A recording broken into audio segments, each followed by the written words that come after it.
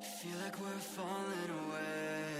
Maybe I just need to feel nothing to make it easier to turn away and leave. Maybe we're fanning the flame, so why do I keep holding out my hand to get burned?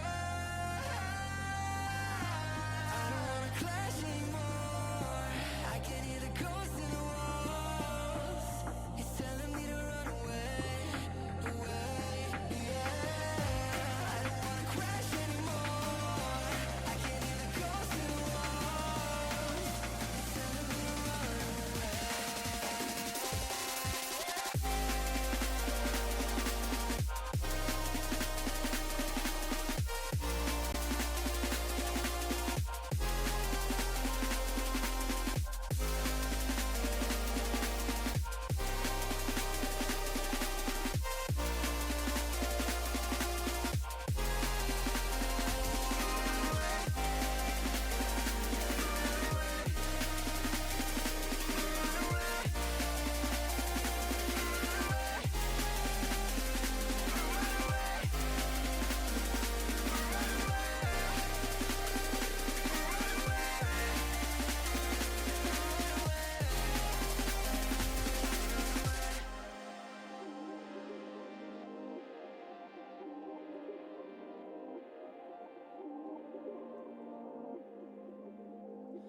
Breaking apart, seeing the end.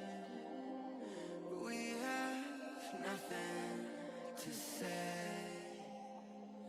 Maybe it's hard to understand that there's nothing left to fight for, and there's nothing left to say.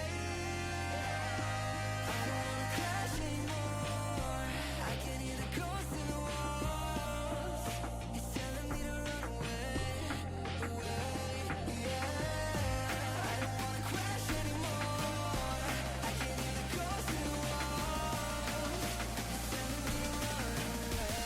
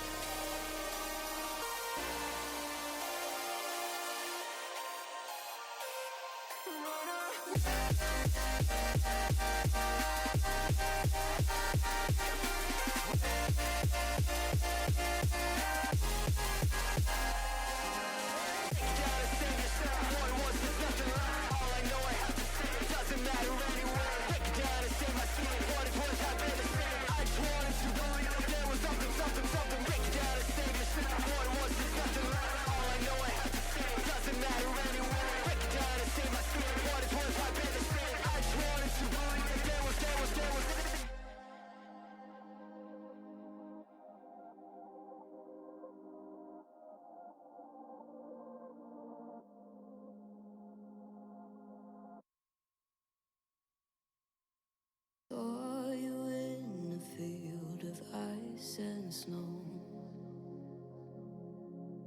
holding out your hand for me to go.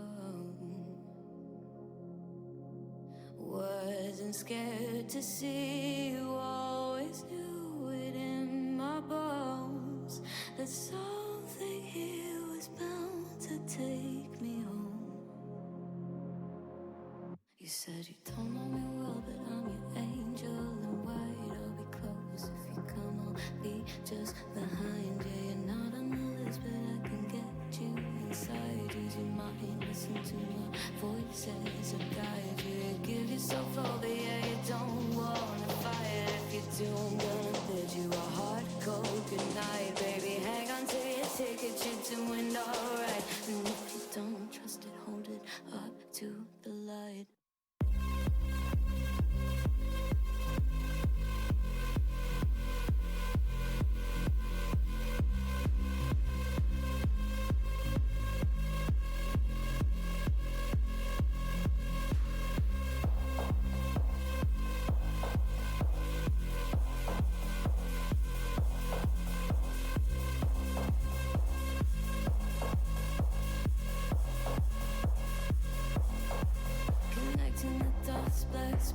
In my vision, I'll be blaming it on divine intuition. I'll be praying divine intervention or anything else that gets my attention. And I've fallen for you. You're a fine invention, the sort of poison to me that I keep forgetting. And now I'm halfway in and I'm half alive. You take my face and you hold it up to the light. Something here was bound to take me home. If not you, not here, then I don't know. As above, as ever so below. Something here was bound to take me home.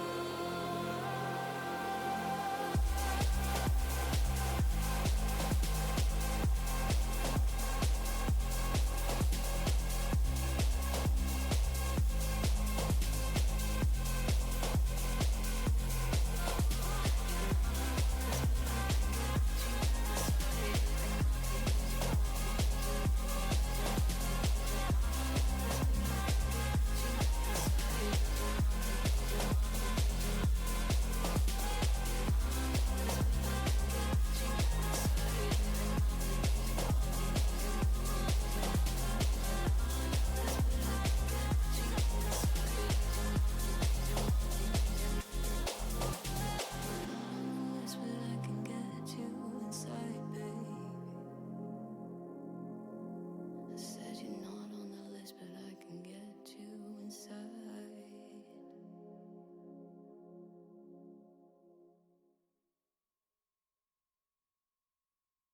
Got me feeling like a firebolt high in the sky, looking like a thunderstorm. Boy, here we go, go, go, go, go, go, go.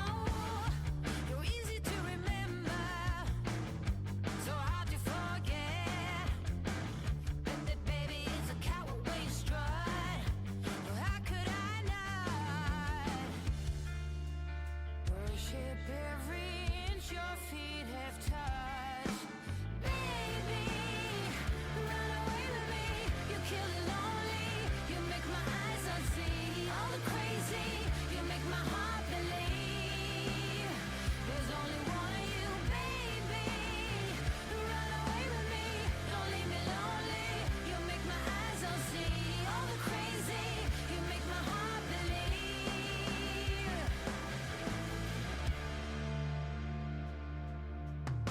There's no more clouds on the freeway. Now tell me you'll stay. Golden hour lasts all day. Here we go, go, go. Rose bed, fancy hotels, girl, you know. Baby, run away with me. You kill it lonely. You make my eyes unsee. All the crazy. You make my heart believe there's only one of you, baby. Run away with me. Don't leave me lonely. You make my eyes unsee. All the crazy. You make my heart believe.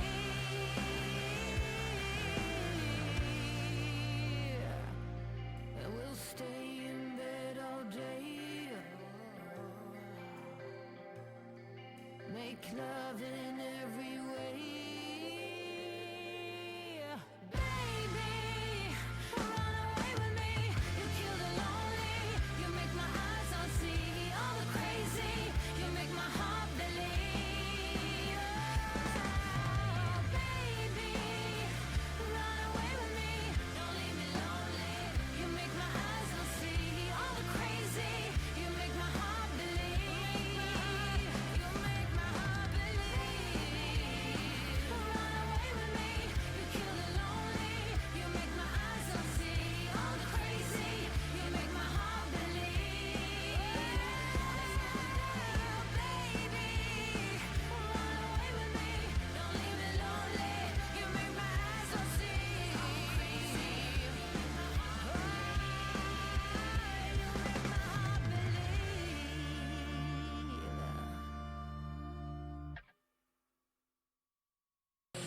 Power, weakest flaws, money driven, nature, fraud, breathless, body, diamond, bones. Wanna be it, wanna feel it.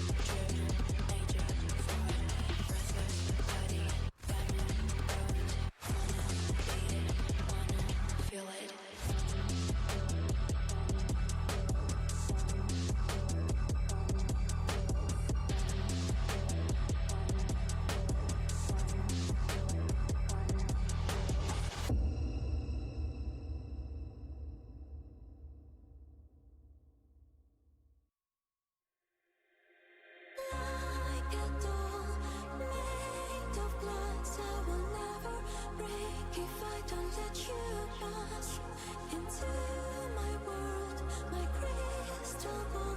What's inside my heart, you don't need to know.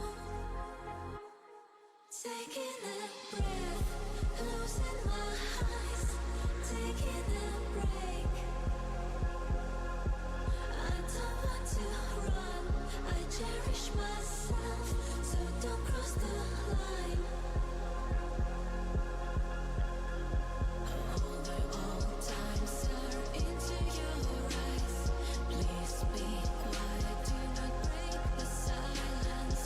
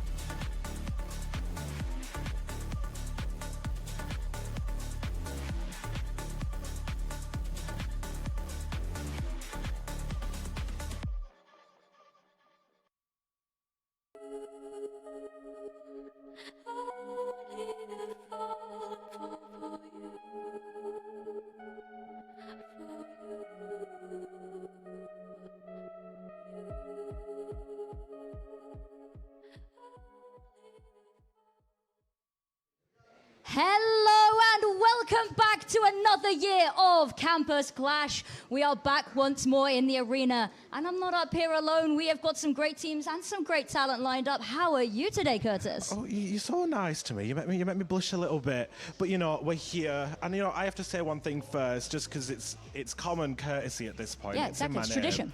Hi, esports.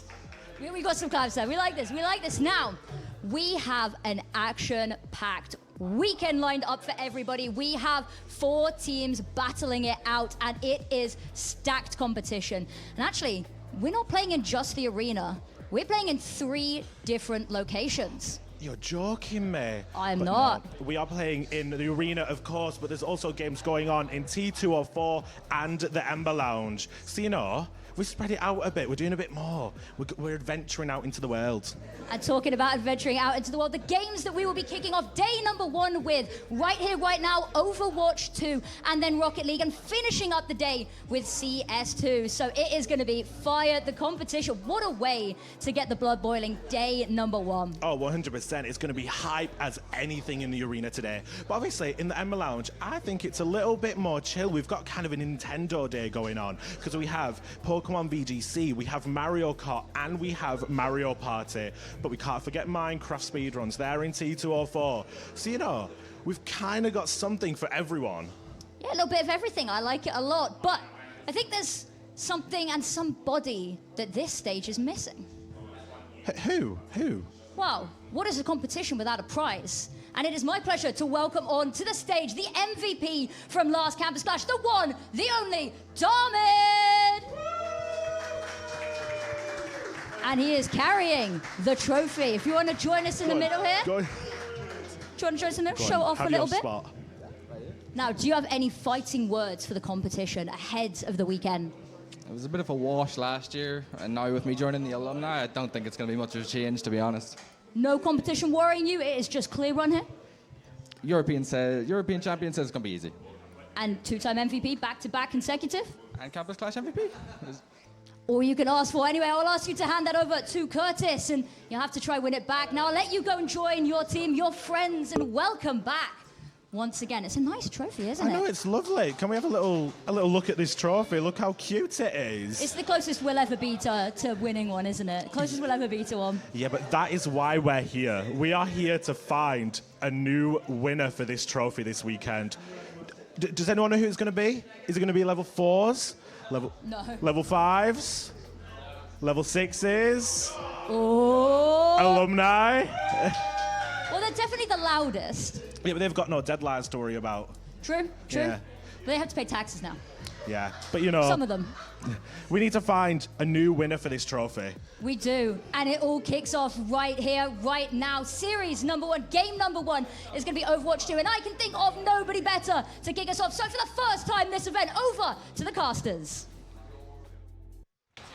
Thank you so much. We are excited to get this year's Campus Clash underway. I am Delta. This is my co-caster. I'm Prism or Joe. Well, today, I mean, we're looking at Overwatch 2. Yeah. And you play arguably too much of this game. Well, no, you play it more than me.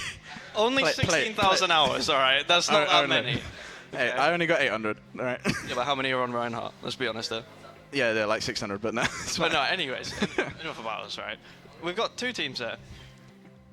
I've only seen about probably 2 or 3 of these players actually play properly. I've played with one of them. Yeah. Very good player. I won't lie, the game sense is a bit off, but we'll move past that. Nah. But I think it's going to be a good matchup today. Talking to them beforehand, we found out a lot similar rank, apart from 1 or 2 players being slightly above. I mean, I think it's going to be all right. What do you think about this?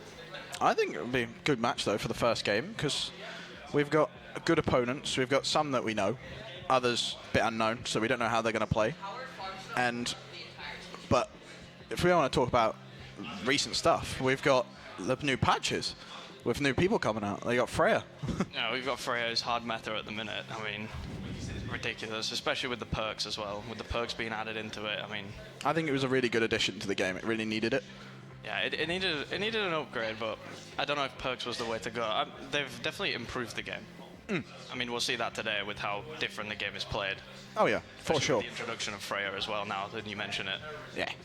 Different play style, completely different comps, everything like that. Hazard, still dominating. Still breaking the tank's hearts Along with- every day you see it. Along with Orisa, but But she's been around for too long. I mean, Orisa's been around for way too long. I just want that character gone. I don't. You're a tank player. I try to be. Yeah, you understand. There's a difference line between trying to be a tank player What maps would you being a want to tank see? player. Maps do you think you want to see? If it is the format I hope, I would enjoy an odd control map, not one of the standard ones you always see, like your Lijiang, Nepal, not that stuff. Probably something that really throws it off like a Busan. I want to see Runasapi. I'm gonna be honest. Yeah, that would be nice because I don't haven't know actually why. seen many tournaments play Runasapi a lot more now. I've seen It's just Runasapi picked a lot more recently. Within the past couple of weeks, watching the contenders, things like that, Runasapi has been picked a lot. Mainly because of the sightlines you can get on Freya and all that, which I'm sure we'll see today. oh yeah. Sightlines, the intelligence, the ults. I'm hoping to see a team kill. I'll be honest. You know there'll be someone who probably switches to the sim to throw someone off the map. Oh, 100%. If someone does that, that'd be great. 100%. Oh, and if anyone falls off the map today, We will call it. we are targeting them. We are definitely That is going to call it. That is happening. They are not forgetting it for the whole event. All Campus Clash. Okay? Yeah. But no, what do you think about this year so far? I mean, it's going arguably better, I'll be honest. Yeah. But the event's cool. The trophy looks amazing. Yeah, the trophy looks really cool this I year. want the trophy. Same. I'm stuck here with you. I have no chance, but I mean, that depends. this is why we're here. Yeah, that's No, why that- we do this job so they can win. They can have a chance. They can have an ego boost. Yeah, we cast so that they have a chance to win. So We enjoy it up here. I mean, casting's just, especially with Overwatch. If we can't cast this, there's an issue. yeah, that is But we true. should be- Especially with enough time watching and playing it. Yeah, I mean, if we do go back to it, you mentioned earlier with the metas and everything, and, like the different maps. We have been told there is apparently no bans. Yeah. But we're not 100% certain on it. As in ranked now, they have the ban system, but apparently we're not doing that. No, So- I don't believe so. We don't know if this will be changed later on. We are not. We don't really know about it. But if there was bans, Freya's going instantly. Oh yeah, no, definitely. I assume the main three would be Freya, Pharah, Sombra. The Maybe Hazard. all actually. If a tank wants to be funny, they'll ban Hazard so Ricky that Morgan's more funny banned, stuff gets played. Yeah, Wrecking I want Ball. to see some goofy comps. I want to see some fun I stuff. want to see something like a wanna see Junkertown Lucio. map with a really goofy comp. I want to see DPS Lucio right now. No. Just two Lucios domain. fighting on the side of the map. My domain. Get on that Lucio. No, your domain's the Annas. Two Annas just looking at each other for the half the game. No, my domain is sleeping people until they shout across stage at me. Yeah, that's true. Did happen in the previous. Yeah, but that's really funny though. Yeah. Well, I'm hoping to see it today because apparently we've got the people we mentioned. We mentioned there was 2 people who are higher rank than the rest of them. Apparently they are off-rolling. Hopefully. They are not playing their actual roles or their actual heroes. So, So if they do still win off rolling, I'm not gonna lie. I know one of them. I will be very scared if I see him on support. I played with that man on support.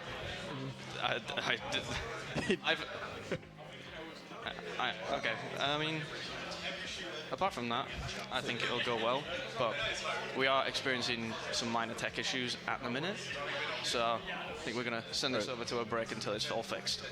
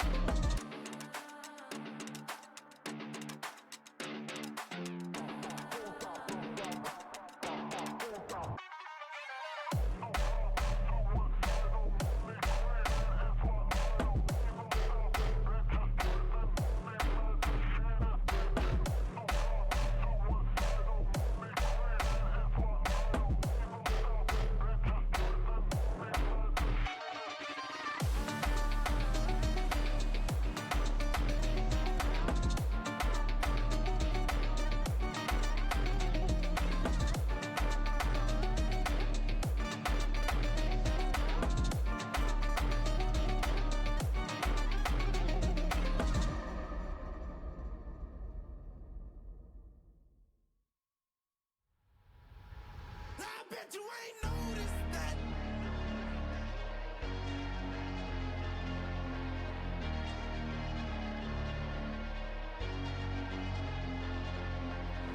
I took away my sight. I couldn't see my friends. I cannot breathe alone. You helped my lungs expand. Slowly losing my mind over you.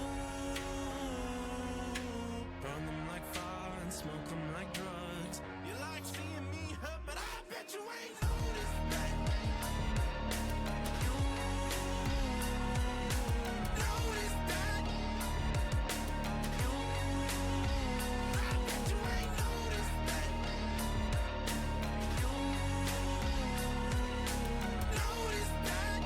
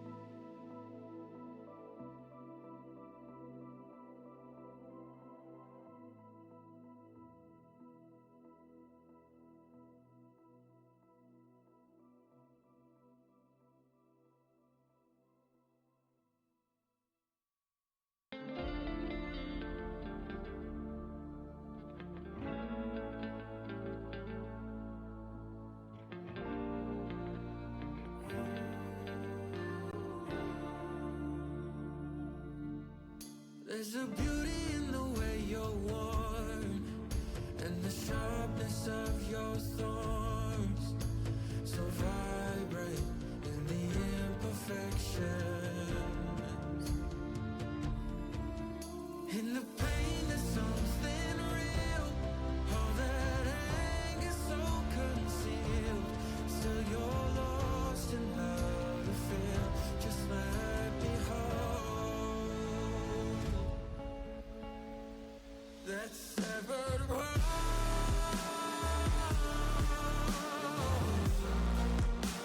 The pieces still so cold. All the tears won't bring it back to life.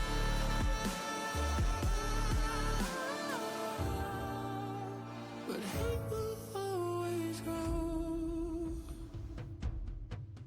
There's a beauty in the way you lay and the way your color fades.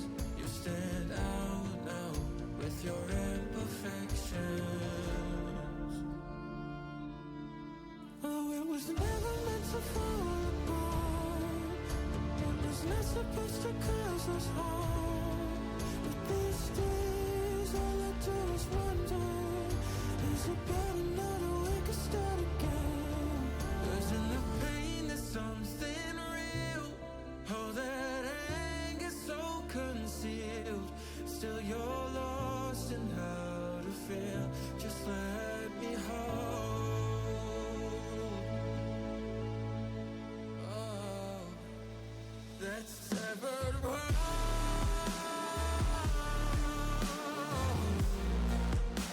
The pieces still so cold.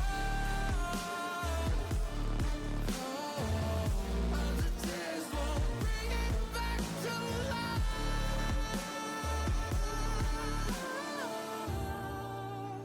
But hate will always grow.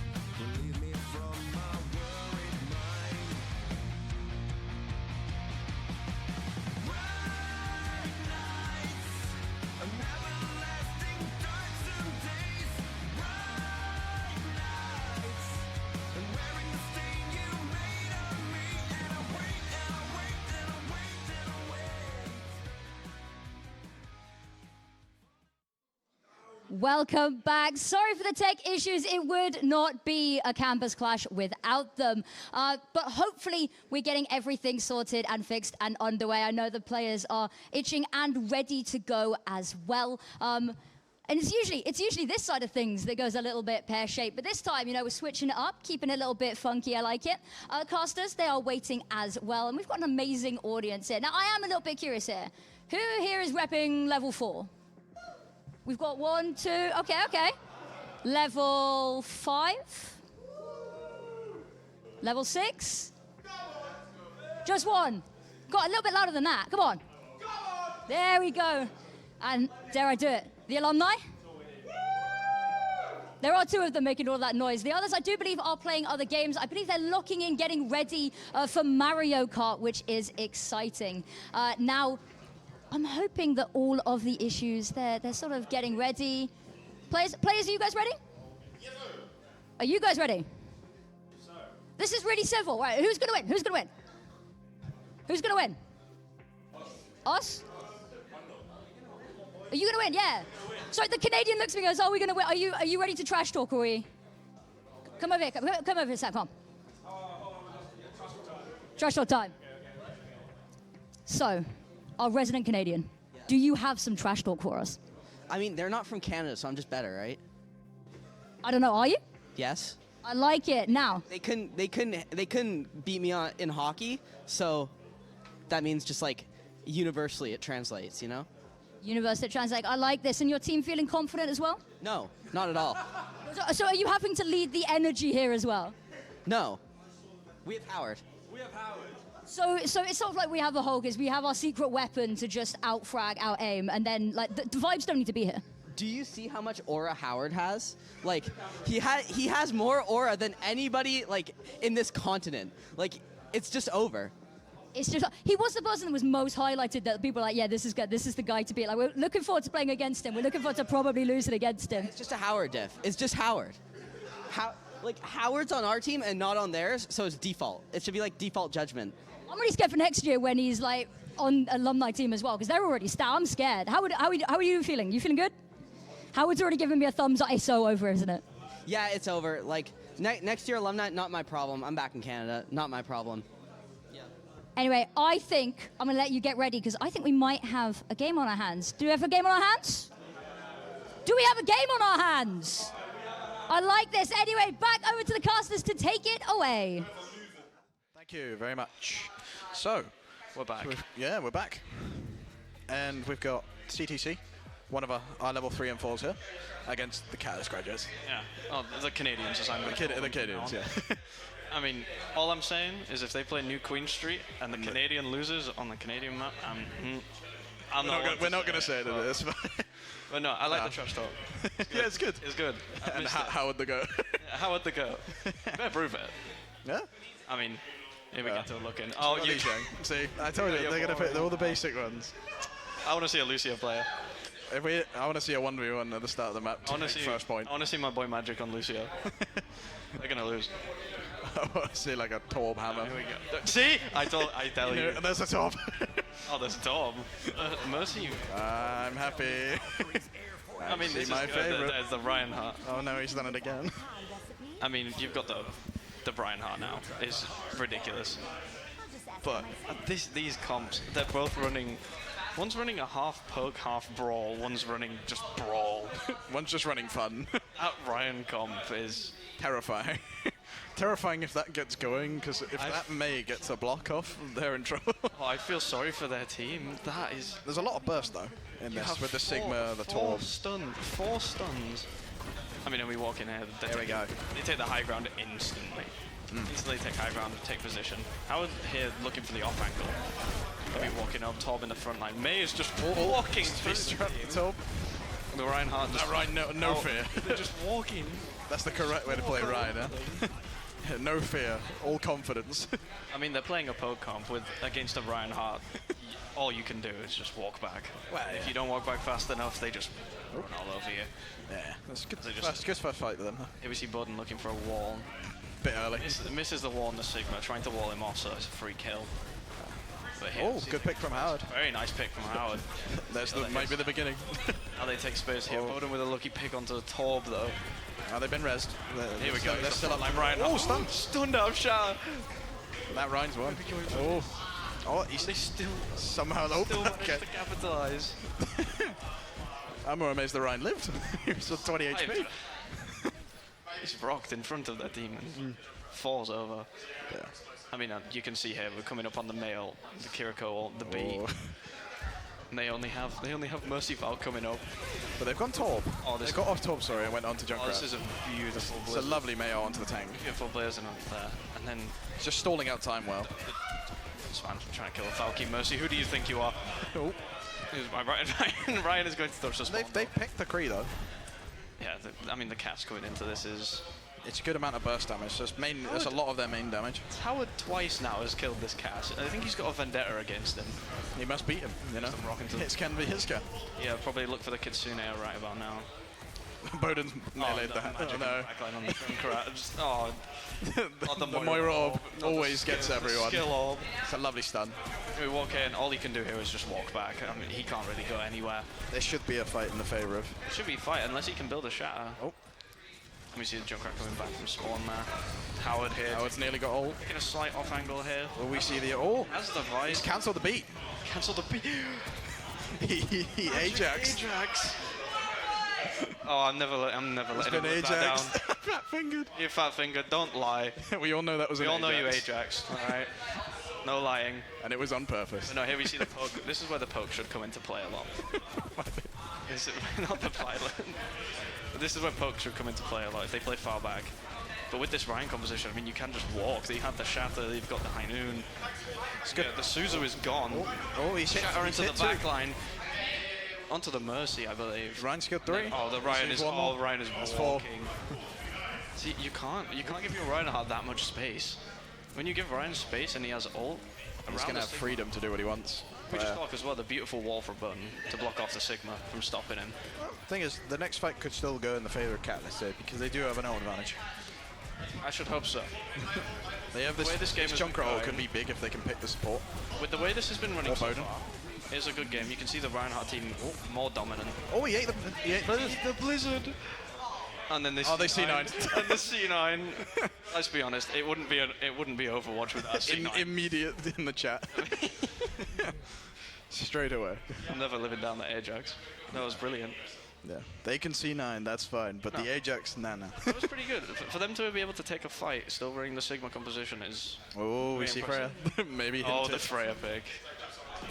Being hinted. He's not happy after he got his ult eaten. Huh, I can see him here. He's not happy. We can see him from where we're stood.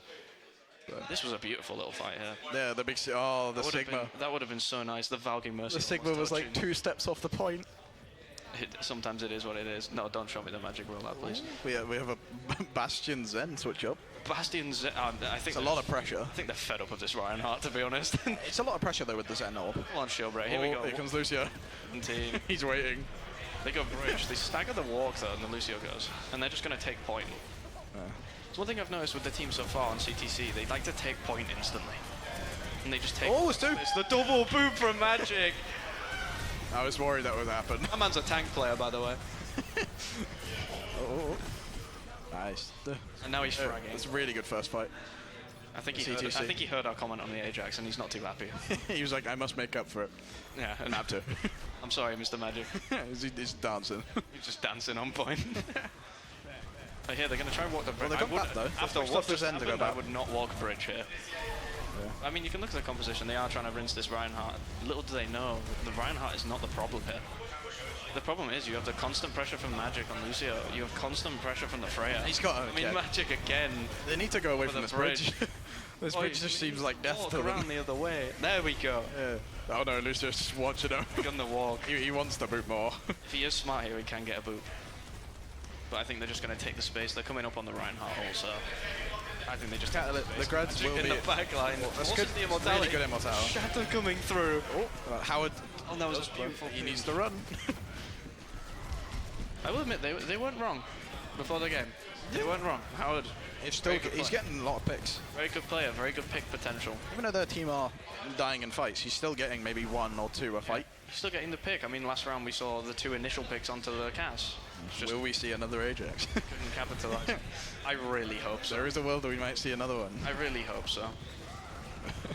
Reinhardt here. Magic's just oh, and there you go again. Howard again on the Cass. And then this Is the Freya ult. Freya ult.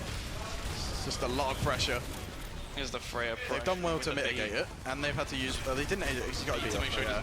doesn't- slightly overextending on the Freya. They just need to get out here. And here, They played that really well. They This is didn't. a nice clip. They didn't use any ults for that. They recognized they were losing the fight with the multiple use of no ults, staggered ults. and they've just now they have this next fight to contest with ults. they're coming back with 3, arguably 4, which 2 of those being 2 support ults. And that back And the Kira window with a Magic Bastion. lurking in Oh, the that back line. He's lurking behind. Going in. Yeah, he might die. Oh, he dies for it. Yep. He got picked onto the Lucio. And the Kitsune is gone. Well, Freya gets the Bastion. Freya gets 1 on the Bastion. There is still 2 Yeah, down. 4 support ults have been popped. And Howard gets another. Howard gets another pick. And there's the reset. Yep. And then the reset from the Brian Howard is very smart. See Kiriko trying to get away. Gary is manages to. out. Very slightly. But now Good fight from Graduates there. Now we have, I'd like to call it a soft combo coming up of the Sigma ult and Visor. I believe it's a soft combo. You put everyone into a position they can't move, and It's that Kree one that can counter it, though. If that Kree builds his ult before the Sigma ults, on the he Freya lifts the Kree, he's loser. going to put his team in danger. wait, oh, and here's Magic, he's coming back. Oh, he's waiting. He wants more. He wants more boobs. But here, I mean, they're just going to take the space. The Oh, there we go. There's that combo. and we walk in, here's the And combo. yeah, coming there's the into play. pressure. And It's a really good combination. Nice Baphomet. now they're able to clean this up. In CTC's favor, Good here, they just Kuya. walk away. Oh, he got one. Walk away. He got another boob. Sadly, He's still over here on the left. He's just waiting. sadly, it does mean absolutely nothing as the fight is over. Yeah. But here he is, just Funny points. Funny points. just running around, really. I mean, he's playing Lucio. I can't really blame him. Looking He's for playing more like the he is front line. looking for this boob. Oh. Oh, he wants him. That Bastion looks He terrified. wants him. Is he going to stack? No, he's going to go back to his team. Smart decision.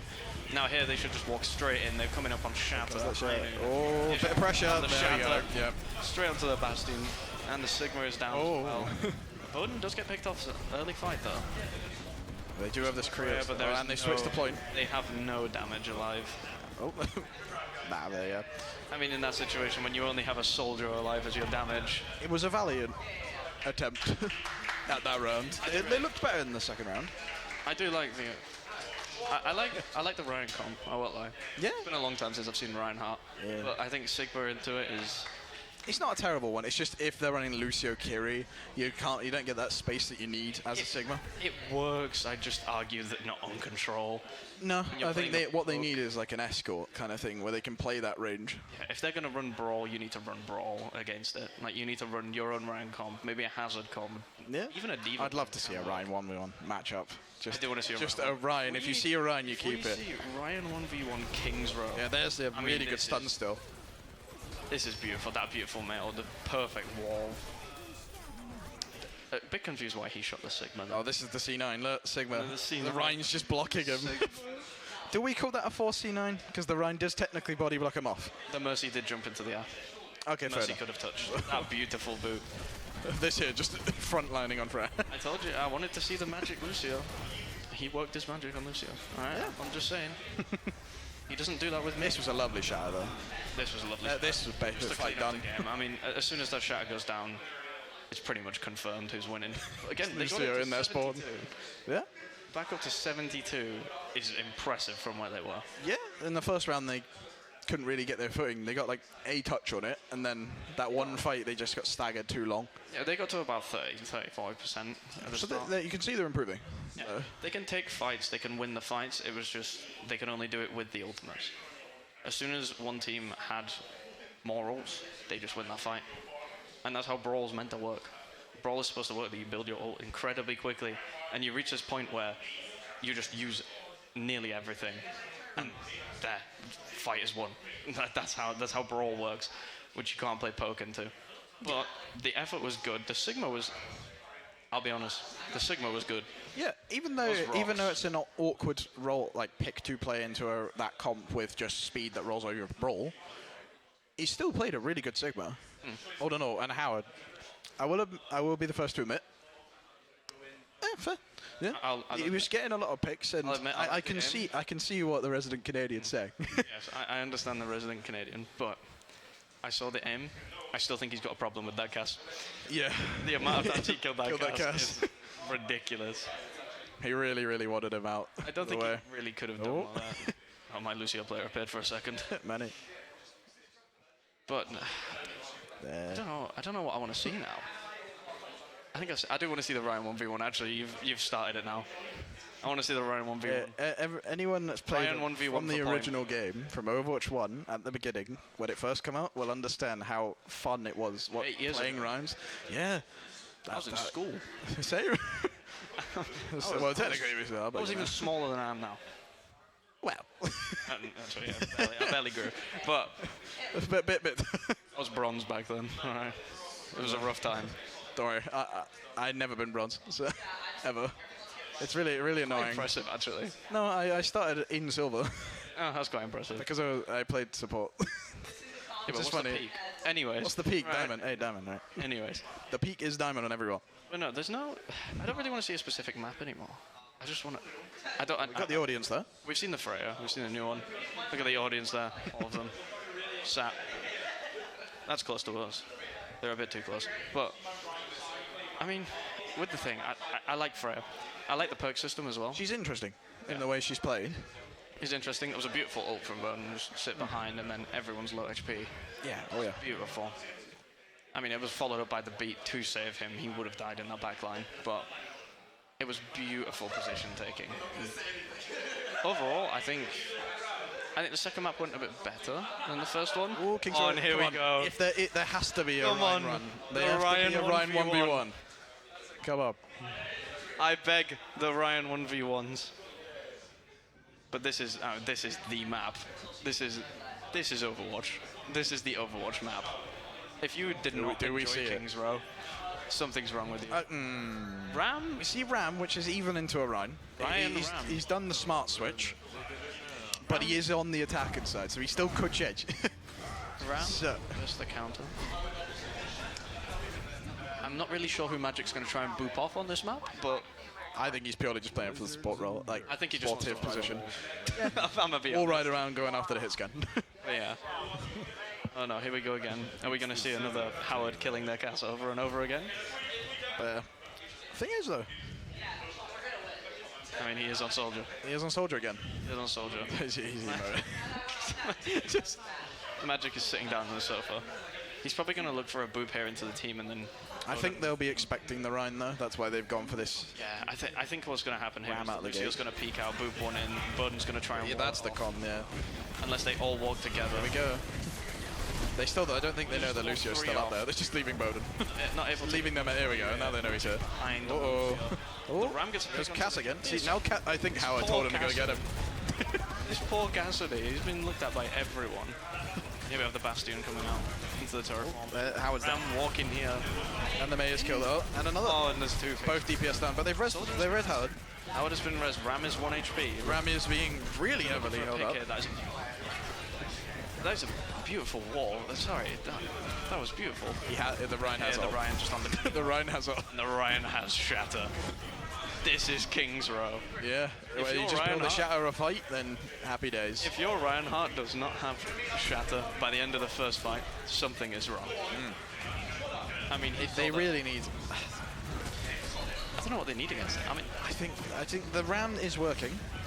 I think they're a bit more bulk. it's a lovely pick. Oh, it's it's lovely. massive. That is beautiful. Just across the board. Big slam. Sorry. No, you. Oh, and that's an easy cleanup of a fight at the end. And they've still got the mail as well. Oh, and he's messed up the wall. Leave him be, alright?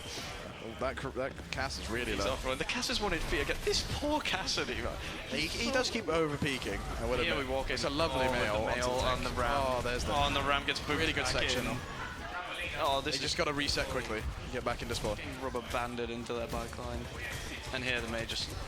Oh, They are stuck at the Steve's moment ice because they block haven't really had any ults to work with because they changed quite at the start of the game. Yeah, they have nothing to work with. So it. I they're mean, nearly coming up on ults though. they're coming up on the 2 support ults. Oh, he's been fanned. Oh, that's a...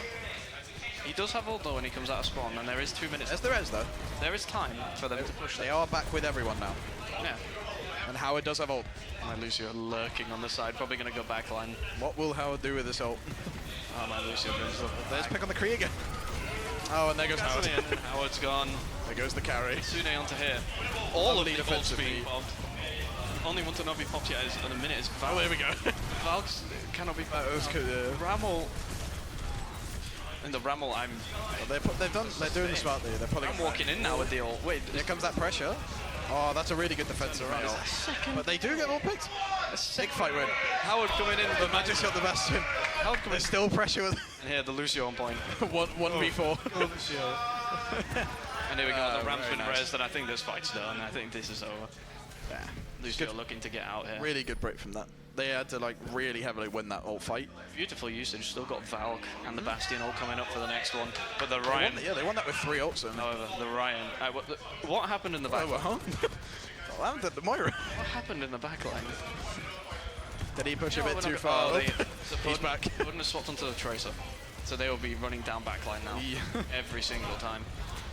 Howard being bumped around in the backline. They still have these ults though. They're not using them, just building. Ram is. Oh, Ram has no pressure, bit but too far. There is a shatter. Do we see it? too much on the backline. Yeah, there we go. A bit too far. I don't think he wanted to go for it there, I'll be fully honest. Still winning the fight. They're down a tank and Boda's just gone mental. Okay, still, I'm just going to point out, still holding on to this Valk. I'll point it out, just still holding on to this Valk. The Valk and the Bastion ult, which may have saved them in that scenario. But here we go, and they're walking up. This is where they need to take the space. They need to start pushing up, take the space, watch for Oh, he's- it's just about lived. The health. He lives. It's that health buff that All he's he had got. to do was pop a couple shots. Oh, the on the ult's flank great. shot. Oh, this is beautiful. Gets 3. This should be a clear. Oh, this is beautiful. And then the walk in. I mean, that. Oh, hello. It's a bit of a weird I decision. mean, He that's- might be switching. He died again. Ryan Hart, Kings Row. I've never seen more beautiful shatter. Does he switch though? That is the question. Because usually if you see an ult, they usually switch. I would do. No. But no. Might have just been an accident. Lucio just teasing them and waving out of the top window. We walk in here. Reinhardt already at 50% ult right now. This next fight's going to be a hard Yeah, one. the Bastion ult. Graduates. Baits out the Suzu. And here we Miracle to pressure and just walk back in. have. Creed's still making his way back. I mean, this is beautiful. Reinhardt on 90 HP, just looking to play his life. Bowden on the cleanup. Creed's going to the Creed nearly died right as he come back from spawn. I mean, Bowden on the Tracer just to clean up the back line. Still, we'll point it out, still have Valk. Yeah. Have not used it for anything. It's a bit worried. I don't know what they're saving We it do see a for. sim switch from off the Bastion. I think that just happened. Yeah. But I'm a fan of the sim switch. I think it's really good pressure on this Ryan Shield. Yeah, and they're playing Brawl, like they'd love to walk in. That is an unlucky pick onto the Just took ramp. too much Now damage. they're just going to walk. But the sim stops the walk and they get the res off. And now we're back to this point. It sticks the ram. stick, and he's got He Howard. kills the soldier. It's 3 dead, Oh, 4 this is dead. Beautiful, and it's clean up again. The ult usage from CTC is They still have 50 seconds though. Still got time. 50 seconds still. They have 3 ults. 3 ults. Maybe, Howard's just trying to poke to get his ult. maybe we'll see the Valk. There is a Lucio on the high ground above them though. Do they know about it? I must admit though, with this coming up on the visor, It's just, look for the side. Look there we go, the Moira spotted him. just lurking on the right on the Tracer. And then he And here comes that Tracer push. The Moira, It's the picked on the Kree and the 2 picks into the front line. 3 picks onto it. Go on, Ram. Oh, and Howard killing the Lucio. And now, Really good fight for now Graduates there. cleanup. Can they kill Bowden at the end? And that's a lovely cleanup by Howard. And we used Valk. Yeah. It's finally been used. But now we have Moira. We have the Moira. I wonder if they were saving it for the other support. I think they were saving it until the Ram got his to keep him alive and do when it. he's popping it because they keep like And you have the melting him with spread. that team. I mean, you have the spread damage as well. Hold a minute, that Kree, he's not had a chance to use his ult because he keeps getting picked first. I mean, I think his ult at this point. I think he should just use it to disposition. I mean, here we're going to walk I'm in. worried there walking might in be a with big the ult beat. here. Ryan coming up to the shatter. Let's pick on the tank. Ryan has shatter. And there it is. Bang. Oh, no, no. He's got everyone. Oh, He got absolutely everyone with that last one. Stop him. Oh, he's killed himself with a post Stop it. And Bowden got a pick at the end on himself. on himself. Yeah, But we will still count it. he's not living that down either. Nah. No, that's my choice of play. Perfect pulse bombs. I mean, this is just. I'll be the first to say it. This is Reinhardt dominance. Yeah. See, the Ryan. If you put, Ryan is insane. they just. It's just. Look, it's kind of a hard one. Yeah. He's just getting a lot of free space that he really wants. Yeah. What I think they need is a bit of speed because they're playing into a really fast comp with a really slow set team. Oh, they are. They're playing a very like Playing pokish. very broad. Yeah. Just whatever.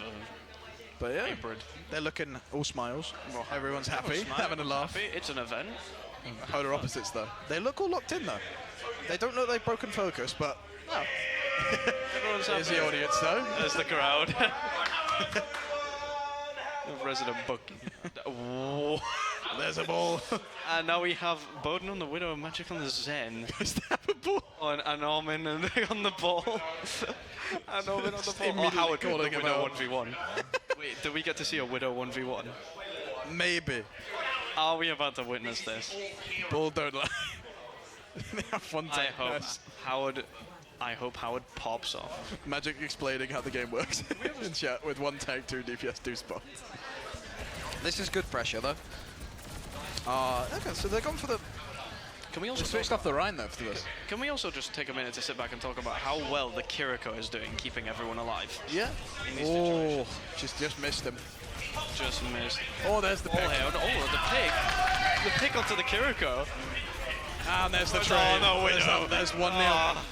It's Oh, no, 1-0 to Widow. Bowden on the Widow. The ouch comment in the chat is beautiful. Onto the Zen here. Good pressure from the ball though. To the Zen. Oh, that Discord is ripping through him though. They get the Zen, but and there's the Swap. Torp's still doing stuff. Torp's just staying alive, just about. Able to Mercy's the gold keeping him up gun. really well. And he walks in. The Widow's Maybe picked get a pick up. onto Widow got 2. Get the D-Mac onto Tivo. Bowden in the back line. Oh, and the Baby Diva just Baby Diva wins Oh, all. the Widow! The Widow Oh, comes attack, back! he's- The Widow is 1-1. back! It's now 1-1. And he comes to finish the Widows. And the ball's back. The Widows, we will keep track. They are 1-1 in a minute. But we do have sights on the side of Bowden. Here, I think, is a slow cap. The Ana switch. It's good. I respect it as long as they don't get the nades either. Magic in the back line again. Nice Magic on the back. Magic's always in the back. Or move them into the bomb. Oh, it's good pressure with the bomb, but It's a very nice space take though. And the ball still into the contesting. back line. they do have taps for this fight Ball contest. taking space. Oh, the spot Nice. goes down first, and there's mine spot, and there's the 2-1. 2-1. 2-1 onto the bone. The ball Minefield goes does kill the Kree. Again. Minefield does go down. This Ana movement is insane. Oh, he's just about lived on 1 Had to HP. get closer. Bowden on 1 HP after that. Davis done very well there to protect him. I will- Oh, and he's off to play really aggressive. I will point out as well, against the Diva comp, Moira's ultimate coalesces can be very strong in these situations. Oh, Because you can get a lot, really good pressure from the ball there to keep him off of it. unable to get a pick. Oh. Diva coming for the peel. The Howard's didn't killed. Magic I is don't know where Howard died. Oh wait, no, Magic was in the Magic back line. trades in the back line. I'd love to know if he fell off the map. Got mine. Not mine, and nowhere at this point now. I don't know if Magic knows he's playing support. I don't think he does. I think I think he thinks he's playing flank. he thinks he's on DPS. And then the Moira Oda's kills been onto picked the though. Widow is questionable. I don't think the supports know they're playing support at this point. And then That's down all goes the going Torp. forward. And then Magic walking on the supports. The ball, very low HP, is able to get out with Diva walking with the bomb. The bomb gets a pick onto Howard, and then a pick He only just got Moira back. as well. Mercy, Oh, and he's off. Mercy 1 HP. He's going for the The spawn. ball is still alive. He wants it. The ball is Just being all. still going. He's doing well to contest it, but and he's knocked Gets it Torb at off the end, map. And Magic goes to boot. Magic just boot Torb off the map right at spawn. And I think this Just chilling at their spawn is door. a wrap for the game. And yeah, And the Kitsune at the end. That was a roll. yeah. That was beautiful. The attack wasn't too bad with the Ram. I think they should have stuck with the Ram comp, to be honest. The Ram comp worked really well against them. They were able to push forward and back and keep going and pressuring the team. But, I mean, all in all, I got to see what I wanted to see. Apart from the Ryan, I wanted Yeah. one. I wanted the Ryan 1v1. I wanted them to block each other's shatters and then just stand there. You know? Just stare at each other. Don't do anything. They just go. Hi guys in chat. We're gonna They go hold fight the each hammer other. and they just stare at each other and no one shoots. That's beautiful. Peak Overwatch. But yeah, it's just like, wow. But no, For being perfectly honest, it was dominance by the I mean, CTC. it's a clear dominance. And then the Widow 1v1 at the end. The ending score was 2-1 The ending score was to Bowden. Bowden is just one about for got Howard. However, Howard. that second kill was teamwork because he did get knocked to 1 HP. These were beautiful. That was a shatter- wonderful shatter though. That shatter brings back good memories. I mean, and here as well, like you can just see the Reinhardt dominance in this team comp. But even then, when they went onto the D.Va, still running. Still good yeah. It's the pulse bomb that Very comfortable. Howard. I mean, the Brawl is... The way they are playing Brawl is so good. I mean, they're playing Brawl with a Lucio in the back line. I mean, here he is. I mean, Yeah, see, look he's there. just walking. That's where he got help. So, I'd count that as the Lucio kill. I will only count it as a Widow kill because it was a headshot, and I respect that. But here, look, that I want to Mercy see. kill on HP is very Fortunately, good. we don't know because he got the boop over here. Then it comes to the end, and CTC 3-0. 2-0. 2-0. Oh, yeah. Yeah, 2-0. 'Cause 2-0? they- 2-1. No. 2-0. But no, that was beautiful. But yeah. I love the Reinhardts. They were amazing. I mean, the whole game coming to it at the end of it. Like, there are comps you can play it into a Reinhardt composition that roll it instantly. Like, you can play a Rissa, you can play a Ram. But, I mean, I think we're at a point now. Overwatch is done. For us. For us personally. But yeah. But I believe there's 2 more teams after this. They're coming on to play each other in here. Yeah. And then after that, I mean, We'll see. we'll see. We got some fun stuff later today. I hope that their game's not a steamroll at least. Yeah. But for now, we will be sending it off to a break. But yeah.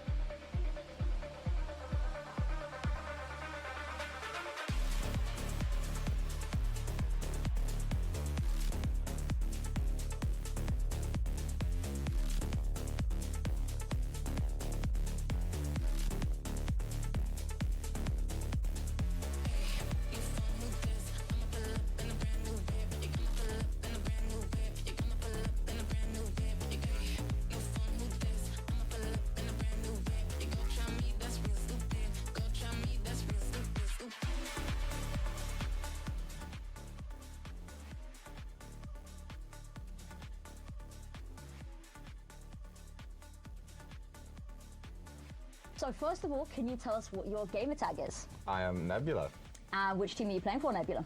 Camfran and the Chipmunks. I'm JWB, my team name is CTC. I am Bowden, and I'm part of CTC. I am Magic, and I'm playing for CTC. My name is Anarchy, also known as Vex. I go by Anarchy.Vex, and our team name is just CTC. Well, I am Perseus, and I'm part of CTC. My gamer tag, I am Floppy Bunny, and I play for CTC. My gamer tag is Camfran. So what do you know about Campus Clash? I know that it takes place every year. I know it's a pretty big deal. I know it's been something that's been going on for a few years at the university, and it's sort of a time for everyone to just have some fun at the end of the year and put on a great event. Representing my year and just having fun playing against everyone else. I think it's a great opportunity for people in the uni to show off what they're interested in and like what they're good at in terms of gaming, right? Yeah, no, it's gonna be really fun to just hang out, play games. If I win, yippee. If I don't, the world's worthless. A bit of a giggle. A bit of fun at the end of the day. It's competition, nothing. Obviously, you want to win, but it's friendly, and the competition should be fun. Smacking all the other year groups. Confidence. I just think that it's like a fun thing to take part in against the other people of the uni. Who are you looking forward to playing against? I think level 6s, so I can call them old. Or maybe alumni. Yeah, the alumni, I can call them old. I don't know the full rosters of everyone yet, but I think alumni for Valorant will be the most exciting one and probably the toughest for us to play against. I don't know who I'm playing against, to be fair. I just turned up. See what happens. I'm mostly looking forward to playing against the level 6s, so I can show those idiots who's bad. Not too sure. I just see who we come against and try our best. I really want to I do want to play the level 5s because I want to show them that we're just better than them. Exactly. Yeah. And you're going to be there next year as well. You've got to establish dominance early. Yeah, we got to let them know. Porcupine in level 6. I'm fed up of him. He's killed me too many times at Val Society. I can confirm. I've got 2 guys that I know are in it. You got Jamie Jamwam from level 6, and then you've got Joel Snipes from level 5. And those are my 2 biggest competitors right now. I was going to ask who do you think is your biggest competition, but I think that kind of covers it. Who would you say is your toughest competition then?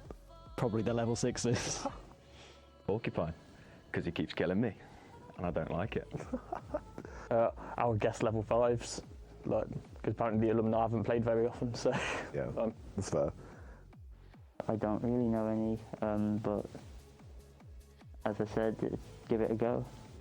Probably the best way to be going into it blind. I mean, it'd probably have to be like the level 6s, because I feel like they're at the peak of their gaming performance right now, and that they terrify me. They should actually. What are you going to be drinking at the after party? I'm the boring one. It might just be water. That's fair enough. But they've got some really good J2O over at Ember Lounge as well, if you want to spice it up a bit. Might have to try it. Probably water. Water, okay. The first sensible answer we've got. Ooh. Beer Moretti. Oh. I can never cheat on it. I don't drink, so I'm going to have 1 pineapple vodka and then call it a night. Lovely. See, responsible. Yeah. Ooh. I have to go probably like Kingfisher or something like that. Oh, okay. Good old lager, can't complain. Probably like way too much of one thing, and then I'm going to mix alcohol, and that's going to end up great. So like probably a bunch of cider, and then like we'll get some shots in at the end, you know? You might as well. Might as well, why not? I'm like 4 months like dry now. So if I do decide to drink anything, it'd probably just be shots only. That's just it's going to be fun. Victory shots. Yeah. When you win. Yeah, we're going to win all of them. I probably shouldn't drink at the after party because I have to catch my train home, but I might come along. If you don't, we'll drink in your honour. We'll do that. On the spot, give us your best joke. Porcupine.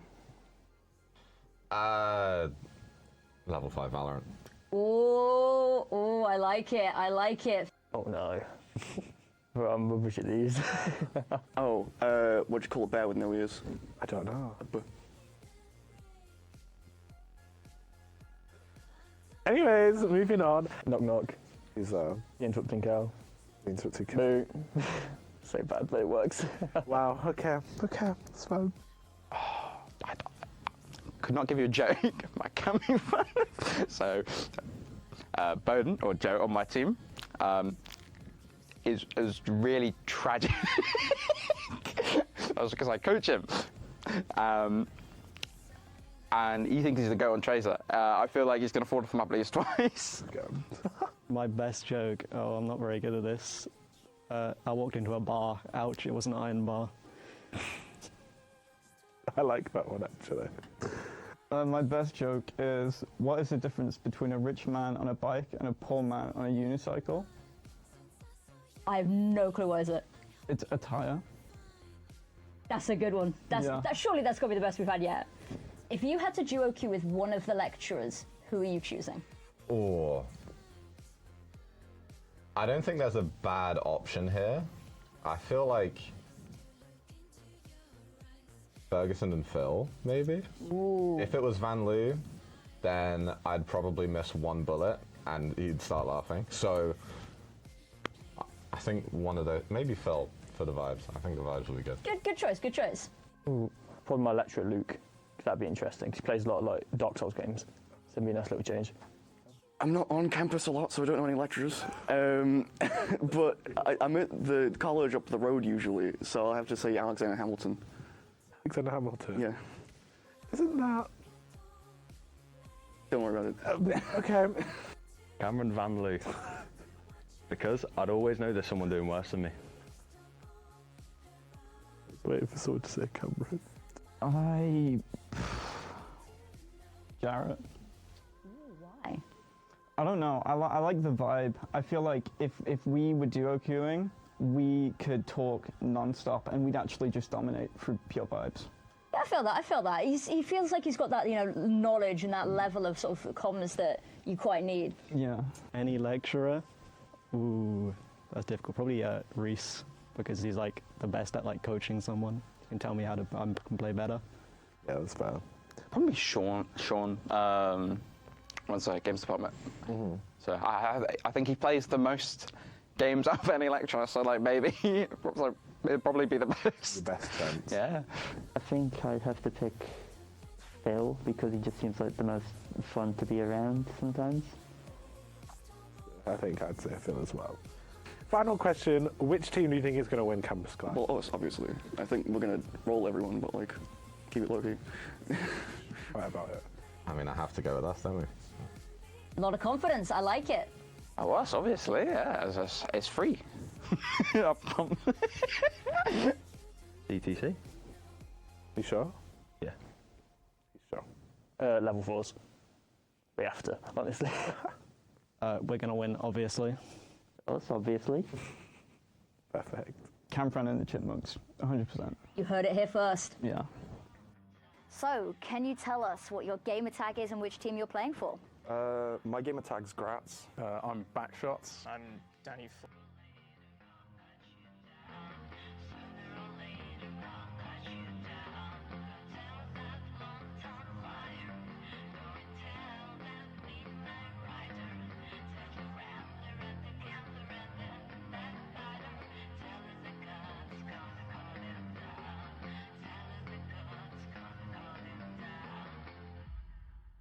You can run on for a long time, run on for a long time, run on for a long time. Sooner or later, God cut you down. Sooner or later, God cut you down. Don't tell that long-time liar. Don't tell that midnight rider. Tell the rambler and the gambler and the backbiter. Tell him the God's gonna cut him down.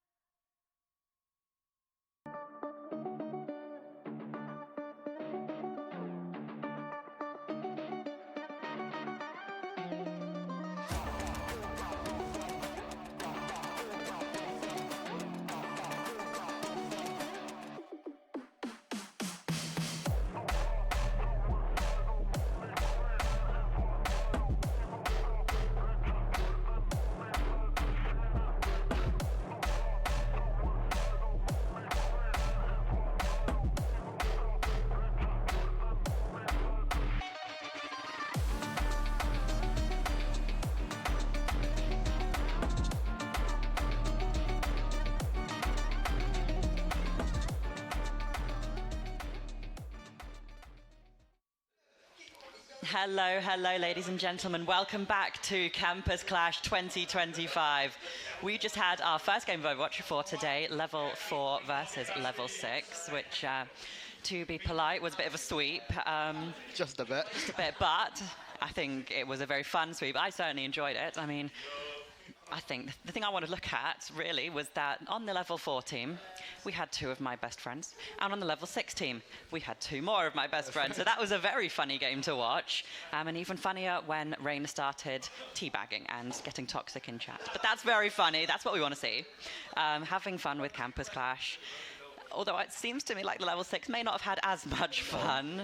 They kind of just got stomped, didn't they? Yeah, it they wasn't did. very close at all. It could have been closer. It could have been, but... It was a little bit... maybe if their team comps were a little bit better on the Level 6 Yeah, side. I mean, obviously, it's Campus Clash. We are looking for more fun than anything else, and I think Level 6 did live up to that. We saw that Moira, which not something I perhaps expected to see, No, but not at all. especially in combination with the Mercy. So, interesting decision, but it worked out. It did. Maybe. Yeah, It worked out in, like, maybe... 1. 2 team fights total, you know. But yeah, I think part of that came down to the fact that on the Level 4 team, we had Hyunjin on tank. Hyunjin's Reinhardt. It's always been a staple when I've been Yeah. doing Overwatch events. It comes back to Holiday Havoc. Yes. He was insane on Holiday Havoc. He just kind of shattered the dreams of the Level 6 graduates. Speaking of shattered, I think we saw some incredible ones coming out from the Reinhardt. Almost every single shatter that Hyunjin played this entire game was pivotal to their team fights. Exactly, I mean, It was replays. massive. Replays highlighted it earlier, but we saw 3-4-man shatters almost every time. There's just nothing you can do in that situation, especially if you don't have any kind of support for keeping you alive when you don't have any healing. Like, when you have that Lucio, you can beat before something. If you hide around a corner, you can beat for the You can beat- shatter. yeah. If you have a Kiriko, hide around the corner, you can cleanse it, maybe. I don't know. I don't think you can anymore. No, they patched that, didn't they? Patched that, yeah, they changed Yes, it. that's a good point. But it's still something to highlight, possibly with the team comp issues, and it's fun to play some of these more interesting. Interesting, yeah. Something a little bit different from the meta. It is, but there's a difference between functional and funny. Yeah. We want to see both, ideally, but if we're going to embrace the silliness, I would like to see an Emma Frost. And that might be a bit hard. Definitely this game, I promise. Maybe next year.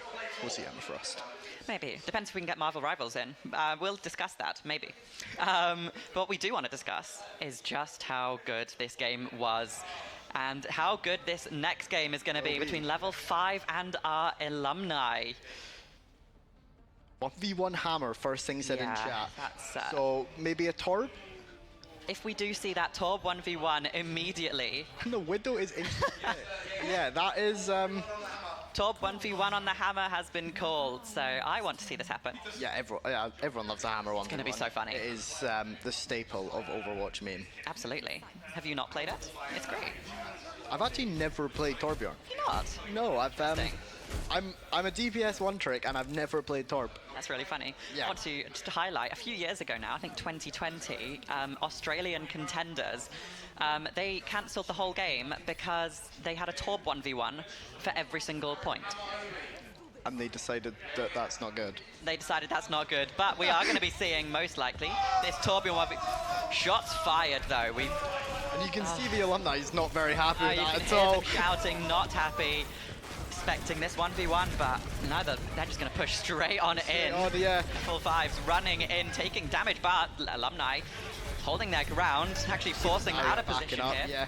Missing the pin, Zarya fully charged, looking, finds position, the so right. much damage onto this Reinhardt. And that's just a wipe. And they're just going to get the first point here to secure it. Yeah, not a clean fight, but a strong one. I mean, you saw that they just ran them over.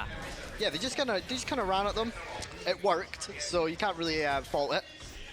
Yeah, but we didn't see that Torb 1v1, so what's the point? I'm a bit disappointed with that. Yeah, it is what it is, but We see that actually Sure Shot on this Mei now, going around the side, getting so much damage down.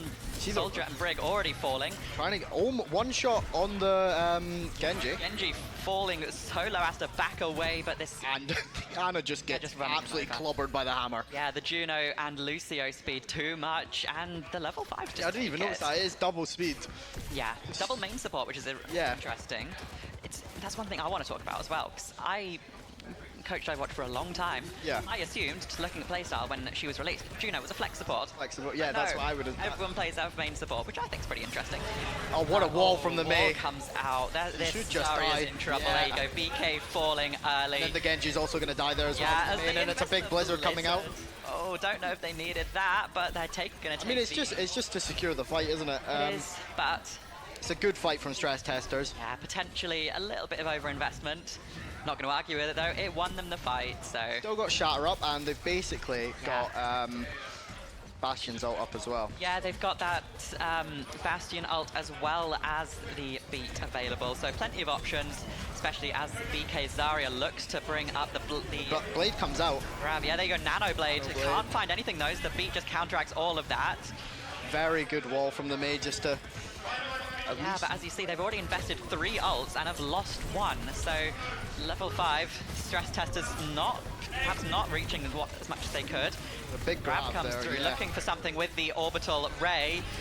Does manage to keep them alive for now as the Illari ult invested, trying to find some picks on the low HP targets, but can't do so. Can't get the Genji. Genji gets out on the Harry's teeth. He goes back in onto the Rhine. And he's just gonna...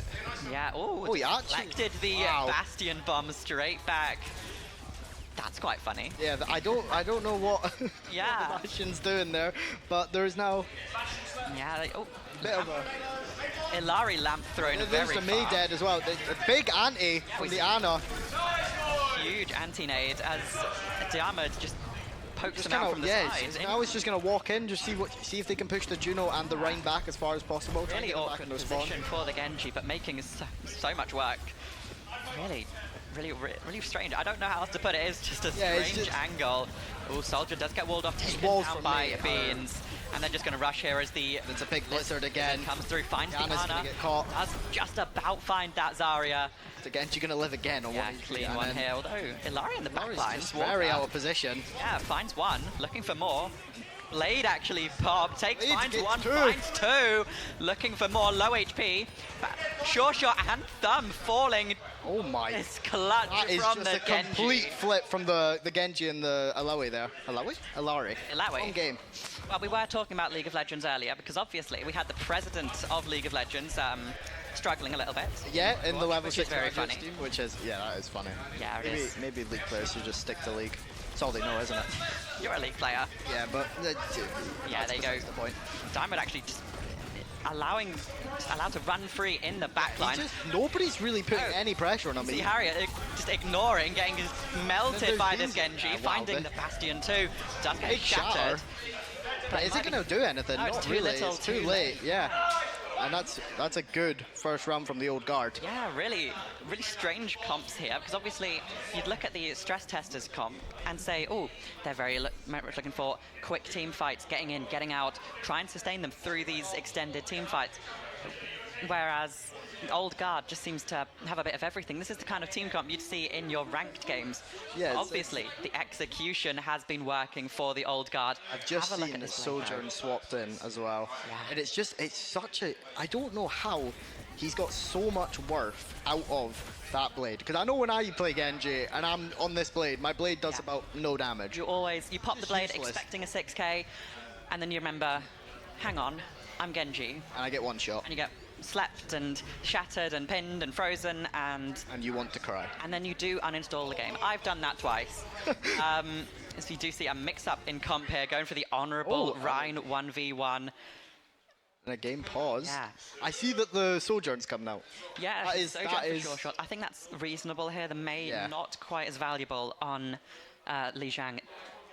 What's this one? Garden. Yes. That's the one, yeah. I haven't played Overwatch for a while, but no, not as valuable. The Sojourn makes a lot of sense here. some of those longer sight lines as well. So I think this makes sense. I'm happy with this, but it's going to be interesting to see how that matches up because the Genji was a real problem. The Genji was a massive That's problem. not the best matchup for this Sojourn pick. But obviously with the new Sojourn perk, Sojourn's really strong right now. Sojourn has always been strong. Name a time when Sojourn hasn't been strong. Good point. There was like that brief little period when she got nerfed. Yeah, I remember during closer to launch as well. She wasn't fantastic. She was still but she wasn't up in that S tier and like getting played in like every other game. Yeah, and then as we all know, the Overwatch leak happened, and everyone realised that Sojourn was broken. And she is. She is very. She hasn't been nerfed since then, so I don't know what that's all you need to Blizzard know. are thinking with their nerfs. Well, you have to keep them strong, but at the same time keep them fun, somewhat balanced. You can't give them too much, but you can't take away too much either. It's an awkward one here. There's Yeah, not sure what's going on with Not too the sure old what's going guard on the here, stage. but make the audience laugh. Might have missed that out the corner of my eye. They were barking at the start before we switched on the broadcast. They were barking they were at the fans. They were quite literally sat there, barking at the fans. Interesting. Don't know if there's anything I'm missing here. No, I've just been told by the audience, don't worry about it. So we'll move past that. Just ignore it. I think that's for the better. Yeah. No, we see them blowing a few kisses, hearts. It's all fun and games, isn't it? That's what we want to see. Very cute. Yeah, but some of the stress testers can just kind of see them over there. Very much locked in. Locked in, yeah. They are dialed. Well, Level after a point 5. like that, you're not quite 99-99, but falling in such a way where you have that fight, you're in a 4v1, and you lose to a Genji blade. That's gonna hurt. I think I would cry. I think I would cry live on stream or leave. I would just get off the stage. Or both. Yeah, or both. Yeah, I would cry while leaving. Yeah. It's going to take a serious toll on their mental. The mental here. is going to be a little bit short after that. You win. Such a good team fight for your team. Make the push onto point, and then you just kind of lose it.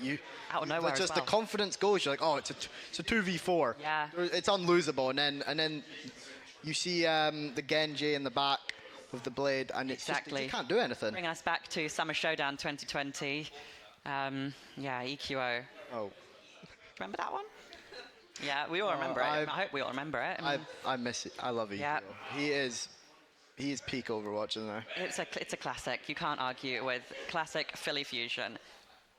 Except I can because oh no. We're champions and you're not. So now I know we have a few Atlanta Reign fans as well, so I'm going to remind you of the 2023 playoffs. We did beat you 3-0, so that was fun. Where was I? You were talking about the big flip. Yeah, I think that's going to cause a huge mental problem for these stress testers. They're really testing their stress. Yeah, well, and let's see if they can handle it. Yeah, I mean, old guards, stronger team on paper, I'm thinking. Having more fun with the team comps, some of the picks. It's less coordinated in the team I feel fights like as well, but I feel like they've been here before. Yeah. And so they're used to all this, but I think we're just going to throw it to a quick break. Yeah, I believe we have been told that game has been delayed a little bit further because of this tech issue. We're going to throw it to a very short break as we get this sorted. Stick with us and we'll be back very soon.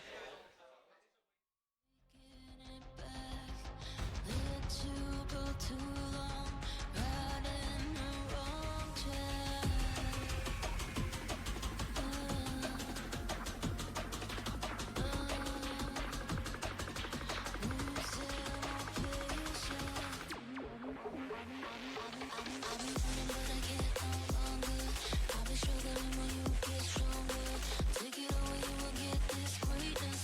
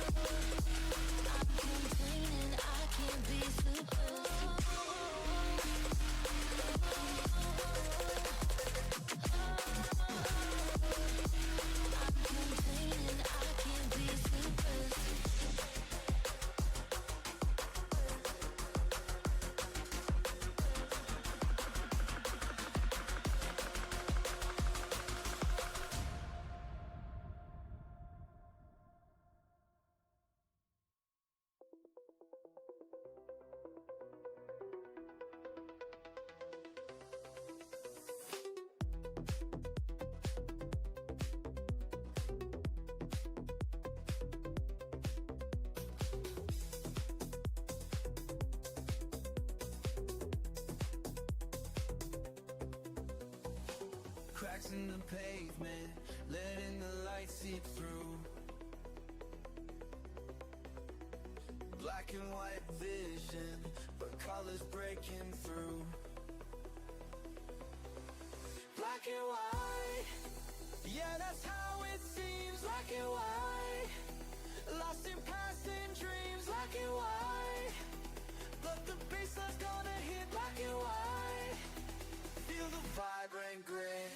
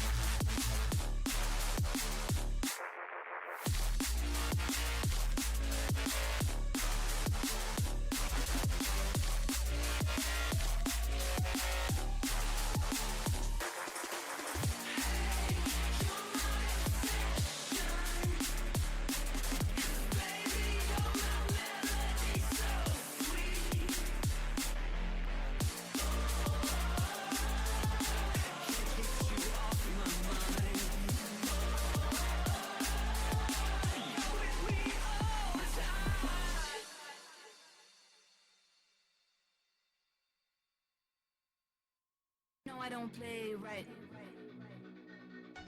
Just give me the word, you know I don't play right. Don't give me this, I'm gonna get back when I feel like. You know I don't play right, I'll put up a good fight. Just give me the word, you know I don't play right. You know I don't play right. Don't give me this, I'm gonna get back when I feel like.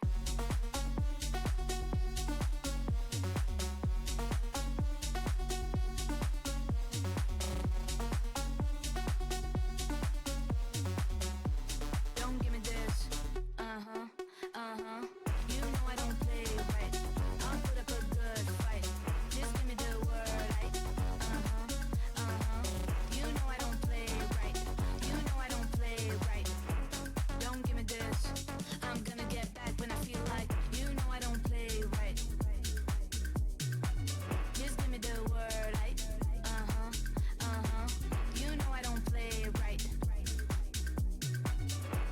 Don't give me this, I'm gonna get back when I feel like.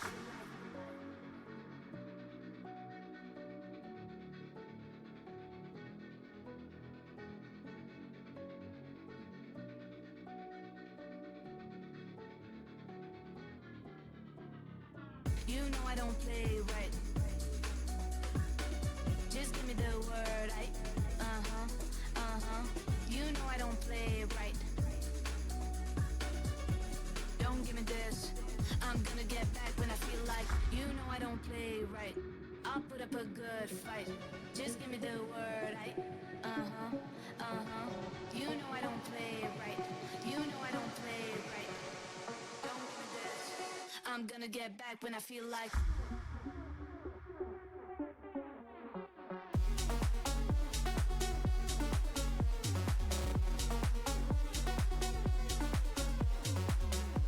Don't give me this, you know I don't play right. I'll put up a good fight. Just give me the word, you know I don't play right. You know I don't play right.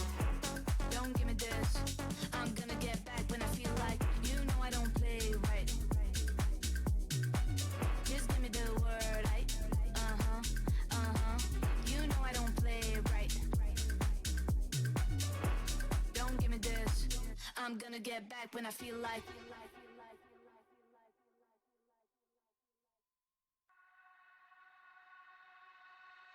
He is my devil. Don't look him in the eye. The one you'd never handle. The one who would destroy you from the inside. It's alright, it's alright. Don't look him in the eye. Don't cry for him. Don't make me sad. What can I say? And well, you understand.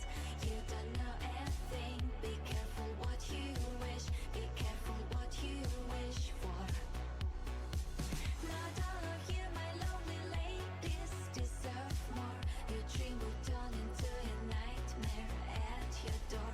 Be careful what you wish. Be careful what you wish for. He is my devil. Don't look him in the eye. The one you'd never handle.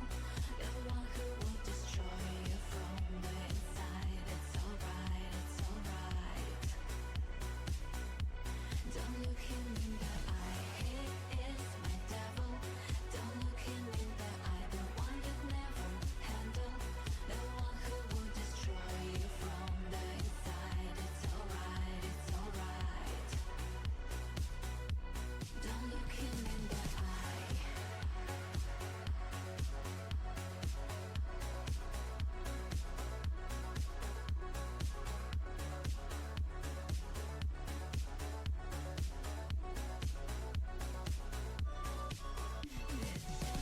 The desire you will never heal. His heart is made of fire and bones are made of steel. Heart is made of fire and bones are made of steel. It's just like a dream, you confuse it with life. Our bones are made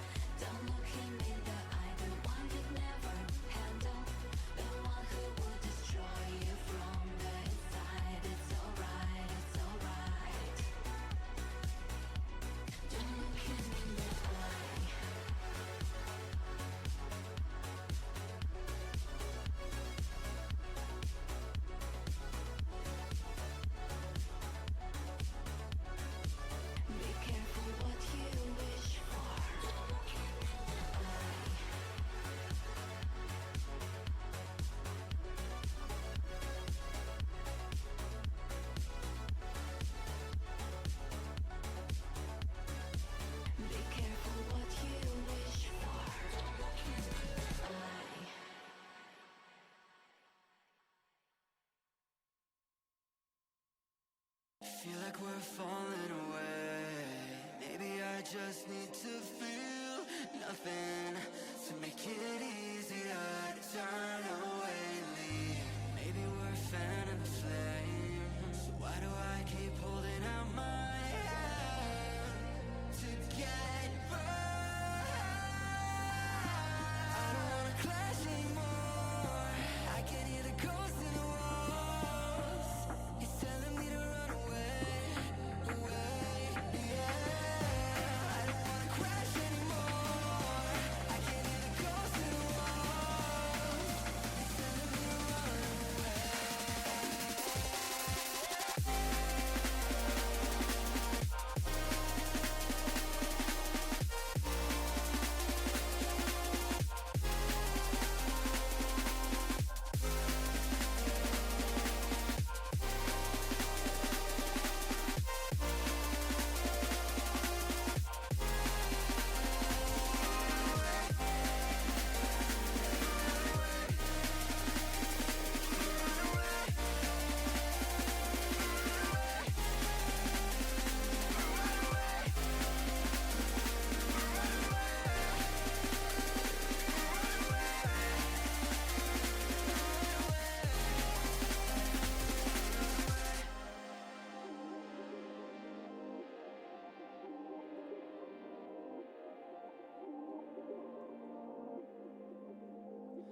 Breaking apart, seeing the end. We have nothing to say. Maybe it's hard to understand that there's nothing left to fight for, and there's nothing left to say. I don't wanna crash anymore. I can hear the ghosts in the walls. It's telling me to run away, away, yeah. I don't wanna crash anymore. I can hear the ghosts in the walls. It's telling me to run away.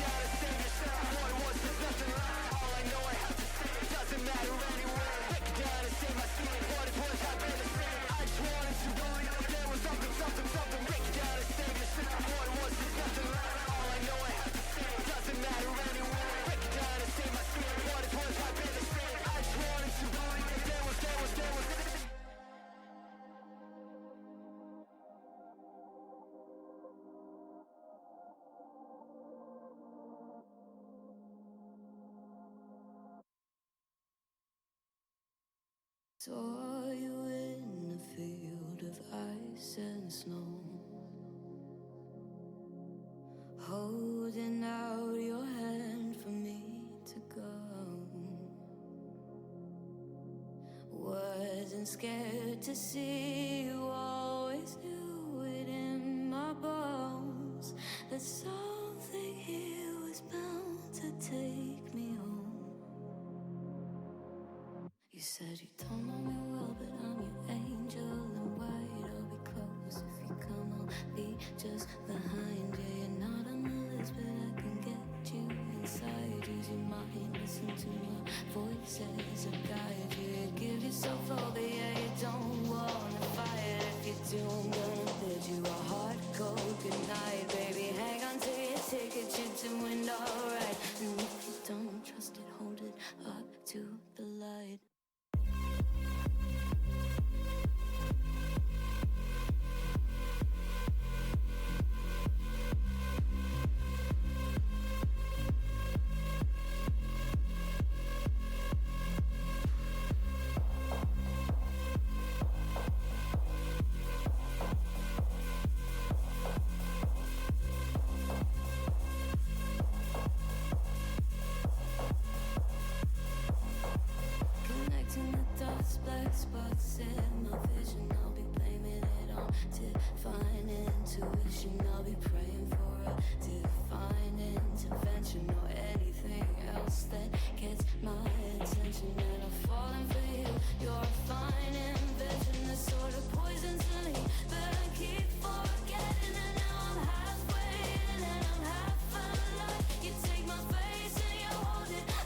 till the light. Something here was bound to take me home.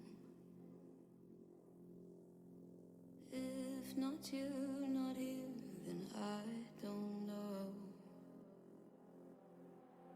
As above, there's ever so below. Something here was bound to take me home.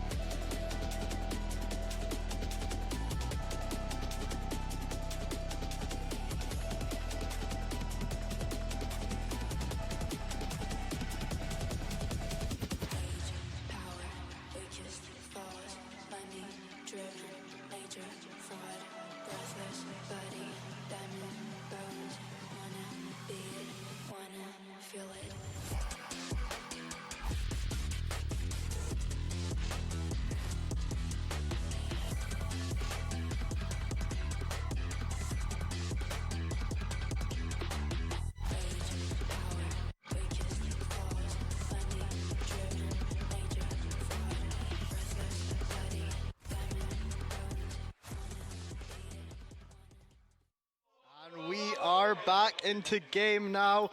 As you can see, I have brought my Tech Pause curse to Campus Clash again. Yeah, Lovely. typical Packer, but alas. Now, we did have a few disconnection issues, so we're just going to have a bit of a reset here, get people loaded in, and hopefully see a proper team fight around point here. We would hope. Good to see the honourable Ryan 1v1 though. I was expecting to see this on Kings Row last game, but glad we did see that. I say that. BK immediately finding a pick with that Fire Strike. Just going to run straight on in, finding Thumb again, looking for more. He's going to take a push immediately, trying to find an angle here. Boop onto Beans is Cassidy though. Yeah, you can just kind of see it's well played, just kind of pushing them back, taking that point, just trying to get all the kills they can. Yeah, absolutely. Holding the ground. Old Guard. If they hold aggressively here, there's no chance for the stress testers to make any kind of push, especially with this team comp. I mean, if they hold too far up, you can have a big Lucio boot. Potentially. Big environmental kills. Depends on the positions. You see, they're going to wrap around this side room. Yeah, this is smart from the Old Guard. Yeah, see what this Bastion can do, though. That's going to be important here. How does this Bastion melt through that Reinhardt shield? It's always going to be pretty fast, isn't it? You have to be really careful against the Bastion as a Reinhardt. Especially, Diamond going in, finds the Peaches Lucio. Just want to highlight as well, that is a shatter for BK. That could easily come out, will come through, finds Thumb, taken out on the side, didn't see that, I don't know how Thumb got over there. It's the pin from across the map, downtown. And he's just cleaning up, BK just cleans up everyone else. Just going to secure this point again, just keeping it clicking. A huge Fire Strike here. See that Lucio's coming up now. Just going to hold this point. See what they can do, get some poke in. That's all they can do for now. Hold these angles, make sure that there's no opportunity to push. Because like they tried to make a push over that main bridge, couldn't make it happen. Tried to push side room, couldn't make it happen. It's the nano boost and Orbital Ray coming out, finds the right off the map. Takes it with the pin. And just huge Fire Strikes from this Ryan. The Fire Strikes are so accurate from BK. Oh, doesn't perfect miss. time into sure shot Sojan. And that is game number 1 taken for the Old Guard. That is just a clean game from the Old Guard there. Just super consistent. The Rhine hammer strikes were perfect. Yeah, BK dominating that round perfectly. Can't expect anything more because that was near perfect play. Finding every angle you need, just dominating. You saw that pin coming from across the map and still finding the Bastion. Pinning him off the map again, it's just... It's a Chad move. It is. They tried everything. They went around the back, tried over the bridge, nothing. Very much. Work. I mean, you and I were talking mid-game previously about Hyunjin's Reinhardt being quite dominating, bit of a Chad player, but might have a bit of a run for his money with BK here. I think that'll be a fun round though if we ever get to that. I'd very much like to watch that. That would be an amazing game. It would be, and so far they are looking like the 2 strongest teams. I'd say so. I mean, obviously early days. We still have another map coming up, but it does seem that we will most likely, in my opinion, be seeing a level 4 Old Guard and then Alumni final, CTC and the Old Guard. That's my prediction anyway. And then that would be no bias. Right? Yeah, no bias. Obviously, we're both level 4s, but I'm not biased. I promise. We'd never be biased, No. would we? We are completely unbiased casters. Oh, obviously. Yeah, we're not. You know, we Why would we be biased? No reason. Exactly. Because there's definitely no personal relations with you and level 4 team. Not at all. It's not like I was talking about that earlier. I promise. No. I hate all the level 4 players. They're all horrible. Yes, sir. Joking. Anyway, going back to Overwatch for a second. Obviously, we're highlighting BK's Reinhardt, but it was just insane. The whole team played incredibly well. You saw the aggressive play with the Lucio as well. It was very well synergized. Everything on that Alumni team was very well synergized. There was a lot of cracks on the stress testers. You could kind of see they didn't really play together too well. There was kind of split up a lot. Yeah, well, obviously still early days. These teams haven't been together long, so it's going to be interesting to see how do they take what they've learned from this game 1 and try and adapt that going into game number 2. Yeah. see if they can take it to game number 3 as well. Yeah. Do we happen to know what the map's going to be? Probably not. Probably not, but obviously, just going off of last game, we did see King's Row last time, so we're going to assume a hybrid. I hope King's Row again. King's Row is one of If we those. see Lijiang King's Row again, It's just beautiful, isn't it? It They're is, just the but- two of my favorite maps. they are perfect maps for this team comp. And that's the kind of team comp you expect to see here. I mean, obviously, we could talk about like the meta and, oh, let's lock Mauga, let's lock Mauga. Please don't. Please don't. Whatever you do, do not lock. Oh, that's okay. We'll play Winston. No, please don't play Winston either. I don't because mind Winston. we, Winston's funny. Winston's Winston funny. is big monkey. But we are in Europe, so we need to see some classic EU cheese and the Reinhardt, okay? That's what we want today. Just walk at people. That's all you need to do in Overwatch. Just walk and hold Run in. left click. Lucio speed boost, Juno speed boost as Juno, well. yeah, Why double it not? up. Is it Curb stomp. That's what we want. Is the Juno and Lucio speed boost stackable? They are. They are. There you go. You know what can make it even funnier? Let's chuck a Junker Queen on there as well. With a triple speed boost. What, 6v6 back? Well, you could get rid of the Reinhardt. No, you want the Reinhardt as well. Yeah, but I wouldn't mind dropping the Reinhardt for a Junker Queen. 6v6. Okay, now we've got a really good idea. Can we get Rein Zarya running it? Get a classic Rein Diva brawl, please. Yeah, that would be good. Can we play goats? Bring it back. Bring it back. I mean, we did just have Overwatch Classic, didn't we? So I wouldn't mind it that too was- much. But that was enjoyable. yeah, I didn't play back when Goats was actually in the game. Did you not? No, I started playing in 2020. Oh my, I'm slowly finding out you're not an OG to anything, are you? Really? Like for League, you started in 2020. Yeah, I started playing League in 2022. And then Overwatch is 2020. Okay, but what you're forgetting, Pekka, is that I started playing League in 2022 and I have nearly 4,000 hours. Okay, yeah, that's quite sad actually. That's Exactly. Yeah, that's actually quite impressive actually. Yeah. No, I started playing Overwatch a week after they added roll lock. Really? That's not a joke either. What? Whoa, what's going on camera? Kiss him again. What? What? What? What? No, for the homie. Oh, okay. Gotta respect the homie love. Loves, yeah. Do you think? What do you think we'll see comp-wise in this game? Do you think it will stick kind of similar, or do you think we'll I'm switch hoping up? we're gonna see some of that cheese coming out. Mm-hmm. Do we see pirate ship? That could be funny. That could be hilarious. Or do we actually, see a full double shield potentially? Oh wait, no, you can't run that anymore, can you? Oh, Yeah, you can. Rig. Yeah, there you go. Double shield Rig bass. Sigma, there you go. It counts. I guess. I don't know. You could run the shield perk on Orisa. Oh, you could actually, yeah. Yeah, that's really funny, especially on a Bastion team, but you'd still kind of need the secondary shield if you want to make that pirate ship work. So probably if we're going to see that, it's going to be Reinhardt. It'll be, yeah. I feel like Reinhardt's always that one of those characters. It's that's just the safe option, And but it we is- see that King's Row. You were talking about it. It is just like Perfect. a gorgeous map, isn't it? It's the definitive Overwatch map. You think of Overwatch, you think of Lijiang Tower and King's Row. Oh God. We're on a pause again. Aka, what have you done? I've just kind of got this this aura about me. You do. I mean, we talk about some players have positive aura, some people have negative aura. You have I've got that tech pause aura. aura. Yeah, it's bad. It's really bad. Yeah, every time that you come onto a stream, we need a tech pause. It's were not talking even about like it it's a earlier. short. It's not even like it's a short tech pause. They'll usually be around like 15, 20 minutes. Well, yeah, we just had one, obviously. Hopefully, we won't have another one of those. Hopefully, it's a very quick fix. I don't know It's- what's going on with that yet, but so sorry. It's always my fault. it's always his fault. Just, if in doubt, Blame me. blame Packer. We love you, but Thanks, but no, it is my fault. yeah. Anyway, whilst we have a little bit of a break, I want to highlight something that popped up in the Twitch chat earlier. I don't know if you remember seeing this. What one was it? One of our production members just put into chat and said, "Gay casters, yay!" I want to point out Packer. Yep. that you? No, I'm fully straight. You know, I've got that little zesty vibe about me, but you know, I am fully. How many husbands do you have? Just remind me. About the audience real quick. a couple, There you go.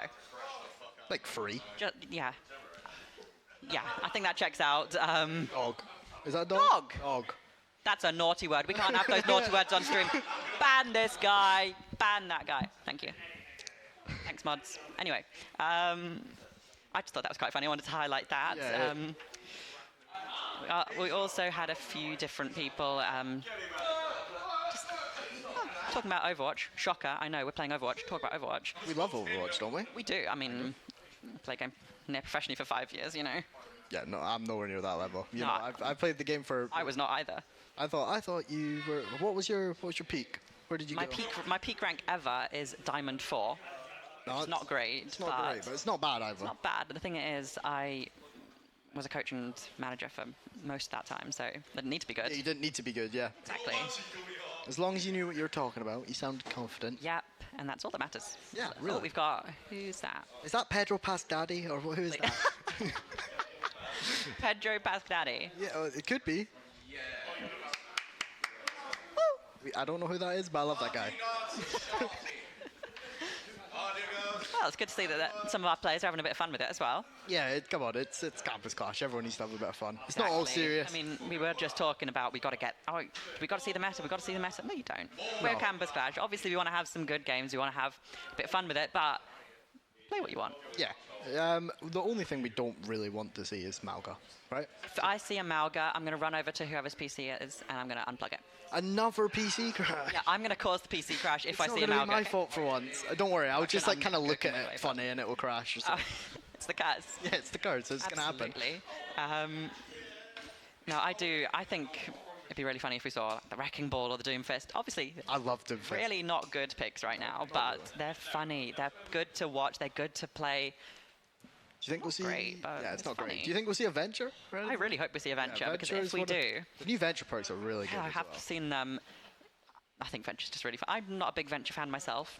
I'm not too big onto DPS, but Yeah. Venture's just really funny to watch, and I love their character. Yeah, so just I really want to see just a that. rock eater.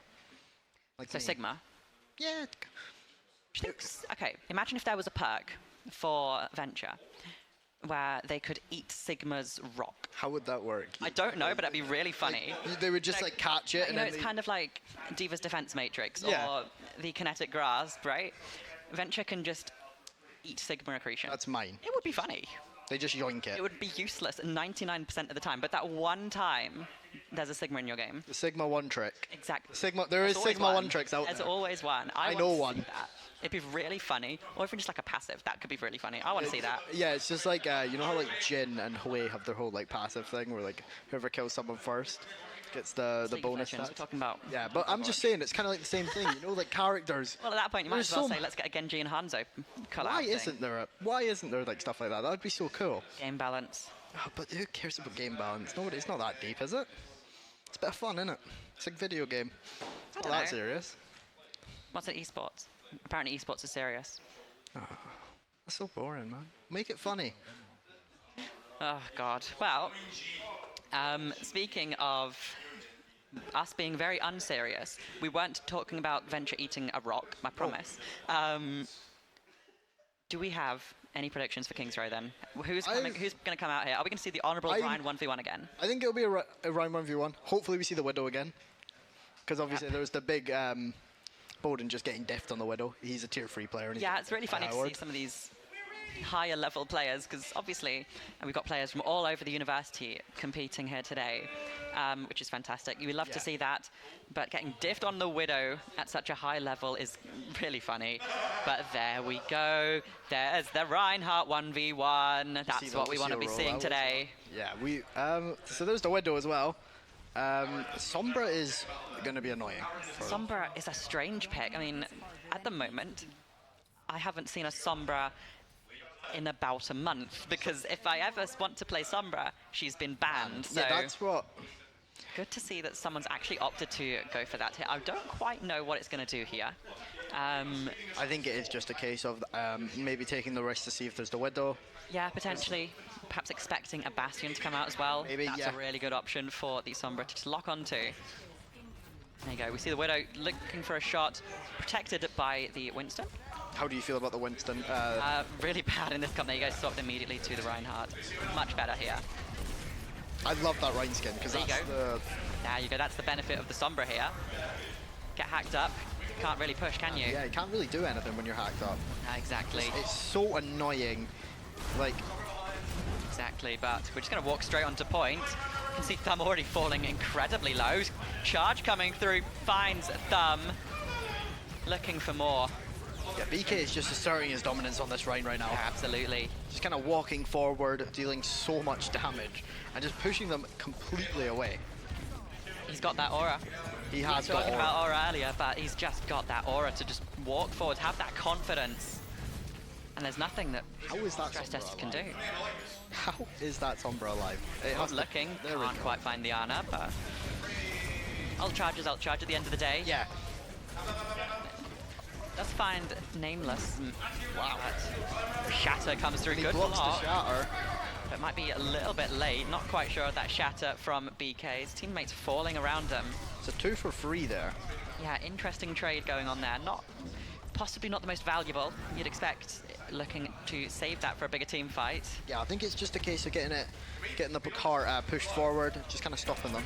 Yeah, potentially, but there you go. Diamond on the side. Caught Beans a bit out of position on that Bastion.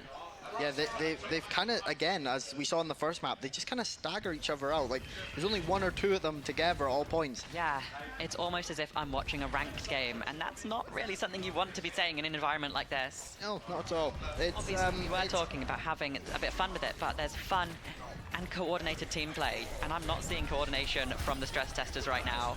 And yeah, I don't think the Sombra's working. I think they're going to need to swap this out. Possibly, but then you have to ask the question, what do you swap it into? It's a good question, actually. I wouldn't be too sure, but then there we go. That's just another kill. Yeah, Short's not really in a good position to make anything happen there. Investing ults for the Stress Testers, but Beans caught completely out of position on the side. And there's nothing they can do because the Old Guard are just running straight at them. Yeah, Stress Testers just not able to find anything in any of these big team fights. They're just completely just crumbling under the pressure. I think the biggest problem is that they aren't able to have any of these team fights because they're staggering themselves out. They're going in one at a time, and there's no coordination. So the Old Guard can literally just run at them, take them out one at a time, and move on. It's yeah, as you can see, they've got the second point now with 5 minutes left on the timer. 5 minutes, 5 ultimates for the Old Guard. So you'd like to think this is just going to be a case of let's run at them, hit Q, and win the game. Win the game, yeah. It's one of those. You can see that both the shatters are up now. Yeah, Nameless does fall, but below. It's just a case of who can block whose shatter and get it off. Yeah. There you go, Walker takes the finds short shots, but the shatter coming through. Thumb finds BK. Good beat to get to kind of stop the shatter from getting a lot of that damage out. Beat does come through, but there's so much damage because of this Kitsune rush. Blizzard dropped late for Nameless, but there's no one there, and it goes completely wide. They dropped everything into that fight and didn't find a kill. Now that's heart-wrenching. If you're on the Old Guard, that's gonna hurt. But there you go, the counter stun coming through. BK nearly falling to that Bastion. But Dimmered's Soldier managing from the Bastion now. Yeah, does get nothing. Yeah. But it might get that Ana in the back, but not quite. There you go, the Ashe falling as well. Looking, Beat coming through for sure shots. Looking, just trying to keep this team alive for now, but there's nothing they can really do. Nameless tries to get out. Interesting swap to the Reaper here as well. That's I haven't really spoken about that yet, but there you go. BK and Diamond just too far forward. They can't afford to do anything. They don't have as much support here. Yeah, I feel like they, on the side of Old Guard, they just don't really have too much to go too far forward with and get back out. That's the thing. They can get in, but they can't get out. And this Ana, very good pick. I love an Ana here. Really good in combination with that Reinhardt. Yeah. But the biggest problem with this Ana, you're very one-dimensional. You have to stay in one place. Ashe is caught there out you again, go. and the Kiri's dead as well. That's a 2 for 0 there. Just going to try and clean up here now. BK, perfect plays there. Just, again, so much aggression coming through from this Reinhardt. And a clean ace coming out for the Old Guard. There was definitely a sense, like there was a glimpse that Stress Testers had something going there, that they could have brought it back. But it's just they had way too much time. Yeah, the Old Guard. That's the thing. You saw the Old Guard nearly messing things up, investing 5 ults and not getting any value from any of them. But then Stress Testers, they couldn't close out that fight. They just can't capitalize on any of these the alumni mistake, and it's just paying them like hugely. There you go, allowing BK to just throw a fire strike through the whole team and then not really expecting anything to come through from that charge. Catches onto Peachy, Clean kill and then a clean ace for the old guard. Really not what you want to be doing. And here we go. My Mei has less damage than me, says Walker. If that's true, that would be very funny. Yeah, that's quite bad. 9. Yeah, because Walker was playing that Lucio last round. So if a Mei has less than a Lucio... I would be a little bit annoyed, even though there might, you know, maybe you swap something, show it's not working. Yeah, the Mei was very, very useful. I liked having the access to that Blizzard and Wall, but outside of those 2 key abilities, that was really just nothing. Yeah, they didn't really show us anything too, you know, flashy or anything. Exactly. Just trying to stick to the basics, but the basics wasn't good enough. Yeah, there you go. But Walker out sniping the Widowmaker. What? How on earth did that happen? Kiriko. That's just Kiriko in a nutshell, though, isn't it? just 2 kunais, just straight to the brain, and you're gone. My goodness. That is very, I would be quite sad. Yeah, but, ooh, Beans catching Nameless just stood out in the open there. Bit of misplay, not really sure why he was just stood there on Tracer. Just dancing around this wall. You have to. This Bastion is too strong. And put your shield up, Bastion's just going to fire straight through and melt you. You have to be careful, play around this cover. And it's not really a good matchup for BK's Reinhardt. See the Lucio in the back line. Yeah, gonna go around here looking for Beans, but does get caught out by Walker. Just gonna, not gonna get out. That's Diamond's really unlucky. Hopping to the Bastion at the right time. Oh, that was almost a fire strike. Yeah, That's big so fire much strike. damage. Good boop though. Thumb falling low. BK finds the kill. And here comes the Bastion. Yeah, looking. How much damage can that Bastion get down? Melt so much healing coming out onto this Reinhardt. Keeps him alive, and Walker finding that final blow. I need that type of life support in real life. You do. Mighty Sloth finding just perfect time nade, pumping everything he had straight into BK's Reinhardt. Good healing, and that just allowed him to just take care of the Bastion. Yeah, it was very well played. Keeping that Rein alive for that long, was like, it's always difficult, but it's always very hard. Yeah, he did it so well. Did you see nearly 5 ults on the board for the old guard? Let's see how this Tracer was going. How do you think this Tracer was going to kind of play out into this matchup? This Tracer has to keep bullying the Ashe and Baptiste. That's how you play this matchup. Just kind of get Lamp out. Yeah, force Lamp, get behind, try and get rid of the Ashe, because the Ashe is going to keep causing problems if she can just poke down. But the Shatter coming through, doesn't find anything. BK blocks that up. Going to counter it with a Nano and a Kitsune looking, finding 3. Walker, make that a 4K for the Kiriko. Kiriko finds a 4K out of nowhere. What? How is Walker getting 4 there? Walker, obviously, just misunderstood GOAT of Kiriko. Apparently so. I say that falls to Sure Shots immediately. It's a caster cast. It is a caster cast. It is, isn't it? It absolutely is, but there you go. Walker and BK falling early. There's no real option for the old guard now. They have to back away. Caught out of position. There we go. Now that's the point. That's the point. The payload going to be secured now. You could see them playing around that bus a little bit too aggressive, and it cost them. Absolutely cost them. BK caught out of position and then just melted.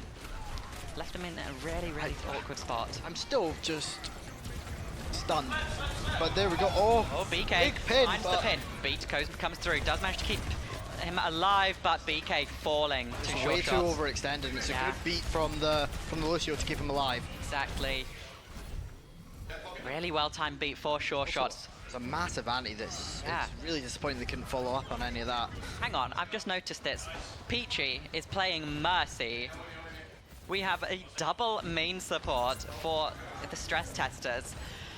What? I'm not a big fan of Mercy. I'm not a big fan, especially when you're playing a Reinhardt Bastion, where you need lots of fast healing. And there you go, you lose your Lucio, playing too aggressive, trying to catch out this Ana, gets taken down by the Bionade.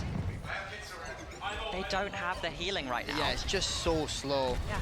And it's a good ult from Beans to get 1, but it's not really worth anything. You can hear the comms coming out from the old guard now, coming if they want to go or not. There you go. They're going to There we go for the it. huge Find the shatter with the nano boost. And he drops it straight on his head. A clean dunk on Thumb. And that was well played. You could hear the comms coming out from the old guard saying, "Are you wanting to go? Are you ready to go?" Yeah. And as soon as that comm comes out, you see them just going in instantly together. That's the coordination you need with a composition like this. Perfect play. BK's just going to back up a little bit. There we go again. And Kitsune Kitsune dropped. comes out. Looking, Thumb falling very low. Will fall to the Bastion, looking for more. Traded 2 for 2, but there you go.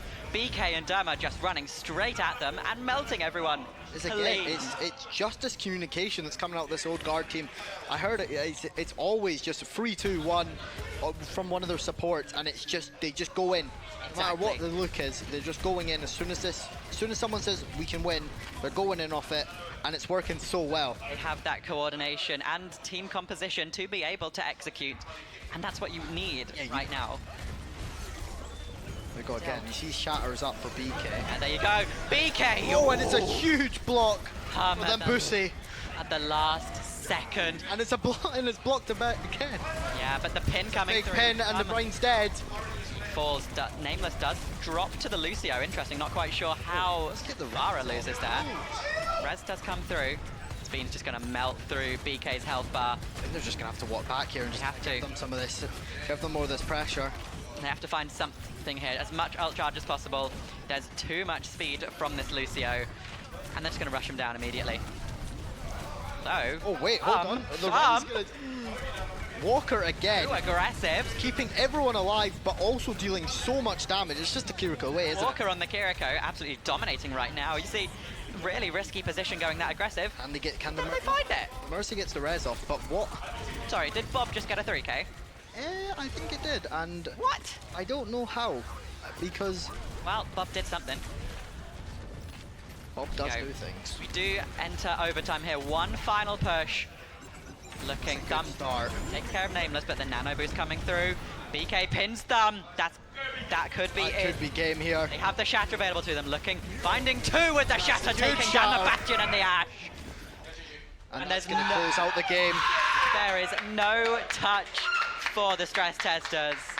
It's just so clean from the old guard.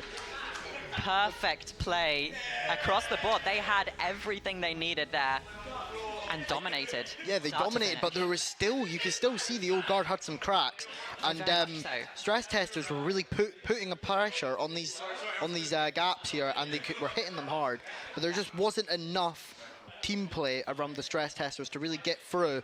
Definitely, no, that's exactly what I would say as well. You saw the aggression coming out from the old guard. Did cost them a few things here and there, you see, dropping first point on defense, dropping a lot of that second point as well.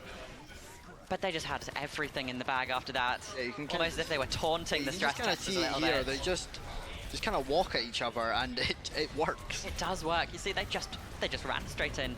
This pin was massive. I don't care. I'm a Reinhardt. I've got a great team behind me. Let's run straight at them and kill 3. And the Walker 4K is...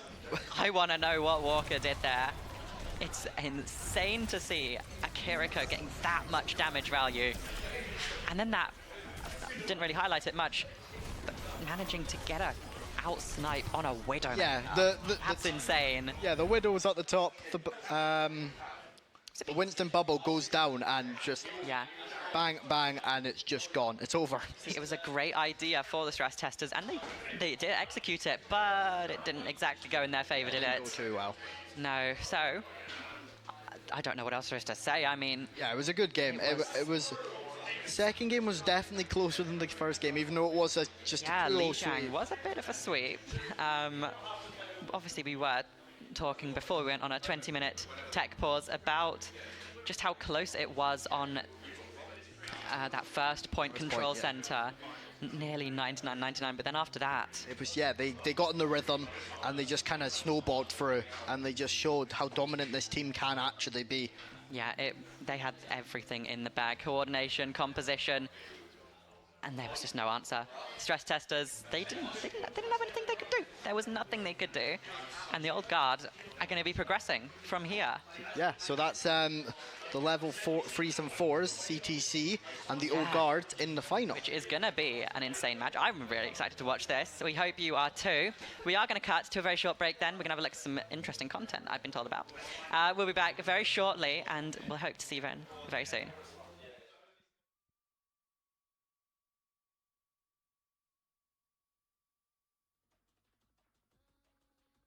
Can you give me your gamer tag and the team you're playing for?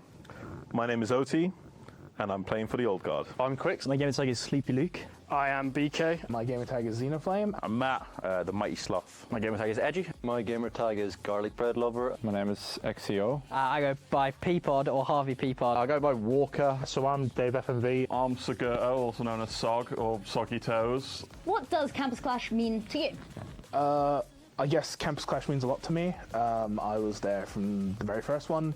I did graphics for the very first one. I was doing just design. It's before I was getting into broadcast. And then, you know, the next time around, the second Campus Clash was when, you know, I was full in the thick of it. You know, it was wild times, lots of sleepless nights, but I look back on it very fondly. So it's very nice to be back and, you know, competing instead. For the students, it's a way to like blow off some steam at the end of the year and also get to work with some people we might not have worked with before, so it's good for network for the students. But for us as alumni coming back, it's just our way to kind of, you know, prove that the course is still ours, even though we're not here anymore, you know, still our stomping ground. Campus Clash means victory at all costs. Campus Clash means everything. When I first started uni, I didn't really know where I wanted to go in terms of esports. So when we did our very first Campus Clash, I was brought on as VT lead, which is where I got the nickname VT Boy. And then second year, I ran it with Luke Seagrove. And then third year, I ran it with Tajay. And it has been an amazing journey. It's great to see a project from something that you just kind of like spitball with one of the lecturers, with Josh, and then just see it grow into how it is now. I mean, myself and a lot of the Old Guard, we had a big running in the first ever Campus Clash run, so obviously it's a bit sentimental for us to see how it progresses year on year and how it grows, so it's nice for that. Campus Clash is one of the events that I look forward to the most around the year. It gets me back together with the people that I went to uni with in my year. We get to play lots of games, we get to get very drunk, we have a lot of fun. It's a weekend of doing exactly what we love and trying to give back to the people that are running with the course now. Means quite a lot because like I've grown up in this university for 3 years, put a lot of work into like, you know, gaming in general and just esports, and they lose the trophy last year because of a few games. It's crucial that we come back swinging this year, especially with a mixed year of alumni. It's quite good to see people coming back and enthusiastic to come back, especially. So yeah, I'm quite excited for it, and it means a lot because we want to take that trophy home this year. I guess it's kind of the thing you always look forward to, especially in your guys' position. At the end of the year, you're like, oh, it's Campus Clash. It's like the best time of the year. And then you realise you've got like 8 million assignments to hand in, and you just hate your life. Yeah. Right? But for me, I mean, I got my work done relatively early, other than my dissertation. So Campus Clash has always kind of been, I'm going to work as talent, I'm going to have a blast. I love everyone that does this, and I appreciate everyone that puts in the work to do this. Especially you guys. I mean, I appreciate everything everyone does, because like I'm coming in as a player, so literally all I've had to do was turn up, and then you guys put in so much work. So I just appreciate that. Personally, it's about reuniting with old friends since we, you know, did the course together. We've done a lot of events together, gotten to know each other so closely. So for me, it's more about just coming back, having fun. Is there anybody from the course that you're looking forward to playing against? I'm really looking forward to playing against Howard in CS. I really hope we meet up with him in the bracket. I think he's going to be the strongest competition and someone that I still remember and know from uni. I like the idea of going against the level 6s purely because I want to give them a taste of what it's like in the real world. I'm going to be playing CS and Val, so for CS, looking forward to playing against Howard. Played quite a bit of uni leagues with him together, so will be interesting matchup. I think that's the hardest team that we'll play against. Should be still easy, but for Val, I'm pretty sure the level 4s are the only decent team, but I mean, we'll just try to get in their head and win the mental game. I mean, it's all the same. The lecturers this year didn't decide to take part because they knew they'd get embarrassed. So, we don't really care who it is. We'll just play whoever.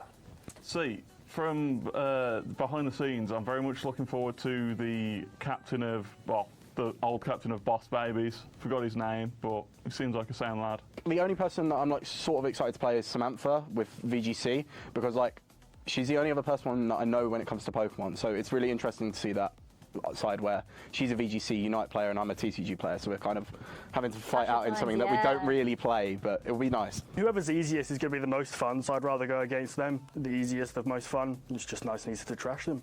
Well, we haven't played against the level 6s or 5s, I think, or one of the years, so I'm quite looking forward to playing against them because I think they're going to be a good team to play against.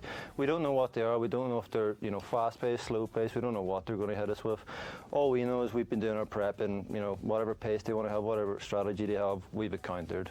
I'm excited to play against the level 6s. Obviously, they've just done their final assignments, so I'm sure they're wanting to get a lot of their anger out at those assignments through Campus Clash. So I think that'll be a good competition. I would say level 4s for competitiveness, but level 5s for me personally is like the people who I know the most. So it'll be quite fun to play against, like people that I know.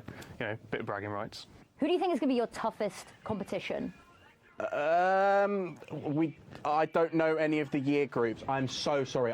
It's not because I'm trying to ego check you. We're just so old now that you guys, we just don't know. I think out of all the opponents, they're all easy, but if I had to say one was hard, it's got to be the level 6s.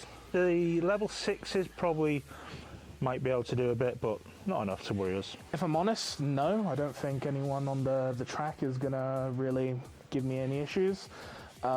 In Strive, however, I feel like everyone's going to beat the snot out of me, so I'm just there for a good time, not a long time. No, it's going to be easy. I think I'm most excited to beat Miles or Sakuya from level 5. I don't know why. That dude's way too cool, and we need to do something about it. My only answer really is Kevin, but I know he's doing audio. Individually, Howard Wang.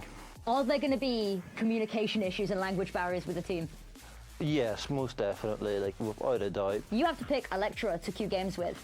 Who are you choosing? My boy Ballads01 or Fergie or Josh. Oh, I'm duo queuing with Fergie every day of the week. We're singing Boys a Liar down the mic and we're getting some frags. Oh, well, I mostly play the FPS games, so that would leave me with no one. I'm going to have to go with Phil Cook purely because he is awful at video games, and I feel like I just wouldn't feel bad playing with him. A little bit of an ego boost? Oh, yeah, 100%. I love it. That's exactly what you need. I mean, he's the only lecturer I've seen who has mollied himself, stayed in the molly, and then died. I'd probably go Ross. He just seemed like he'd be a good person to play wingman with. She might have a tricky schedule, but Yin Yang. Yin Yang? We've not had that so far. Why Yin Yang?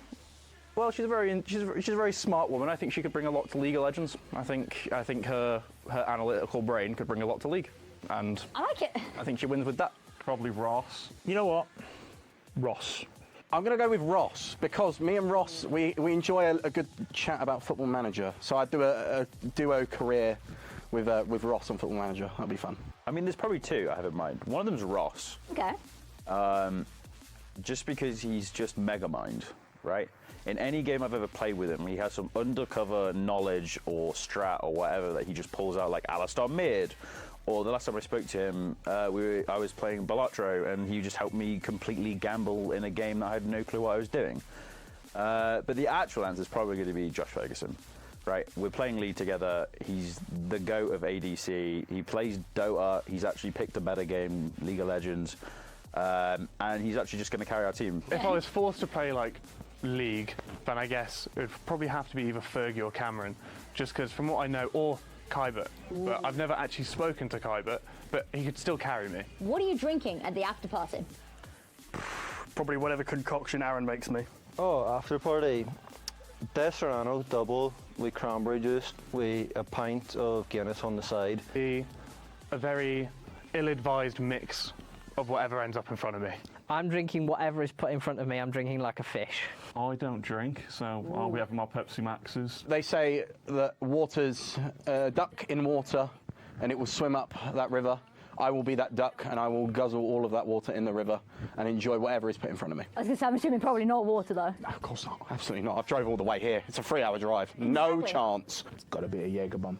basically anything that is on the bar, I will partake in. I don't really care too much. Start slow on the pints, probably a couple dark fruits, and then probably switch over to rum, maybe some shots after. Guinness. Cup of tea, no sugars, a little bit of semi-skimmed milk, and voila. Can you give me your best joke? Oh, my best joke, just off rip. I don't have jokes. Knock knock. What? The only joke that we'll see is my performance in Campus Clash. Knock knock. What? Probably the lack of competition this year. Knock knock. Why are you knocking? I got nothing. It's not a joke, it's a person. Okay, okay. So if you look at Jack Destroyer 4, Fart. you best not edit this out. Guess what? What? Chicken butt. Why did the top fragger on CS walk away? Because they won Campus Clash. Who is taking home that Campus Clash trophy? I mean, it's a no-brainer. You know, last year we let the level 6s win a couple of games. This year we've just decided to take a few of them and just ensure that we take it home ourselves. Oh, obviously the old guard. Come on, that's not even a question. That's just an outright factual statement. Obviously, it's an outright mind to say the old guard, but I honestly think it'll be one of the other years, but I'm not entirely too sure who. The old guard. Oh, us without a doubt. Despite us having jobs and we've actually got into the industry outside of this, we have actually put a lot of work into our teams and our compositions. We've 14 members across the board, so anybody gets sick or having an off day, we have someone to switch in straight away. There's no issues. We're winning it. I could troll and say any other team, but the real answer is the old guard. Look, we've brought Dermot in for a reason, right? He was the MVP last year. We've recruited well to make sure that we don't have a repeat of last year's antics. We're not coming wherever we finished. I don't actually know. We'll say second, but we won the most important game. We want to win this year. That's why we're here. So us, obviously. Is that even a question? Oh Yes. God, we're 15 strong. It's got to be the old guard. If it's not the old guard, why have we come? I mean, it's obviously old guard. Old guard all the way. Now that's a hard question to answer. I'd like to come right out and say, yeah, we're definitely winning the whole thing, the old guard. But you know, I don't know too much about the other years competing, so it'll be interesting to see how that develops on the day. For now, I think I'll firmly say us, but you know, that might be changing depending on what I see on the battlefield. There's no doubt in any of our minds. We are winning this thing. We've come back to win this. We've come back to defend our honour as the old guard. This is ours. The old guard. All we do is win. So first of all, can you tell us what your game attack is? Don't cry for him, don't make me sad. What can I say? And well, you understand. You don't know a thing. Be careful what you wish. Be careful what you wish for. Not all of you, my lonely ladies, deserve more. Your dream will turn into a nightmare at your door. Be careful what you wish. Be careful what you wish for. He is my devil. Don't look him in the eye. The one you'd never handle. The one who will destroy you from the inside. It's alright, it's alright. Don't look him in the eye. He is my devil. Don't look him in the eye. The one you'd never handle. The one who will destroy you from the inside. It's alright, it's alright. Don't look him in the eye.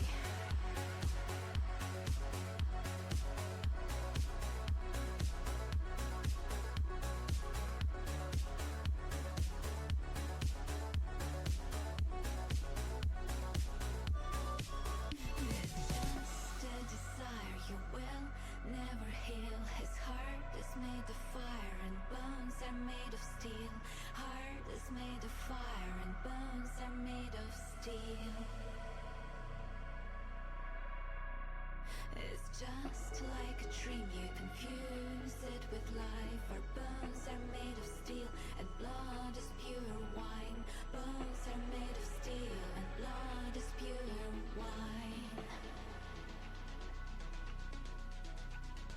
Be careful what you wish for. He is my devil.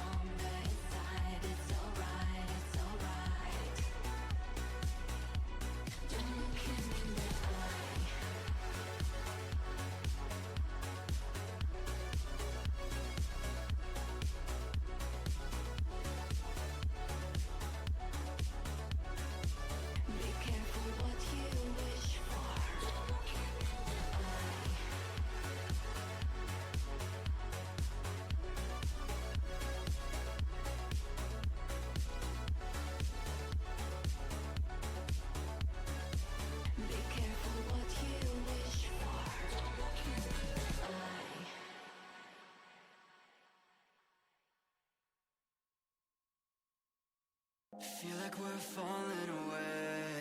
Maybe I just need to feel nothing to make it easier to turn away and leave. Maybe we're fanning the flame, so why do I keep holding out my hand to get burned? I don't wanna clash anymore. I can hear the ghosts in the walls. It's telling me to run away, away, yeah. I don't wanna crash anymore. I can hear the ghosts in the walls. It's telling me to run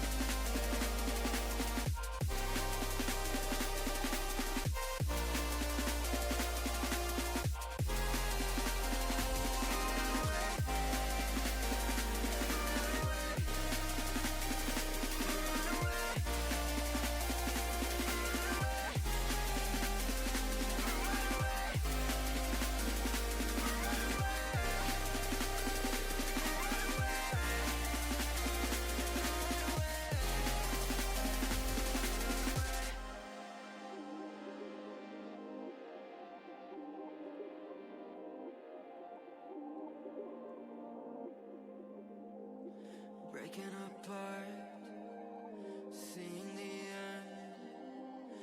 We have nothing to say. Maybe it's hard to understand that there's nothing left to fight for, and there's nothing left to say. I don't wanna crash anymore. I can hear the ghosts in the walls. It's telling me to run away, away, yeah. I don't wanna crash anymore. I can hear the ghosts in the walls. It's telling me to run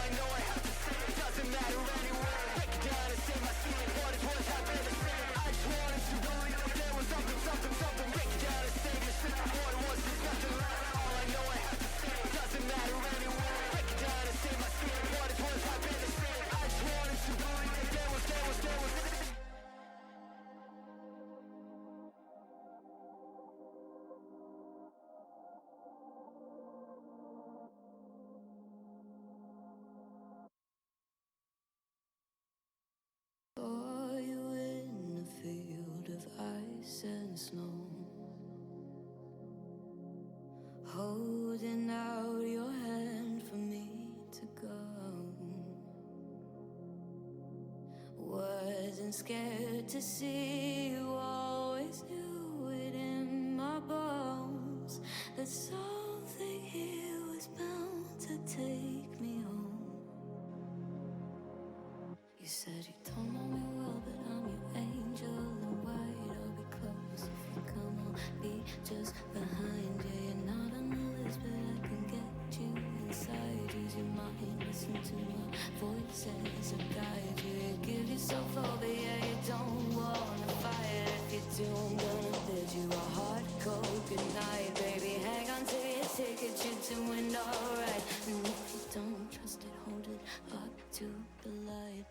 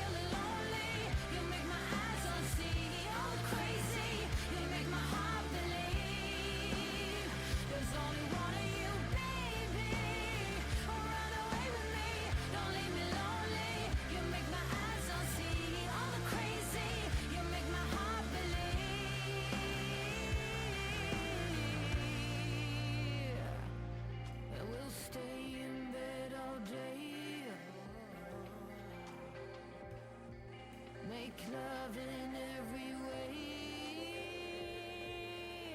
Baby, run away with me. You kill the lonely. You make my eyes all see all the crazy. You make my heart believe. Oh, baby, run away with me. Don't leave me lonely. You make my eyes all see all the crazy. You make my heart believe. You make my heart believe. Run away with me. You kill the lonely. You make my eyes all see all the crazy. You make my heart believe. Baby, run away with me. Don't leave me lonely. You make my eyes all see all the crazy. You make my heart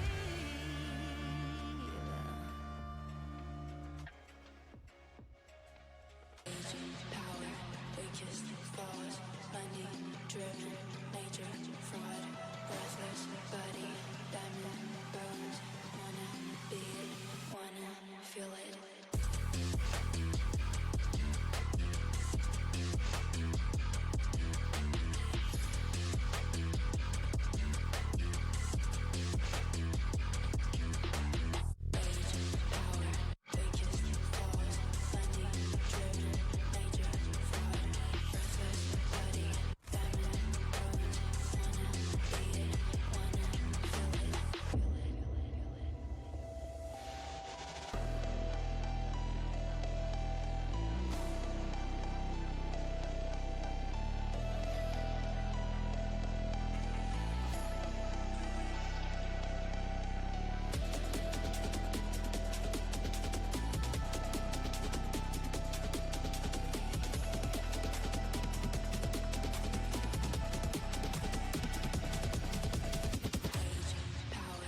Weakest flaws, money driven, nature, fraud, breathless body, diamond bones, wanna be it, wanna feel it.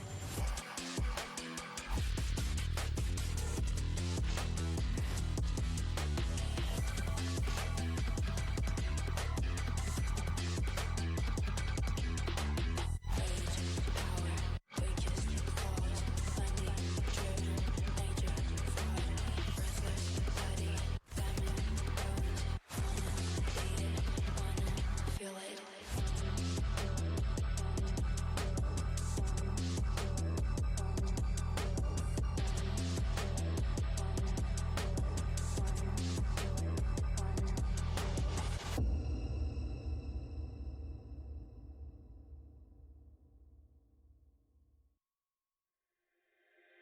Like a doll made of glass, I will never break if I don't let you pass into my world, my crystal ball. What's inside my heart, you don't need to know. Taking a breath, closing my eyes, taking a break. I don't want to run, I cherish myself, so don't cross the line. All the old times stare into your eyes. Please be quiet,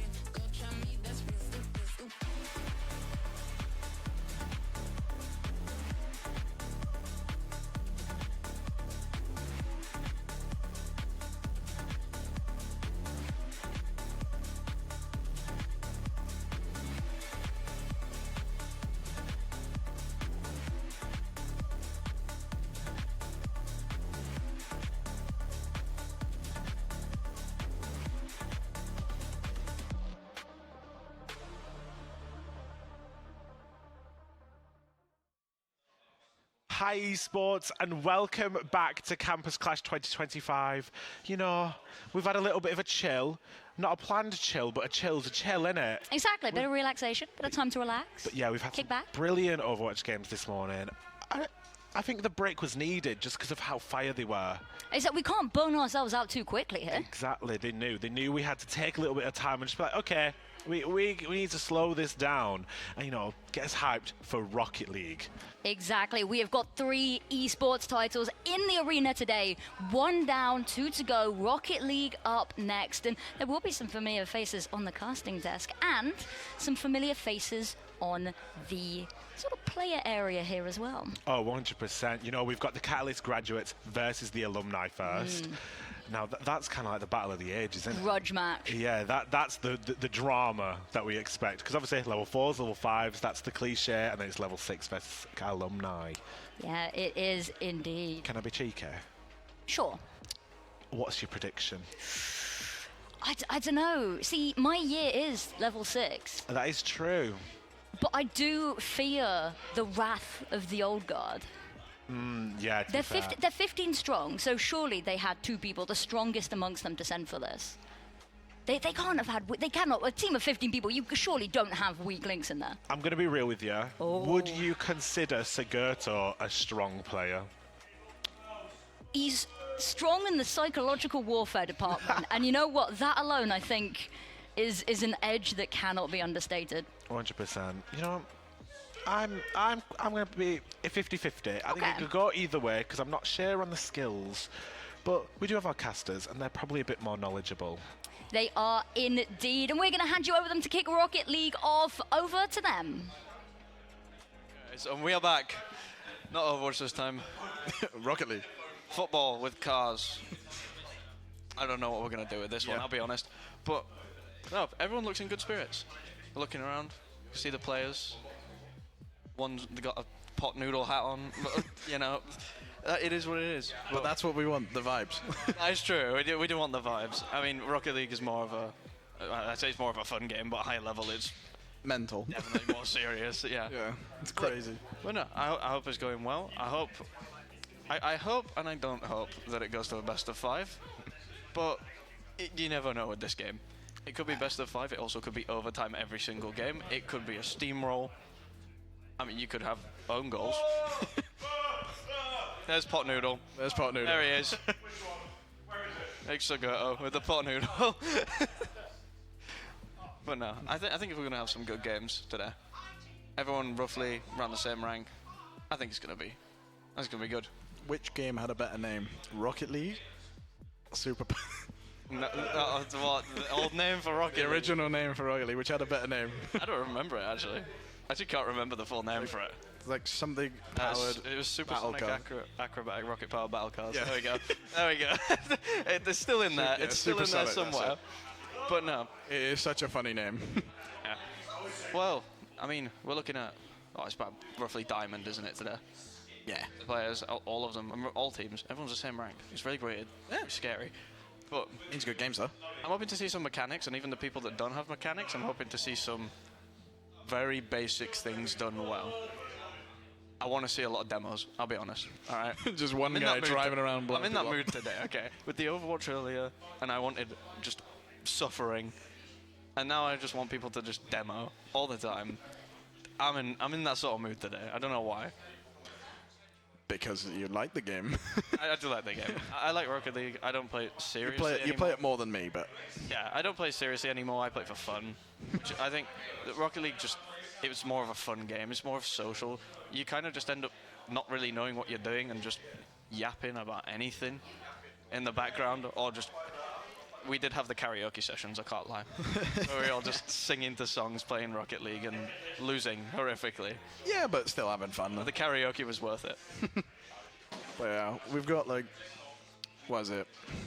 I mean, I could mention, wait, there is one player here on keyboard and mouse. Yeah. Which is a bit of a surprise, since most of the time you see controller, don't you? It's a controller. Look, yeah. It's a controller. It's a driving game. You don't normally play driving games on a keyboard. To be a diamond in keyboard is ridiculous. I'd assume it's either one of two. It's either really good game sense or it's really good mechanics. Yeah, usually it's one or the other around Diamond. Yeah, around Diamond it's one or the other. It's never really both, because it's considerably harder. Yeah, we see them figure it out which side they want. Which side of the team they want to be. They want to be blue or orange. This is brilliant. And the poor Noodles back. Oh, and no one. And no one. That is brilliant. But it's fine. Here we go. In we go. We missed the kickoff. That's okay. Nothing happened. What is going on here? I want to see if we Getting here with a nice 50. In for one. Missed the kickoff, but it is what it is. Alright, we're coming up here. It's just slow pushing down the side. And now, off the wall. We're going to go off. It's a good Nice pass. hit to mid. Oh, he probably wants to look for one. Nice 50. Could have committed a slightly bit earlier. Maybe commit here for a 50. His teammate needs to get in there. I'll go. And now here they need to take the space. They need to take the space, take the control. Unlucky enough to not get the control on that. But now they have no boost. Picks up the corner. And I think from here, it's just, this is just an ugly mid. This is an ugly mid. But okay, we're trying to go up the wall with 0 boost. I don't really know what the plan is. And this is nice. Keep the position. Very good cut, but it's not going to anyone. It keeps it away. Mighty Sloth and a nice hit out. Mighty Sloth is the player on keyboard and mouse, I believe. But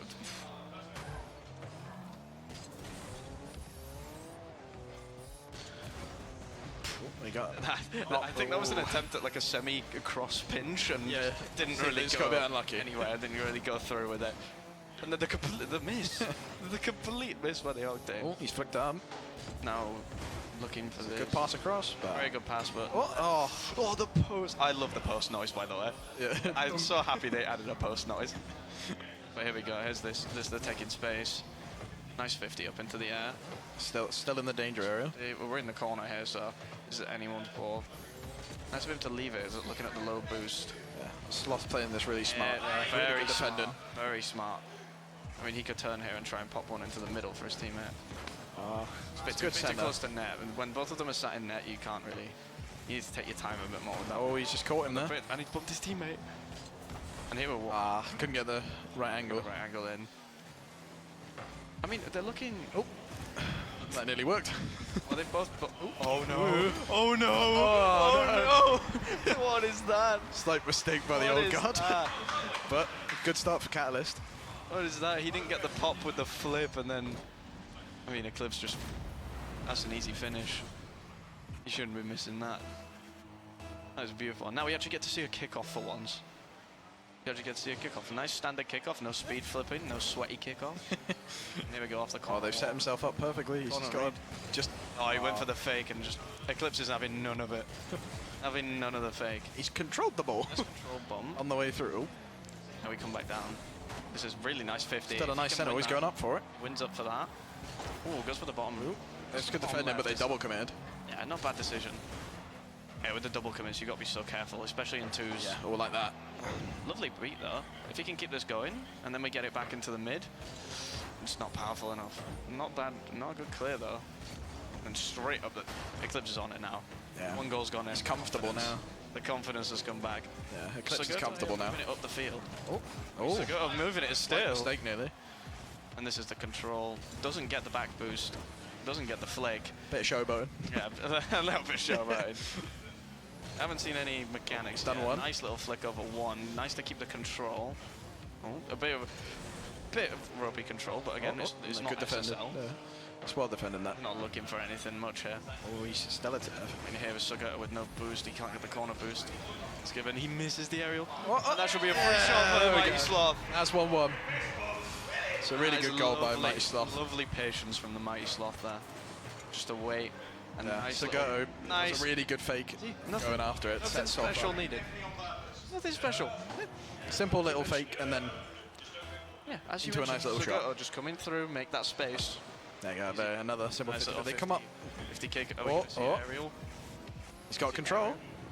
And a nice little tap into the mid, and then everyone misses it. He set him up still. The backflip. Still in danger. Oh, lovely defending, but really well done by Catalyst. First, brilliant save first, and then I don't even know if it was a save or It was, yeah. I believe it was a Sloth save. gets this touch there. Yeah, that is a... But yeah, a really good cover by Quetz.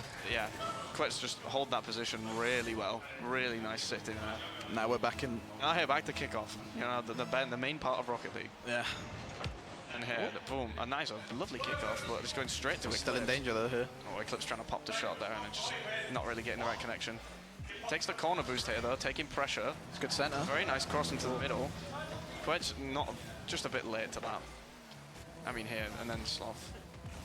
Easy on the attack. And lovely. Still 50. possible to come in, yeah. Lovely 50. He's faked it the well, misses. but Sogoto's not there to back him up. They're playing a bit defensive now. now they're one goal now they're in down. the danger. Oh, a lovely land on the wall. Pass, nice pass back. Quet's nice little pop up, but not going to go anywhere. Good save. Myself is sat in net. Oh. Boys, we need to get moving if we want to score. Need to get moving. They're using all this space. Tuskett does well to Here, and control then- it. Oh, really well. Oh, lovely save. And now here, off the wall. Ah, he's trying to. Yeah, no boost. Didn't get the flip. Oh, no, he had Instead, boost. accidentally got a stall, which is arguably harder to do. But here's Sogoto moving across. Eclipse again. He scored one goal, and he's Well defended again. Another good pops a save. nice shot on net there. What? And Sloth beating him, accidentally gets the touch onto it. Maybe last second. And now we're going mid. Oh. No one's mid. He kept it up. Oh, it's still up. Oh. Oh, That's it's so unlucky towards the end. First one going towards Catalyst. I think Eclipse is on it now after that first goal went in. They're comfortable. But nice, not too much of a skill gap. No? Nothing extravagant yet. You can see they're all warming up initially for the first like 3 minutes. Yeah. And then they started trying stuff. I mean, you gotta respect it's first game on. Like, Yeah, it's going to take a minute. we all know with gaming that first game on is questionable at best. For everyone. Everyone gets it. But I think the more games we see of these, the more they're going to get better, they're going to improve. At the minute, they just look a bit lost. They look a bit scared. Like, there's so many opportunities there where the old guard could have taken space. They could have moved into it, taken mid-boosts, move up the map, like actually pressure to shoot. Whereas most of their shots just came from, oh, we got a good 50 and it came off the wall. Things like that. You can see they're trying to get that passing play to Yeah. work. Because they had a few chances near goal. They come across. Yeah, it was a no bit- second touch. Especially It's with just the dribble at the end. With the, Yeah, from, Microsoft. nearly. It's just an unfortunate miss. Run it through and then cross, but then Sogoto not there quick enough. Yeah. But no, I do think the other ones are going to go. Yeah. I think they'll be a bit nicer. good too. We got the start of the kickoff. But we got it. And Oh, no, Eclipse. Right. Eclipse going for them. Yeah. Here we go. And then They're in. Sogoto. Walk position here. He just The needs to open touch it in. net. The open net. They both Great start for the old overextend guard. up the kickoff. Really good start for the old Couldn't guard tell there. if there was a bump there at all. You can see Sloth was a little showing up here. Yeah. I couldn't tell if there was a bump before that play or if they just both overextended into that. But that's a beautiful way to start off your game after the last one. Yeah, definitely. And here we look at the kickoff. Good 50. Mighty Sloth is very good at winning these kickoffs, I must say. But here, Eclipse just going to take his time, arguably too much time. Quetz with no boost, and they hit it out, and they just... Oh, they bumped each other. Oh, and he jumped him. Oh, he's done him. Oh, he dunked his teammate. Maybe. Oh, That good was save. Really that was good save. almost the redemption arc. He nearly made up for accident, Yeah. his teammate. But sadly not, and now they have to come back and then Sogoto with the Good ego 50. challenge, as we love to see it. Tries to go off the wall, but is beaten by Quetz up to the ball. Now here, Eclipse just getting in the free open space, and he's going to beat him to it. They've been punished on the counter. That's a lovely ones play. Yeah. As soon as you know you can get it past them. Right there, you they have- got caught on the counter. Yeah, as soon as you know. As soon as you're past someone, you can't do much. Nah. Once you're past them and you're going supersonic and you hit they're not getting to it. You gotta hope for a cover at that point. Another That's good a 50 really there. nice stop. Pretty even. Really nice stop, Mighty Sloth at the wall. It doesn't quite connect with the ball properly. It's good centre. And it goes across. here, now up the side wall. Do we see something spectacular? I mean, he's waiting on the backboard. He can't really. Oh, Lovely cross. bit too quick though on the cross. Lovely cross for the And there's pre-jump. been a and a demo. very nice demo onto that. It means they can take a lot of space now. It's just come out down and again. And this. He sacrificed himself. Please for let that him play save. the game. He sacrificed for that block. Yeah. Now here, looking for a 50.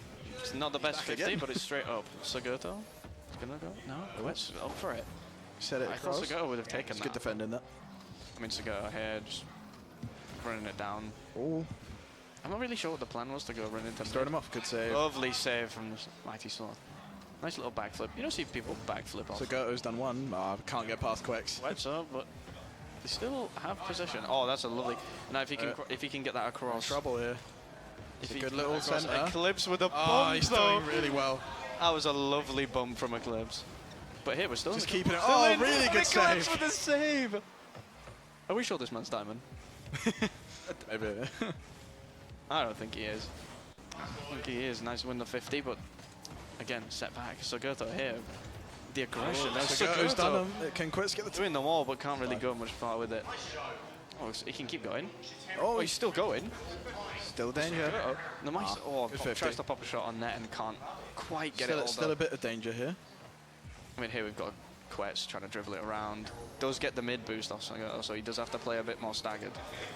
Now he plays more staggered. He does that really well. Lovely. I guess Debate's going up the wall, but doesn't trust his mechanics enough, I believe. And then the Mighty Sloth just here rotating out. They're just No playing it boost. slow, looking for their chances. That Oh, should this be could be on there. awkward. Oh, nearly the fifth, nearly the double. Very unlucky on that double there from Eclipse. He's feeling it right now. He is good, and that's a nice pop into the mid. Oh, Sogoto almost misses the open net. It just almost floats by everybody. Almost misses. By everybody. You know what? I'm gonna say, if he didn't have the pot noodle hat on, he's missing that. He's got that pot noodle buff. Yeah, pot noodle buff in Rocket League. But here we go. Yeah, again, another kickoff. It's gonna be a win. Good Nice 50. down the middle. Is he gonna be able to win that? Not a good bad save. 50. It's straight up, straight to Quetz down. Quetz is able to take. Now at the 15, to literally no one. We are in the middle of nowhere. Nice little shot from Quetz. Nice fake from Eclipse. Oh, they put themselves in a dangerous position again. Oh, it's straight in. Ah, he's done it again. Overextension.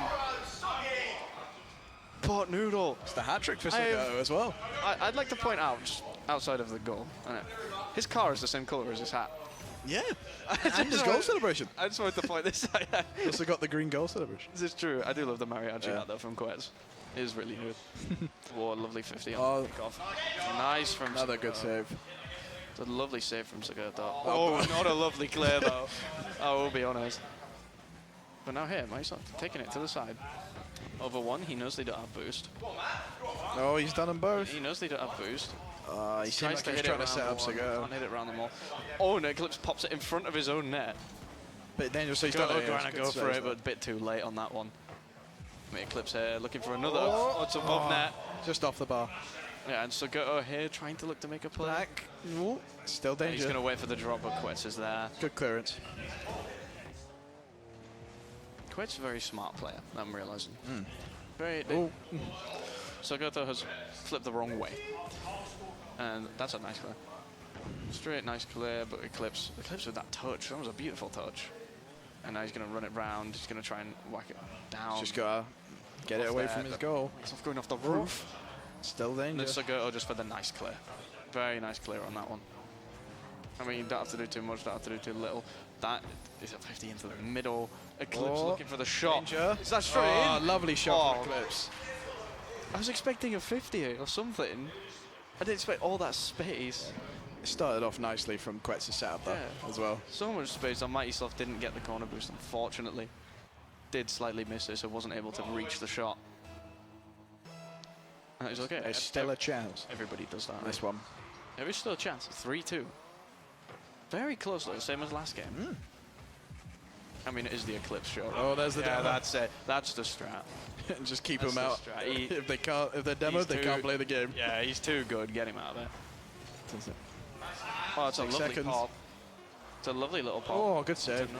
Oh, with the shot. He's got to keep it up. Lips. And I think he's just dead in the middle. Unfortunately, unfortunately, they couldn't keep Dead it up. ball but in the that's middle. Game 2 going to There's Olga. I definitely think they're more warmed up now. After yeah. seeing that game, after the first one, you can tell the mechanics are there. They're coming back. The game sense is definitely better than the first one. But we're 1-1 now. Yeah, we are. It's now even. We have. So they both warmed up. I'd call I those. don't know who's going to win this. I call both those first two games warm-up games for both of them. I mean, they are. Yeah, that's Catalyst got theirs. Olga just got that one. If you got a prediction right now, predict which team right now. I don't know. I'd have to go Olga. I'm I gonna think go it'll go 5. I think it goes old guard, but in 5. I'm gonna go the old guard. But here, look at all this space they're able to take. Oh, and he's going for the double! Oh, that's lovely! There you go. That is lovely. See? He's been joshing him.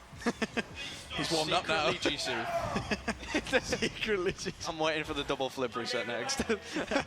It hits with the... That was beautiful. Lovely start, lovely opener.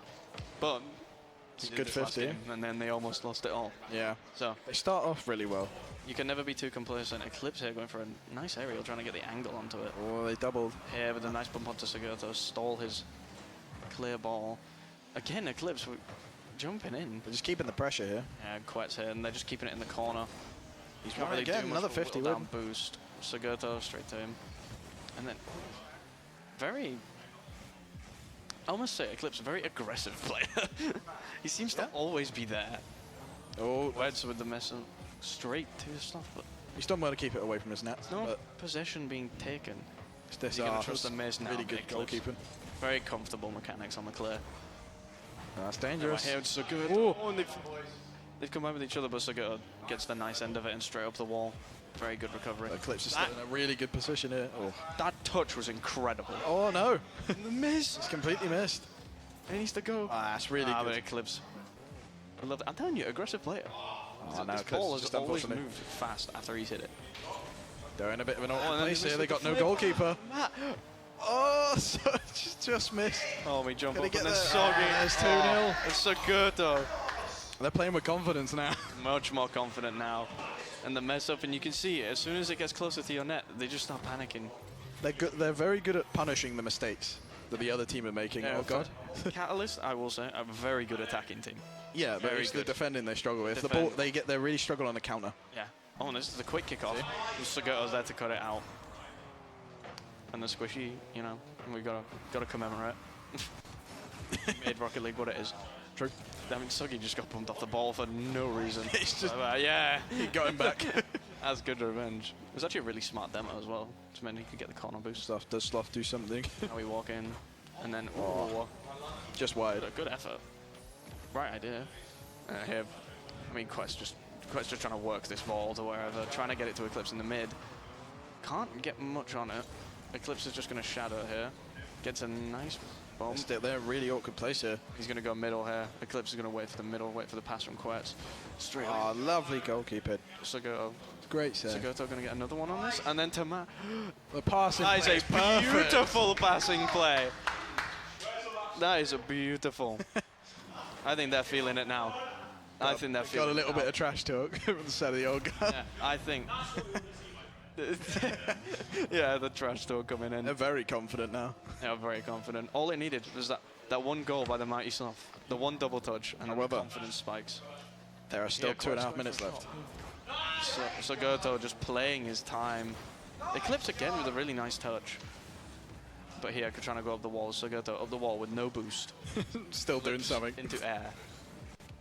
And now, what is this dribbling? That was peak dribbling. That was good. Then Just here, controlling Mighty the Sloth ball. just with the 50. Oh. Oh, now we're in danger There's a territory. small, lovely Oh, bump. lovely bump. And the cross to mid. Oh, and no! the own goal! He's The own Quetz has goal! forced that fully. We'll Oh, definitely give that no. one to Quetz, but yeah. Oh, he's forced this really well. Full credit to Quetz. Yeah, Tries to Sloth cross can't it do in. anything about it, but Oh no, tries to cross it in, but the Mighty Sloth, after scoring that great goal earlier as well. made one accidental mistake. Oh. But that's all it takes. I mean, that's all it takes. It does happen. Still 3-1 up though. So nothing to get too disheartened about. I mean, Rocket League is a game of seconds. and here So- Quet's taking space, trying to look for the 50, but beaten to it by the Mighty Sloth. Oh, a lovely 50. Now, Sagoto. Oh, he doesn't go for the boost. Sagoto on the ball, tries to get it round Eclipse, can't really get it round him. He's just passing to Eclipse. Just looking for a clearance, but passes it straight to him. But does beat him to the cross. Quet's knocking it into mid. Now Quetz has He's given slowed it up already. Oh, he's just hit the post. So close. Oh no. And, oh no, and the tables have turned. We can get this little We're in pass that across. Oh, he's Now trying he's going something. for a Doomsday Dash. Oh, he just couldn't. He was slightly. Oh, Is he he's able done to- it. oh, Oh, he's it's over great. off the post. Great save. Quetz. Oh, and it's finally Quetz has gone got in. to- One more goal. That's it. It's the panicking. They nearly. the panic. See, all that time. It is a game of seconds That is a after all. lovely finish, by the way. Through 3 people, including your own teammate. Yeah. But it works at the end of the It's day. beautiful. Sometimes you have to use your teammate as a fake. We saw that by Mighty Sloth a minute ago. Yeah. It worked though. I just thought he was orange. Anyway. But no, he's moving. The dribbling's But nice. You've got Eclipse in there, like Just driving backwards. block there. I mean, Sugoto wins 50. the 50. Slight. Control's still there. Won it, but wasn't the last to touch the ball.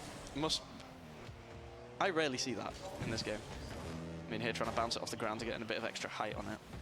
And now Eclipse. Give him some time. But Mighty Sloth just not giving him that time. It's just unfortunately and Mighty missed. Sloth has just... He is flown. Let's say it nicely. He's gone to get boost. Oh, he's done them both. Beautiful. It's a lovely goal around from the Eclipse. keeper. He's done both of them. Lovely ones. Eclipse now, that's twice in these games. As soon as he's put in a 1v1 scenario, straight in. No questions asked. Doesn't do anything spectacular, but does it right. Yeah. And now, all Still of a sudden, 45 seconds. Anything can happen. all of a sudden, 3-3. We're back to this. Quet's going for the weird cross. Great clearance. Lovely clearance, and now Eclipse is out of position with no boost, and he's been boost starved. Quet's here. Look. Soggy goes for the Soggy demo. going for the demo, not able to get it very quickly. And now, Quet's going for another hit on in the 50. Double commit again. And now here we go. Now the play's slowed down slightly. And then we're going to have Mighty Sloth here. Well, everyone's missed it. Trying to take the boost, but no one realizes the boost has already gone. And the boost is back now. Waiting for Sugoto. Do we see a last second goal or do we see overtime?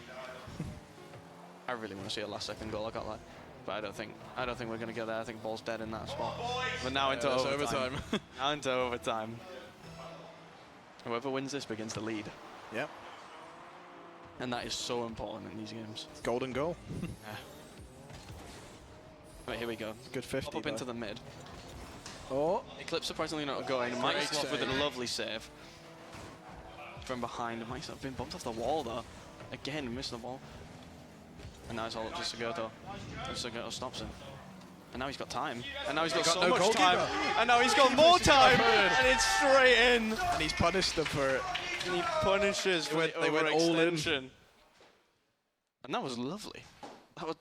That game, I'll be happy to say that's the best game so far. Yeah. Minus the own goal. Anyway. No, but that's what we want to see. The own goal. Stuff like that. The own goal was lovely. It was funny. It was like a little team effort. A little team effort into the own goal. Yeah. Oh, yeah. But no. How are you faring so far? Keeping up? Yeah. Keeping up fine. It's just I mean, practice of just watching. There's not really much to say. Like, it's twos. It's hard. We'll Yeah. admit, threes easier to cast, much easier to say a lot more things about. Twos is you're kind of just mentioning the same things over and over in different contexts. But they're Here we go important. again. This is the messiest kickoff we've ever seen as a start, and then Seemed straight up. Seemed like Sloth was using Sugoto as a cover. Oh yeah, 100%. I mean, hasn't he Quetz been has doing won that the all 50. game? But no, here with That's Quetz. a lovely crossable. Can't really get the angle into the net, and Mighty Sloth just for the clearance here. But Eclipse reversing into the ball. And he steals his boost, so Mighty Sloth has to go find some boost with Sugoto just lurking at the back. Ball comes in and Eclipse is Lovely first little to pass. it every time. Oh, there's no one in the middle. No one's there, and Quetz is not there to pick it up. And now as the play slowed down a bit, Mighty Sloth just trying to get an opening here and just can't find anything. He's not going to find anything, and then Sugoto just coming in. Big Fennec hit ball, he's just- and it's open. Oh, And the post! so close. Straight off the post. And now they've got to defend. But there's nothing. Oh, he's not I'd say put that in a put good it- Not position. again! Oh. Not again! It's Quetz again. Not again! It's Quetz again who's forced the own goal. Quetz is scaring them that much. They just have to score on goals. It's just that presence. It was the beautiful passing play in the wrong net this time. And that is beautiful. That is not how you want your game to start. No, but this is beautiful. Still 4 minutes. Yeah, and Quetz again off the wall. Just a nice little pop into the space. Goes for the flip on, and then Eclipse here should have a lot of time. Has so much time here, is able to take a few touches. Goes for the side 50. Another good 50. Mighty Sloth's not having any of it. Here comes Sugoto Sugoto. here jumping into the front lines. He's wanting a bit of it now. He's been sat in net all game. Look where he wants to get Look where that got hat-trick. him. It got him a goal. He wants another hat trick. He wants the hat trick. Well, he got the one in the last game. He wants That's another true. one. That is true. But here, trying to hit it into the corner. Goes straight over Quetz. Quetz not able to get the best clear on it, and the keeper's jumped out. It's a good save by the Very keeper good there. recovery into that, though. Very smart. Now, Sogoto. Pressure's still on, He wants though. to take pressure here, take space. Oh, the cross into it, but no one's there. Oh, there's a demo. A nice demo. Actually may work in his favour unless Eclipse is really fast with this shot. He's setting it up. He was fast, but not... He's still in... Not accurate, not there, not again. Not again. I'm scared whenever they go in front of net now. Whenever I'm Quetz is near the scared. goal. I'm scared. And now we got Sogoto, just trying to make a play with no boost. Gets it round one. Forced a good 50. Can't really get it round the second. Oh, he's That's faked a out one of lovely them. angle for a nice shot. Really good save. Onto that, and then Quetz again just being able to just walk it round this right side. They really like the right side. We've barely been Nearly a raw one. the weird... I don't even know what to call it. The bump 1v1? It's not really a thing. But no, He's a here's little bit Sogoto off with the being a raw dribble. one. Sogoto with the dribble. Oh, the might! He's missed the sitter. He's missed the ball. He's missed the sitter. Rule one. Hit It's a the lovely ball, pass across and then goal. Eclipse Yeah, capitalizes. So remember what I said about the previous game? Yeah. I think they got worse. I don't know what happened. I think they heard our predictions. I don't know. They wanted to make it. They wanted Yeah, to, true, actually. They Well, heard us just think wanted we're to going to get win. game 5. Yeah, They just want- want to they see the want game. a game They five. want the exact prediction. That's Yeah. why. But no, here we go. They want that 3-2 to make it look straight up the wall. closer than it was. But we'll see. Passes it to them, and they double commit onto the pinch. Was Oh, inspirational. Soggy on the Nice, attack. really nice cross. Oh, he's again. Oh, it jumps slightly too early for that one. And then Eclipse here. And Soggy can't fantastic touch the plays coming ball. out from the other team now, from Catalyst. Oh, that's beautiful and it's play. beautiful. It's beautiful Took passing. their passing play and did it straight back to them. They just kept the ball. It's This like is they were their playing game. headers. However, are we going to see the curse? Are we going to see the curse? They are 3-0 up. And the 2 last minutes game left. was 3-0. This is the They same got a minute scenario. less this time, though. But I mean, the game goes that fast. There could be 10 goals in the next. There could be none. Yeah. We don't know. But That's here, the joys of Rocket League. Nice 50 into the middle.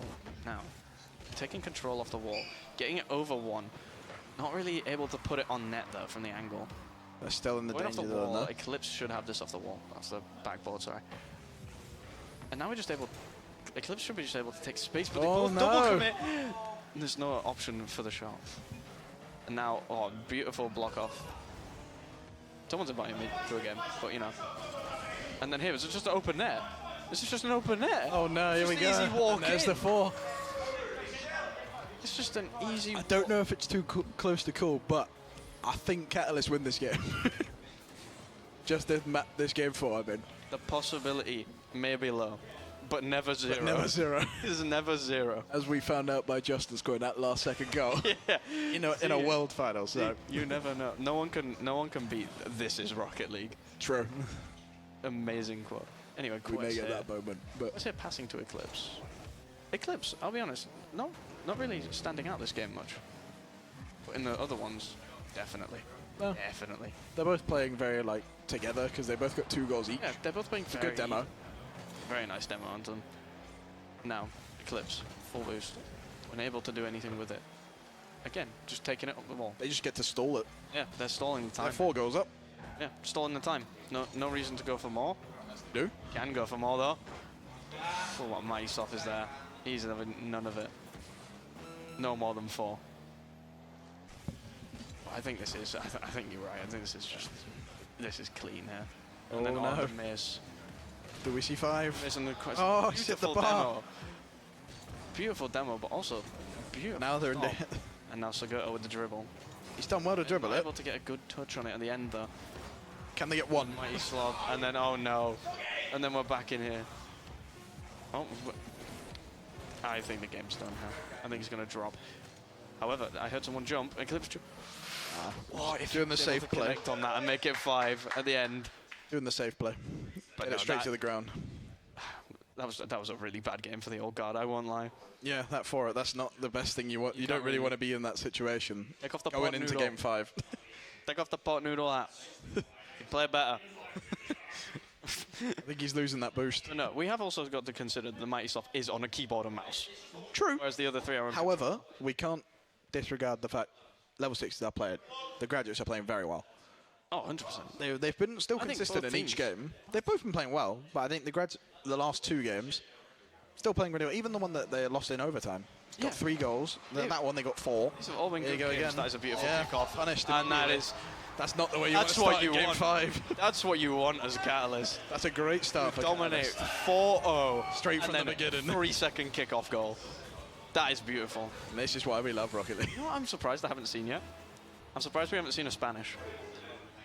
Yeah? I'm very surprised.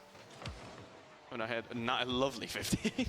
And the ball goes nowhere. Quet's looking to take it up the wall, so Goethe having absolutely none of it. And so Goethe here accidentally wave dashed off the wall. I think he wanted to jump off and flip it in. Still in danger there. Nice into the mid though, but Eclipse getting 1 touch on it.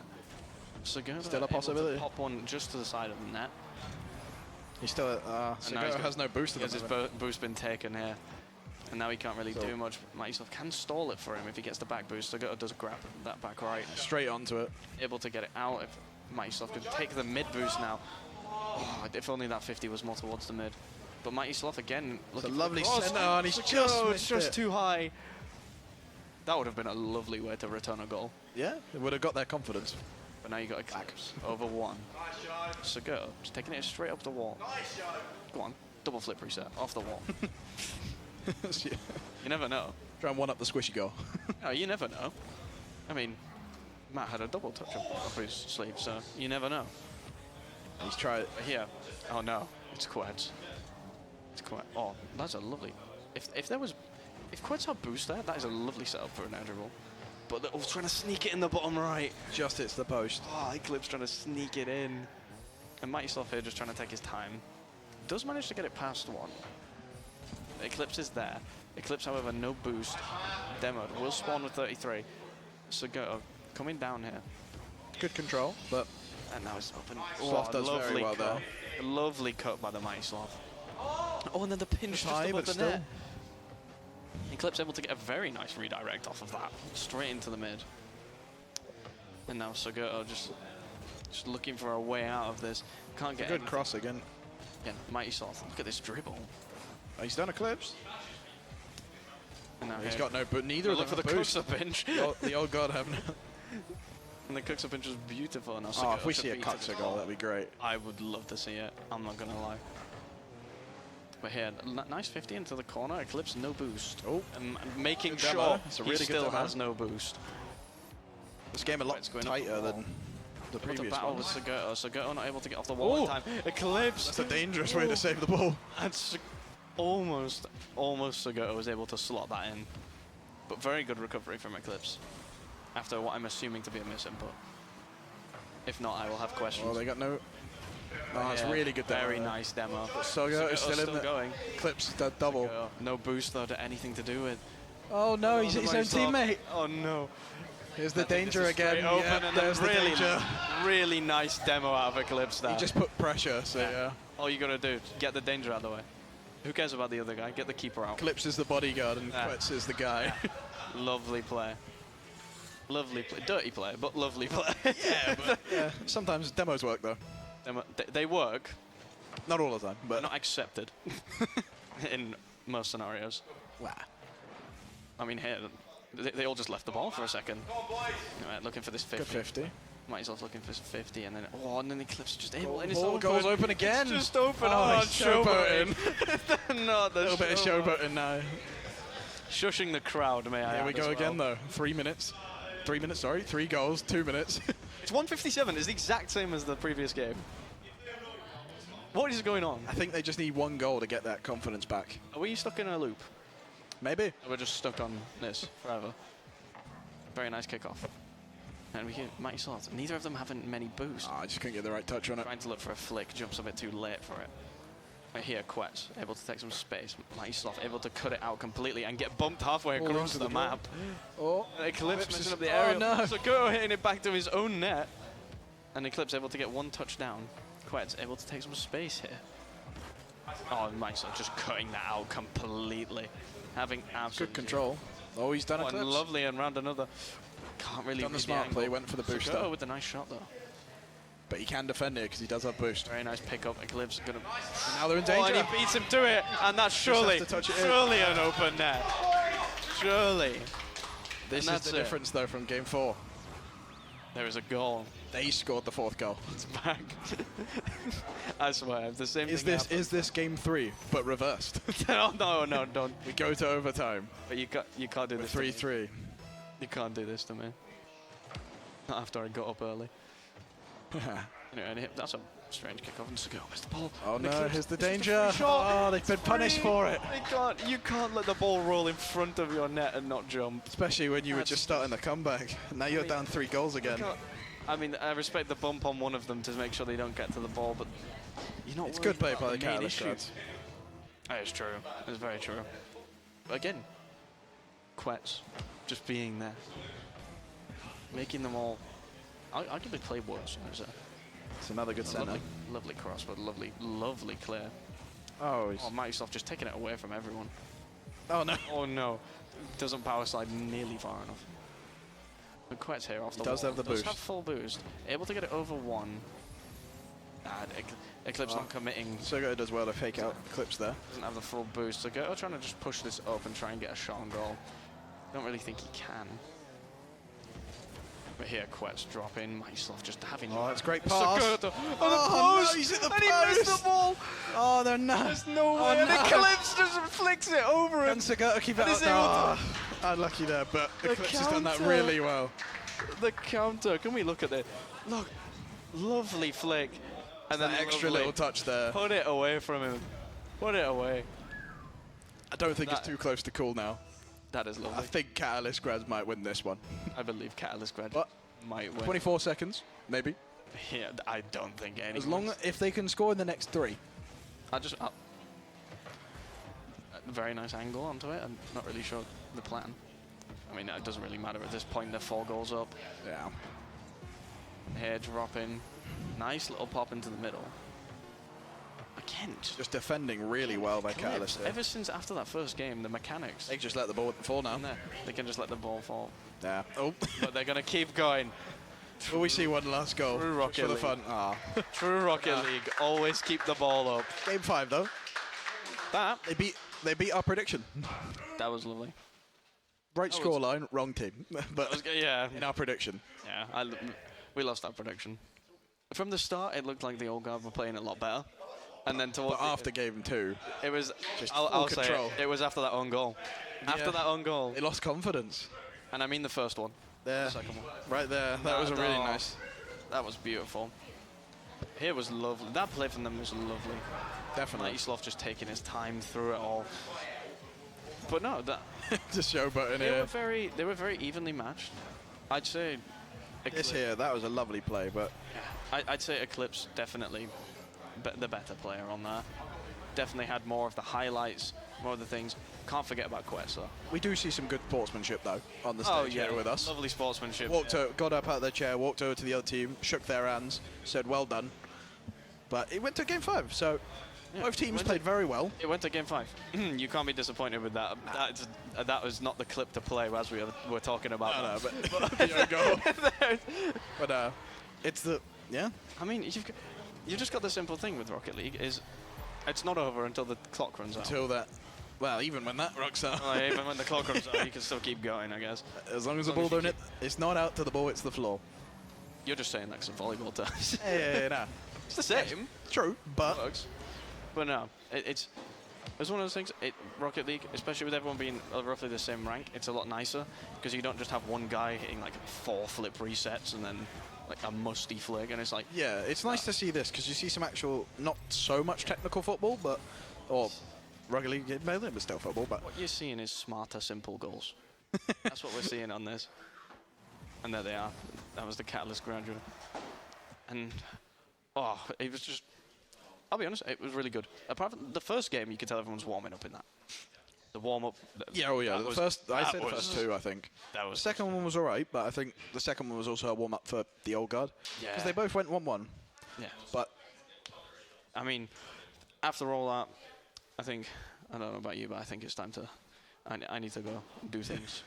We're not going to specify what. that's more- I need to go do things. Yeah. But so, after that, I'm happy. We're both bad at guessing, I guess. We both picked Old Guard. we might get it. We might get it right. on the We might next get it game. right one day. One day, Eventually, when we're 70, maybe. But anyways, for now, we will be throwing you over to a break. Be just behind you. You're not on the list, but I can get you inside. Use your mind, listen to my voices that guide you. Give yourself all the air you don't wanna fight. If you do, I'm gonna bid you a hard cold goodnight, baby. Hang on to your ticket, you doing alright. And if you don't trust it, hold it up to the light.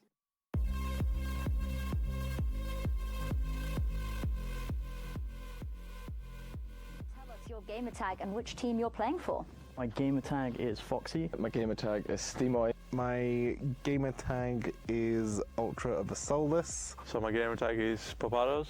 My gamer tag is Ollie Beast. Very simple, just my name, Howard. My gamer tag is Beasted D. My gamer tag is Anorman. My gamer tag is Dullest Spawn. I'm Gibbo456. I'm Jamwan. My gamer tag is Outsaheimerdinger. My gamer tag is Porcupine. My gamer tag is Quetz. Our team name is the Catalyst Graduates. So have you heard of Campus Clash before? Yes, I have helped run it the last 2 years. I've been the player manager for my respected year, and it's finally time to play. I know it's an amazing event that brings together a lot of people. I can't say that I have, but it intrigued me when I did hear about it. Absolutely nothing, to be honest. Yes, I heard of it last year, but I didn't get to participate. Not a lot. I played last year. Mostly I'm here for the vibes. I am like the vibe merchant, I believe, for my team. I found out about it this year. I'm about to graduate this year. So it says I have Just in time? Just in time. I'm actually quite excited to partake. It's quite a fun little event. For me, it's a great event to get everyone together. I participated in it last year, where it's opened up to some of the rest of the uni, and this year that's opened up even more. And yeah, it's just a great event where, especially people in their last year, everyone can kind of come together and have a last hurrah. Yes, I actually played in it last year. Now, what does Campus Clash mean to you?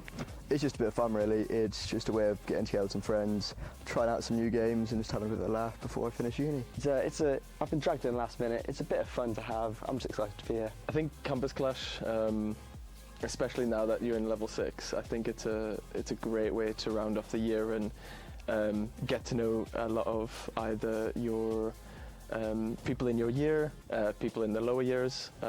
It feels like one last sort of final get-together, final hurrah. It's fun, you know. It's a great time for everyone to come together at the end of the year, just play some games, have fun, not take it too seriously. It's just like a fun tournament to get all the different levels of students to play against each other, have fun, just enjoy the games. Maybe some competitiveness can be in it, but it's mostly just for fun and just get to know people in all the different other years. Well, it's like a big family's finally got some like tournaments and events playing with others. It means I get to get destroyed. I get to play against all these alumni and they just destroy me. That's what happened last year. That seems like a good, friendly, in-university tournament. Who are you looking forward to play against? I think every year, because of some beef, it'll be the alumni this year. Respectively, most of the years that we've played against them, they've taken titles off us. But this year we have some very strong players from their respective titles. We have some good players in shooters, in MOBAs. So no, I'm very much looking forward to beating the alumni this year. The first years. Honestly, not particularly fussed. I mean, the more that I can go up against, the better. It just shows me whereabouts I am in comparison to everyone else. I want to be in the top half. That's my goal. I just want to be in the top half. That's it. To be honest, all I know is that the alumni team is really good. I know nothing else about any other team of the players, so I'm kind of going in blind, and I'm just going to see how it goes. I guess for the Valorant, against the level 4s, I know 2 people, JWB and Sin. I've played against them sometimes, but I think it'll just it'll be fun to play against them. That's for sure.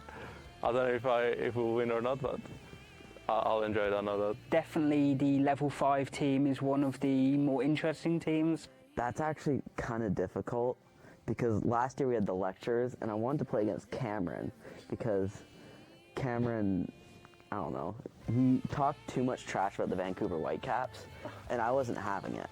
So now, I guess probably I want to play against Harvey from the Alumni because they 13-0'd us in Counter-Strike last year and I can't really let that happen again. Natalie, Backshots, Sakia, Edie, Anarchy, and they're all free.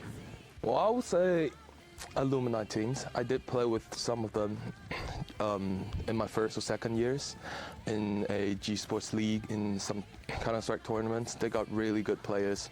I think they got 2 or 3 FACEIT level 10 players. I gotta say, level 5. Who would you say is your biggest competition? I'd say my biggest competition is probably specifically the level 5 League of Legends team. I think I've worked alongside and played with them for many years now, and this year it'll be whoever gets the title between us. They have some great players, some well-known people within esports. So, game on. I think it feels like we have quite a strong team across the board, across all our games. So I don't think there's one that I'm particularly worried about. Maybe level 4, but yeah, there's nothing particular that has me worried. Probably, I don't see. I know some of the level 5. I don't know that many of the level 4s. I know Alumni are they're kind of a wagon, so it's a bit of a difficult deal to beat them, but yeah. So are the Alumni team your biggest competition, your toughest competition, or is there another team that's got that spot? I'm not sure about the other years, but for now they're the biggest competitions for me. I think there's a couple level 5s that are really, really good. To be honest with you, I think everyone out there is looking quite fierce. Again, I think we're gonna dominate Valorant, I believe. But then there's some tough people out there. So it's, in my opinion, it's anyone's game. I can only really comment in regards to the people I know in the different teams. I think Pokemon VGC is going to be dominated by a specific human being in level 5. Okay. I'm hyper confident on that, and I'm very afraid. I'm thinking the level 4s because. Yeah, they're just starting off, but they've also got quite a lot of time on their hands. I can see them just practicing like hell, while level 5s and level 6s, they don't really get that luxury because we're so focused on our education first. I love that accent. The level 4s is just, okay, I just need to figure out how to live. Everything else is fine. It's secondary to that. I would say the biggest competition would be probably in League, at least. Against the level 5s. I know they have a pretty good, strong team, so I think that will be like with Uni and Oracle and Grads. That's a strong team, so I think that will be the most competitive game that I'll probably play. So what are you drinking at the after party? It'll have to be probably a double JD, honey, and a Coke. Probably some sort of spirit, whatever gets you drunk the cheapest. That's what you got to do. You got to find the highest alcohol percentage for the lowest amount of money. Lots of things, probably. Probably some cocktails, maybe some beer. I'm not too fussy, just not wine. Oh, it's gonna sound tame, but I like a cider. I do. Oh, the alcohols I like. I like ciders. I like rums. Definitely gonna go for some Captain Morgan. Oh, okay. Some Kraken, one of the two. Anything and everything that is put in front of me. That's a good question. I prepare some Chinese alcohol for everyone. I bring 3 bottles of them. I think I keep it nice, simple, nothing too exciting. Sadly, I'm just a vodka and lemonade man. A bit of whiskey and Coke, a bit of Jack Daniels. I want to keep it classy. Amaretto. Maybe a Jack Daniels and Coke. Just copious amounts of alcohol, honestly, any type. The tears of my competitors. Give us your best joke. On the spot. On the spot. Jeez. Right now. Oh, you caught me there. I'm not a jokes person. Right now. Oh shoot. Ganon F smash. What do you call an alligator in a vest? I don't know. An investigator. What is a car's favourite breakfast? No clue. Traffic jam. Thank you. Yeah, you ain't getting one from me. You ain't getting one from me. It's fine. It's going to be my KD after these games. Okay, not particularly a great joke, but what do you call a policeman with one eye? I don't know. Cyclops. I don't have one, but just look at JB's hairline. No, I couldn't say I've got an appropriate one. Ah, I think that's the problem. Campus walks into a bar, it clashes. Look, I told you it was terrible. So if you had to pick one of the lecturers to queue games with, who are you choosing? Probably I will say Cameron's. Ross has to have been the fan favourite over and over. Oh, it'll be Cameron. That's just going to be hilarious. Josh? I know who I would have said last year. I think for this year, I'm going to say Phil. Ooh, the only one I played with before is Cameron, so I'd have to go with him. And you're willing to do that against yourself? Yeah, I'd have to. Bit of fun. When we're looking at like the best choice, Cameron's not very good, so take him out. And then, what do you have? Josh, Phil, Tom. Pedro?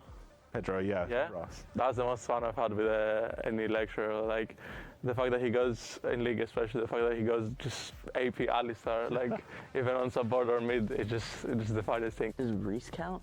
Phil is a chill dude. Reese is really good at league, but I don't know if he's played like anything else. Yeah, so I guess I'll go with Josh. Coach Kyber, Reese, with the amount that man's doing currently, I just need to absorb some of his knowledge by osmosis. Oh, Josh Ferguson. I was thinking oh that. no! I was just like... Oh no! I got lost in the multiverse of Joshes. Ooh, Ross. Ross, okay. His health might get in the way, but he is a solid just gamer in general. I think his mental as well. Can always get a laugh, can play anywhere, can play anything. If you've got him added on Discord, you'll see him on Yu-Gi-Oh! To building a zoo, to playing League, to that man does anything and everything, and he's pretty solid at it. So yeah, Ross, absolutely. Mike Beardwood. It just keeps popping up. It always goes back to Mike. Finally, who is taking that trophy home? Who is winning Campus Clash 2025? Us, but we're doing it in style. You know, we're gonna have fun. Level 6. Yeah, if I didn't say it, I'd be letting my team down. Level 6. I mean, with lack of information, I might as well just go with Catalyst graduates. Us, obviously. No doubt about it. See, they may put us in Catalyst to graduate, but they can't bring us down. They can't stop us forever. Oh, us, obviously. It's our turn to take the crown as a Catalyst graduates. I feel like it's going to be the level 6s. Well, so I know very little about it in general, so let's throw a shot in the dark and let's back ourselves, even see what happens. Is that a question? It's definitely going to be level 6. Well, level 6 are winning. Easy? Yeah. I know nothing else but anyone else, but we're winning. I'd like to say the Catalyst graduates are going to take it home. Of course we are going to win. I mean, who else? Of course, it's going to be us. Surely the level 6 are the favourites, right? Can you give me...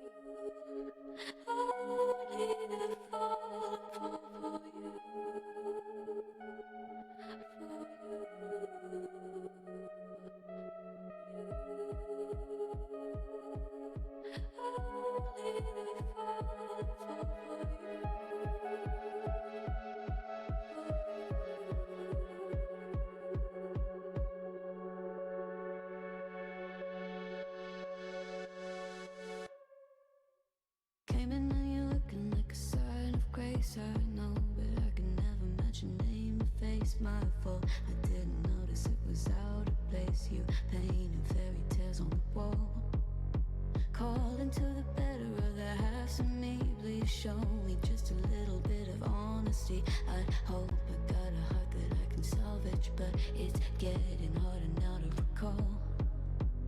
I know well, but let out both try. You could have anything you wanted it all for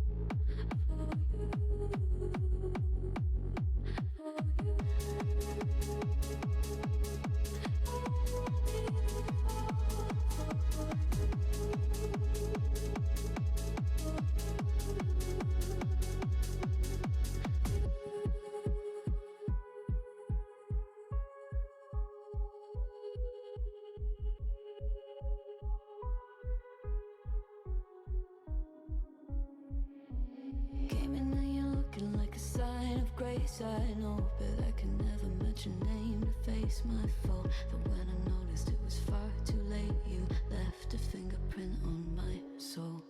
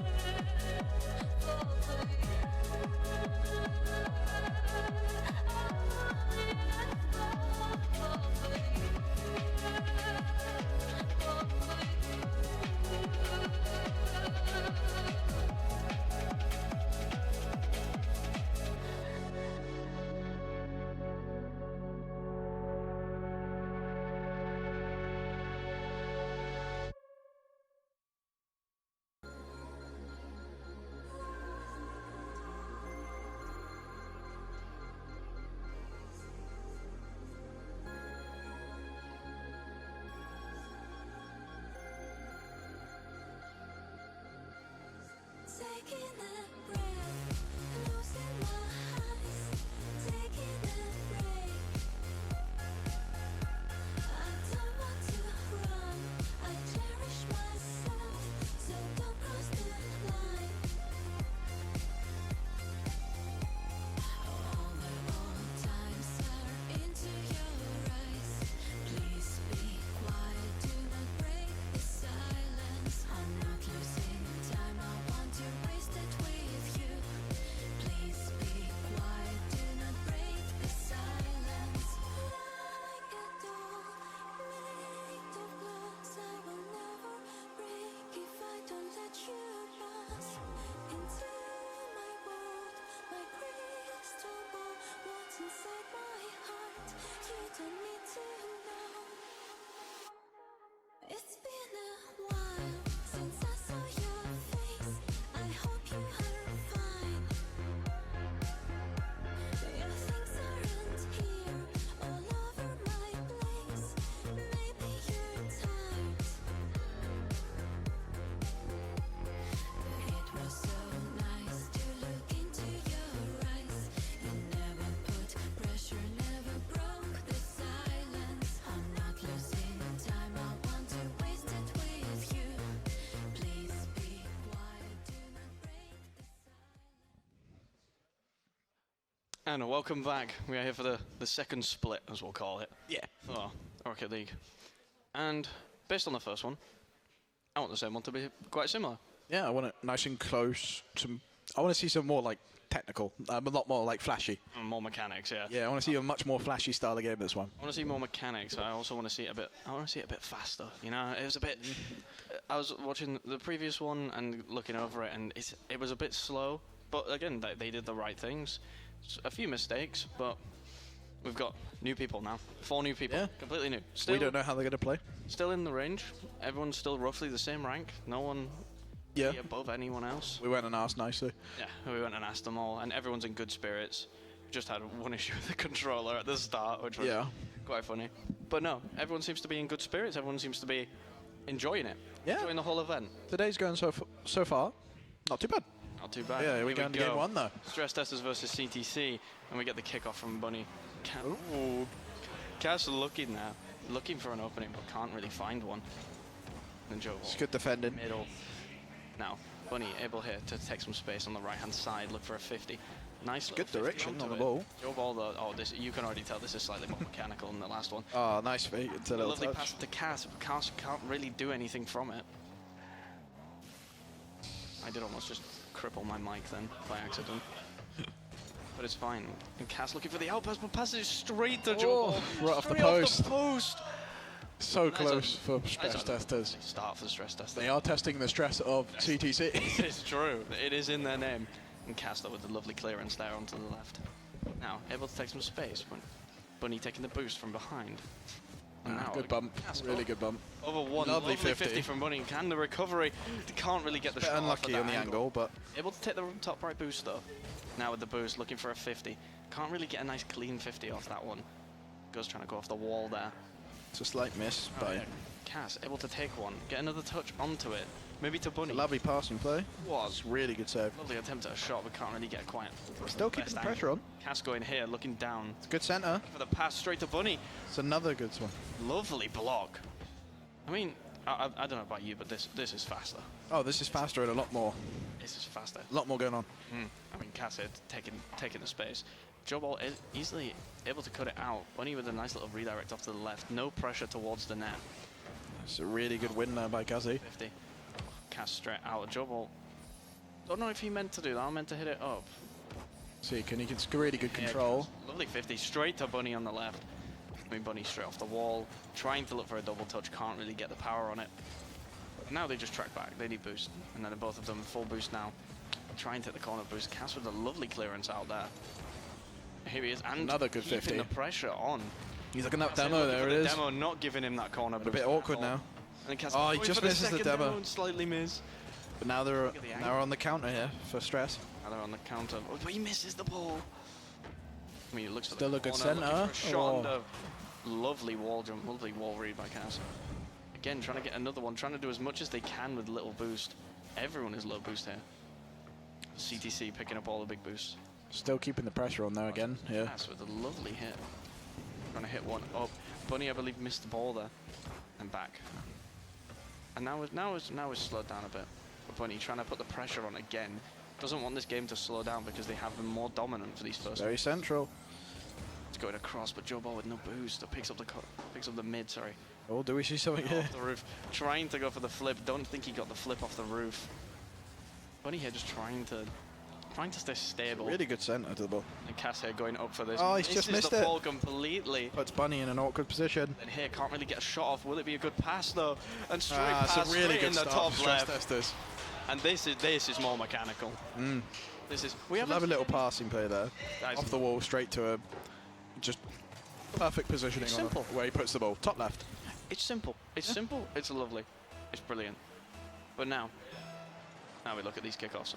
We've initiated the speed there was a speed kickoff. Yep. The speed kickoffs are coming in.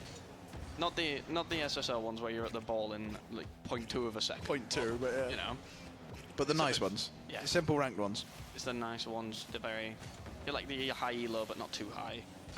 Here looking for the cross. Cass able to cut it out. Still doing well to control it. Able to do much with it though. Oh, lovely little touch there. You know, able to do much. Trying to jump. Really good defending. And Bunny here takes the boost, and then they have to take the space here. When he goes for the shot, expecting him to be there. Plays it smart and safe. Going up with the wall. Oh. Going off the wall. Went for a quick centre. Doesn't commit because hits too hard off the wall. Very, very nice strategy. But it's still possibility here. That's it, going for the double. Oh, he's forced it to his own net. Oh. The pull shot. And that is lovely. Pull shot in the best way. That is lovely, lovely. Bonk. Conserves his boost off the bounce off the wall, the redirect. And just notices that player waiting. Doesn't get greedy, gets smart, and that is beautiful. Lovely kickoff from the start. Cass going for the. Oh, they double. Oh, and they double commit. They can't pressure it much.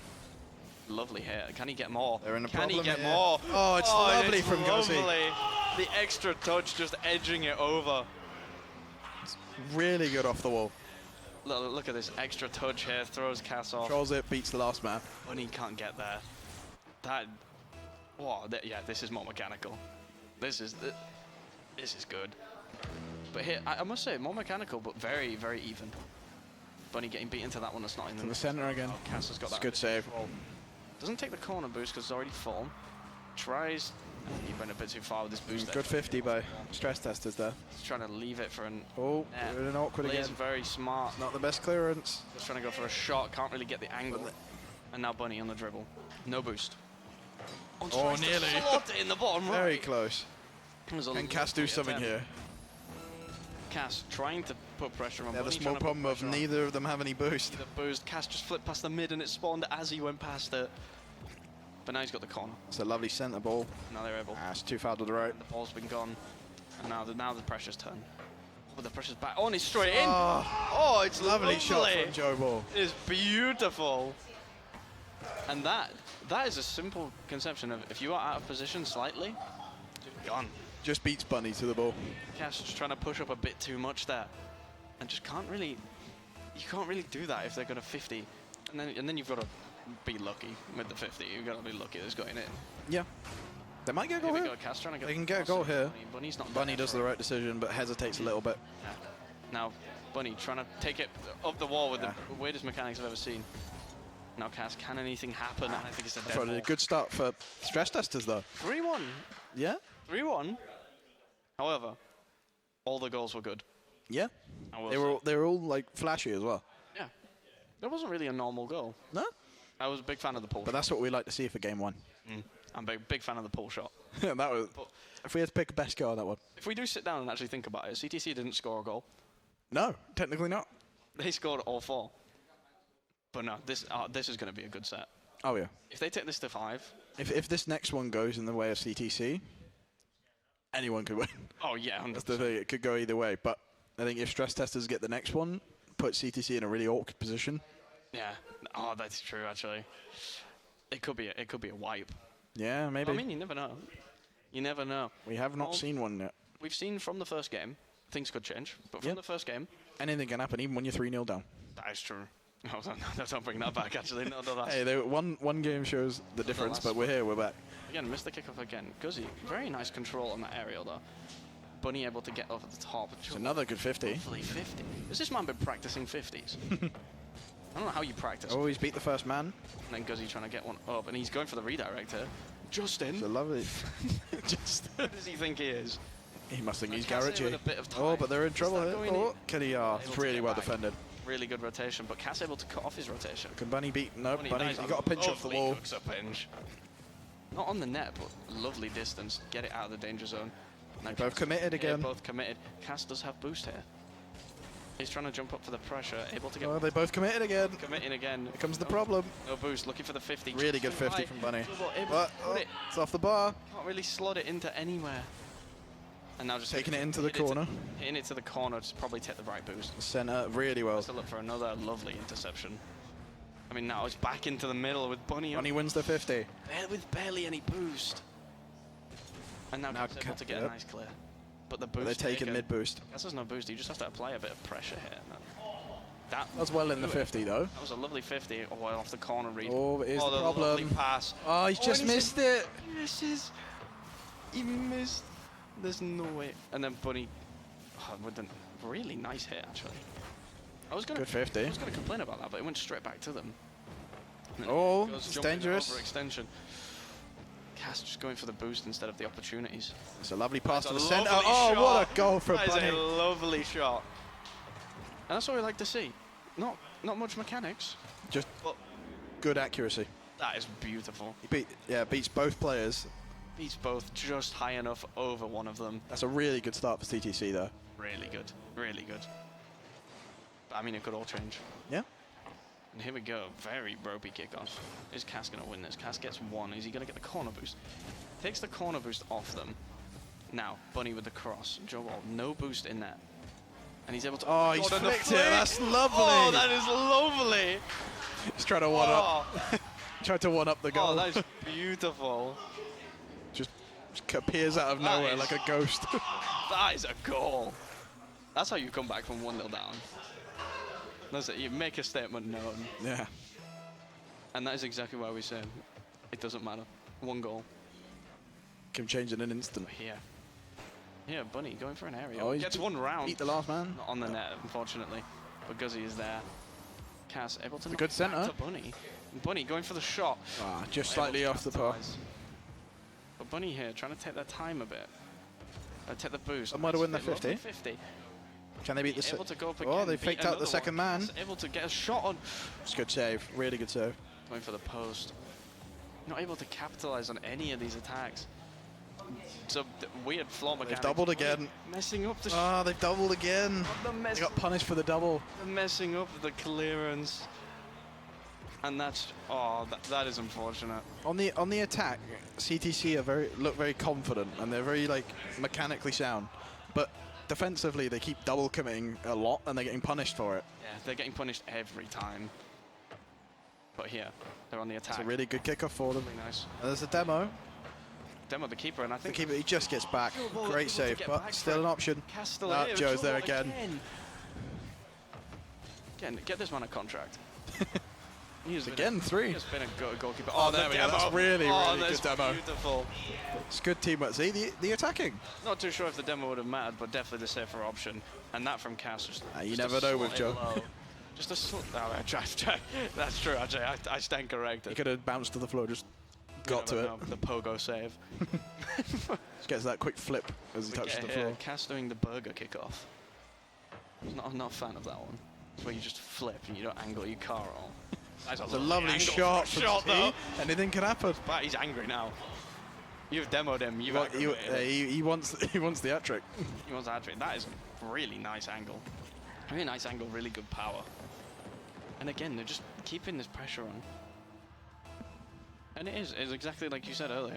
In defense, they panic so much. But on the attack, they're fine. Yeah. They played really Oh, there we go. It's a That is a lovely Oh, angle there you into go, the see? bottom right. They're both being punished That on is- defense at the moment. Oh. It just beats this first man here. Cass is very good at these smart shots. So he knows he's coming down off the wall. He knows he can jump off. He just has So to if he- angle it right. If he hits it low and along the ground, he can't get to it. And then Joe just not getting the perfect rotation back for it. And now we're at 3-3. Nice kickoff, very standard. Cass just trying to get it up the field, trying to apply a bit of pressure. That is a boom down the edge of the field. And Oh, they've hit each other. Again! There's the double. They hit each other. Recurring theme. This is a lovely read off the wall. I think on the way down, Cass accidentally hits Bunny's car, yeah. That's a lovely read off the wall by Guzzi, though. That is amazing. It's a very good shot, though. But now we're at this point. It's 4-3, and the same things happen. And there's still a minute 40. The same things happen 3 times back to back. And Bunny missed the ball again. And there's the mechanics. It's a lovely centre ball, though. Going for the cross, but Joe knows he can't make it, so drops back slightly. And Bunny going up for that, trying to stop the double. But then the cross coming back into the mid. Bunny able to clear it. Now, they need to try and take some space here or take some boost. It's a lovely centre ball to Joe. Cass gets some boost and should have a free Yeah. ball. Cass takes the free ball here. And he's Does gonna he do something off the wall here? He's going to try and get it across. Just couldn't control the ball, unfortunately. Going a bit too fast. But that's a lovely hit by Bunny. Yeah, Cass Maybe chased able him. to pop a shot on net. Now, but Guzzi is there and very comfortably saves. Oh, unfortunate pinch in the wrong That's direction. with the pinch with the wrong way. But able to recover slightly. And then Bunny able to take that boost. Very well left by Cass. Now they're looking for an opening. They're looking for a cross. They're trying to draw the defence away from the goal. Here the potential doesn't jump high enough off the wall. And Cass knows he's got to play space. He knows he's got to play all of it. He's done well to win that 50. He's just keeping the ball in this area. He's bumped Joe. Bunny able to get one. Is Let me that get it. in? Oh. Off the post. And Cass able to lovely shoot. save. Lovely. And this is more intense than the other one. 100%. And Bunny with the... Oh, Whoa! It was on target. Ceiling shot. It's a wonderful save. Lovely A really, really save. good shot as well. And Cass with an... Oh, with a so just hit the post. Really intelligent 50. Trying to keep it in the air because they're trying to whittle down their boost while you're still up. And now there's the pressure. Here's the on. problem. And now it's around both of them, but no one can get to it. Joe may be able to get Oh, one. nearly Can't oh, he's done get him. Much. Can't get He any. just got to keep the ball up. And Bunny keep. We see a last second goal. Bunny keeping it up. Cass needs to come up with. Cass able to pop a shot on net. Back up in the air. Bunny's got Bunny able minimal to boost. capitalise now, Really and hits well. it straight into the ground. Lovely block at the end there to just get it out when it's in front of your net. Stop the play. But this. Oh. It's a good game. It's really close. Even though the score says 2-0, 2-0. it's still. It's been 3-1, 4-3. Yes, it's still been quite close as well. It's been really close as this one. Like the last one, the previous split before this was good. It was very close. This is close. It's also intense. And you're seeing people like you're seeing CTC now. They're not relying on playing well. They've got to rely on these like ceiling shots, and they've got to get creative with it now. Yeah, but when they do, if they can just get it past that first man, they're scoring a lot of the time. Yeah, they are scoring when they work together properly, and that's a lovely cut in by Guzzi to stop the shot. But it's also the same way. Stress testers are exactly the same way. They beat that first man, or they force that double commit. It always turns into a goal. That's true. See, They just seem to be better at it. Like here, looking for the cross. Can't really get an extra touch on it, but they can. They're still keeping the good pressure, though. Able to take a bit of space here. Can he get one more? Can get one more. And here's the issue. And then he can't get. Oh, but Joe misses Joe it. misses it. That's twice now, if I'm not wrong. Oh, but that's Bunny not a misses good it as ball out. well. Oh, and it's a mare for mistake, both sides. mistake to mistake. You know what that's like? That bounce really didn't favour them. You know what that is? That's you missed the ball. Oh, my bad. I'll miss it too. You know, we're all Gotta be even, yeah. I must say though, despite how intense this is and how close it seems to be, everyone still in good spirits. Yeah, still happy. Still happy. Still having They a are great locked time. in, but A great time. Crowd is filling up. Bunny, it missing. Fortunate miss from Bunny, but Cass comes to cover. The nerves might be getting to Bunny right now, but you never know. Cass could do something like crazy here. Thrive And in he these does. moments. They left that goal way too open. And that is it. That's simple. Like, he goes off the wall here. Every other time he's gone for a pass, why not go for a shot? Why not? He goes for a shot. They're not expecting it I think Joe was going after the boost. at all. And then he realised the ball was coming at the net. Yeah, and joined it up with the full boost, but not enough time to get back. Yeah. Now here we go. Happens so often. That's a lovely kickoff. Bunny can get a nice little touch. He's got a touch on it at least. A bit of a heavy It's a touch. good centre and they got He pre-jumped it.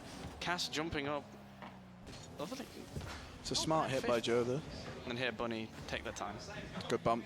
Bunny needs to take. Ooh, a bit of a heavy touch off the wall. I can't lie. They've done well to control it though. Not here.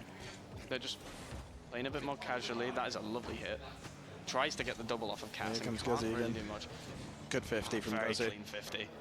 Very clean 50. Is he able to get one more? Is able to get one more, but not a clean shot. Now they're trying to move it up the field. Guz trying to cut out that pass completely. Cass just leaving the play. And he beats the last man, but here they come again. Cass leaving the play for that counter attack and no boost. Good demo. Really good Now we have the demo. If they can get this past Joe. Can he get there? No, he can't. can't. With the zero boost, he can't get But there. CTC into the lead. And it's lovely. And CTC, I believe. No, not for the first time. They were No, they've been. I think they've been fighting from the break every time. fighting every single time. Except for the game 2, sorry. Except for Because they scored first, because they scored really quickly from a kickoff, and then it was just crazy amount of goals. Here, Cass with the flick. flicks And that is it. love. Oh, that is brilliant from Cass. Flicks What it a over the flick. keeper. Wins this 50. Look at Bunny, straight the into the middle. confidence on this flick. That's that one's confidence. Yeah, that is the one's confidence coming through. Just standard flick, nothing special. Yeah, just nice little Definitely slightly mind games. mechanical. A little bit of mind games, but But yeah, that's it. 3-1 now. All they've got to do is hold this. or score more. That is true. They could decimate it, make a statement. Yeah, make a Never statement know. to the comeback. That's really well played by Guzzi there. And here we go, Cass looking for a Really good demo lovely from Bunny touch there. off the wall. Very good demo. Good 50 by Guzzi. Now it's 1. You just got to put some pressure here. The crowd Yeah, there's no extra man because they demoed them. got the demo. Very smart. Tries to get it over, can't get it over. I believe Cass jumped. Just going to beat Bunny there, but And now Cass we to got the corner. Cass with the corner read, maybe? Oh, Jumps a bit just late. misses it. But now Bunny's in an awkward position here.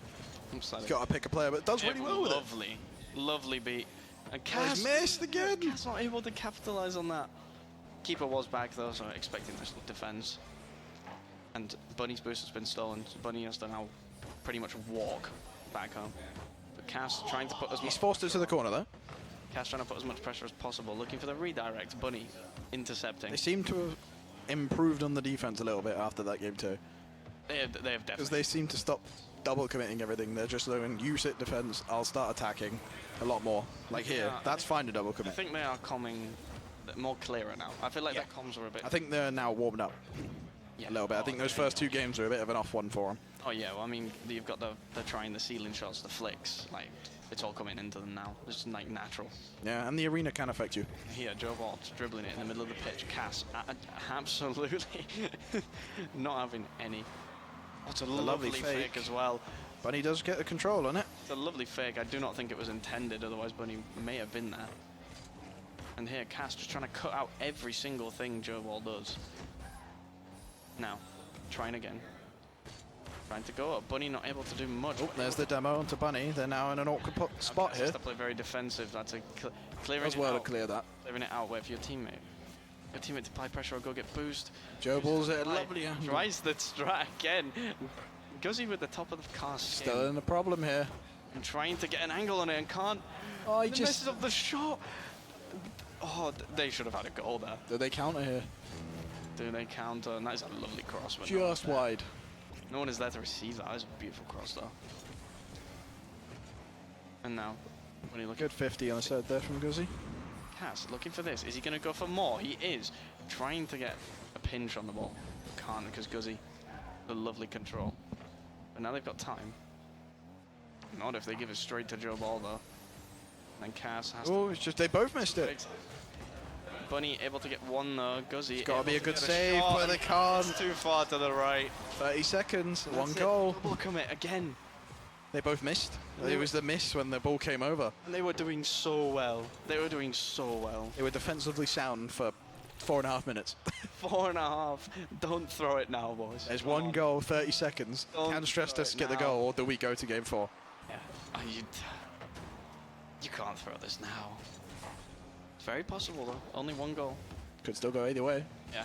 A Bunny here CTC looking could for get the their goal. cross. Another one. It's a lovely cross. Down, taking the boost, so Bunny has to make a rotation back.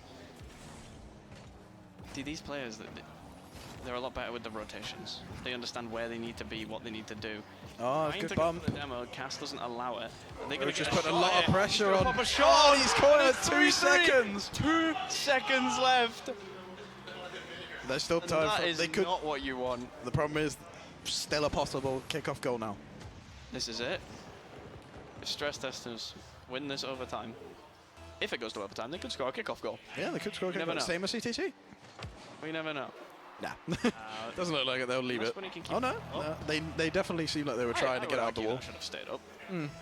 But no, here we go, overtime. Good speed kickoff. Wins Overtime. it. CTC, everything to play for here. They need to win this to stay here. Everything to play for, and the angle. A And he's cast, done it! and it's straight in! 7 seconds. Now, why can't they do that all game? Yeah. Why couldn't they have done it earlier? Yeah. That's it. But now, Thrive under the pressure. all in all though, The pressure of really good goal in the overtime. Nice little quick play off the kickoff. See, kickoff goal. very nice goals in there, though. Yeah. Very nice. The flick, lovely. The air dribble, amazing. Just, these These plays- scores in both these two games have been very similar. 4-3. Don't bring that back. I don't want to go back there. Okay. Why not? So no. Why not?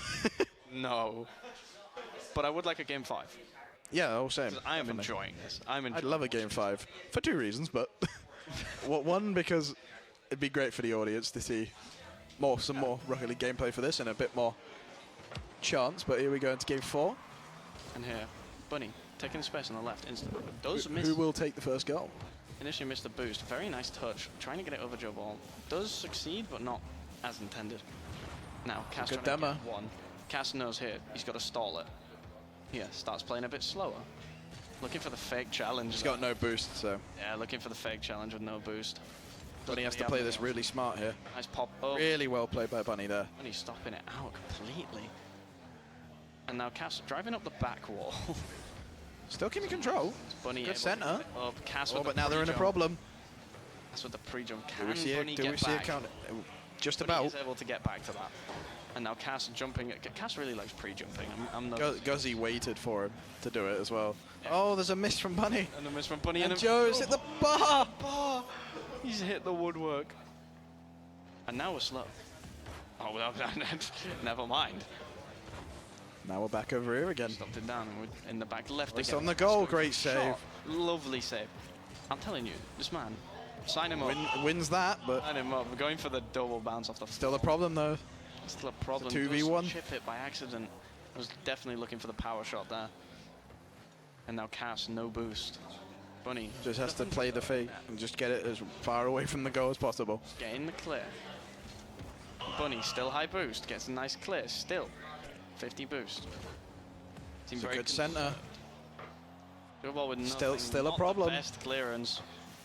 That's better. Bunny has Bunny. the cover though.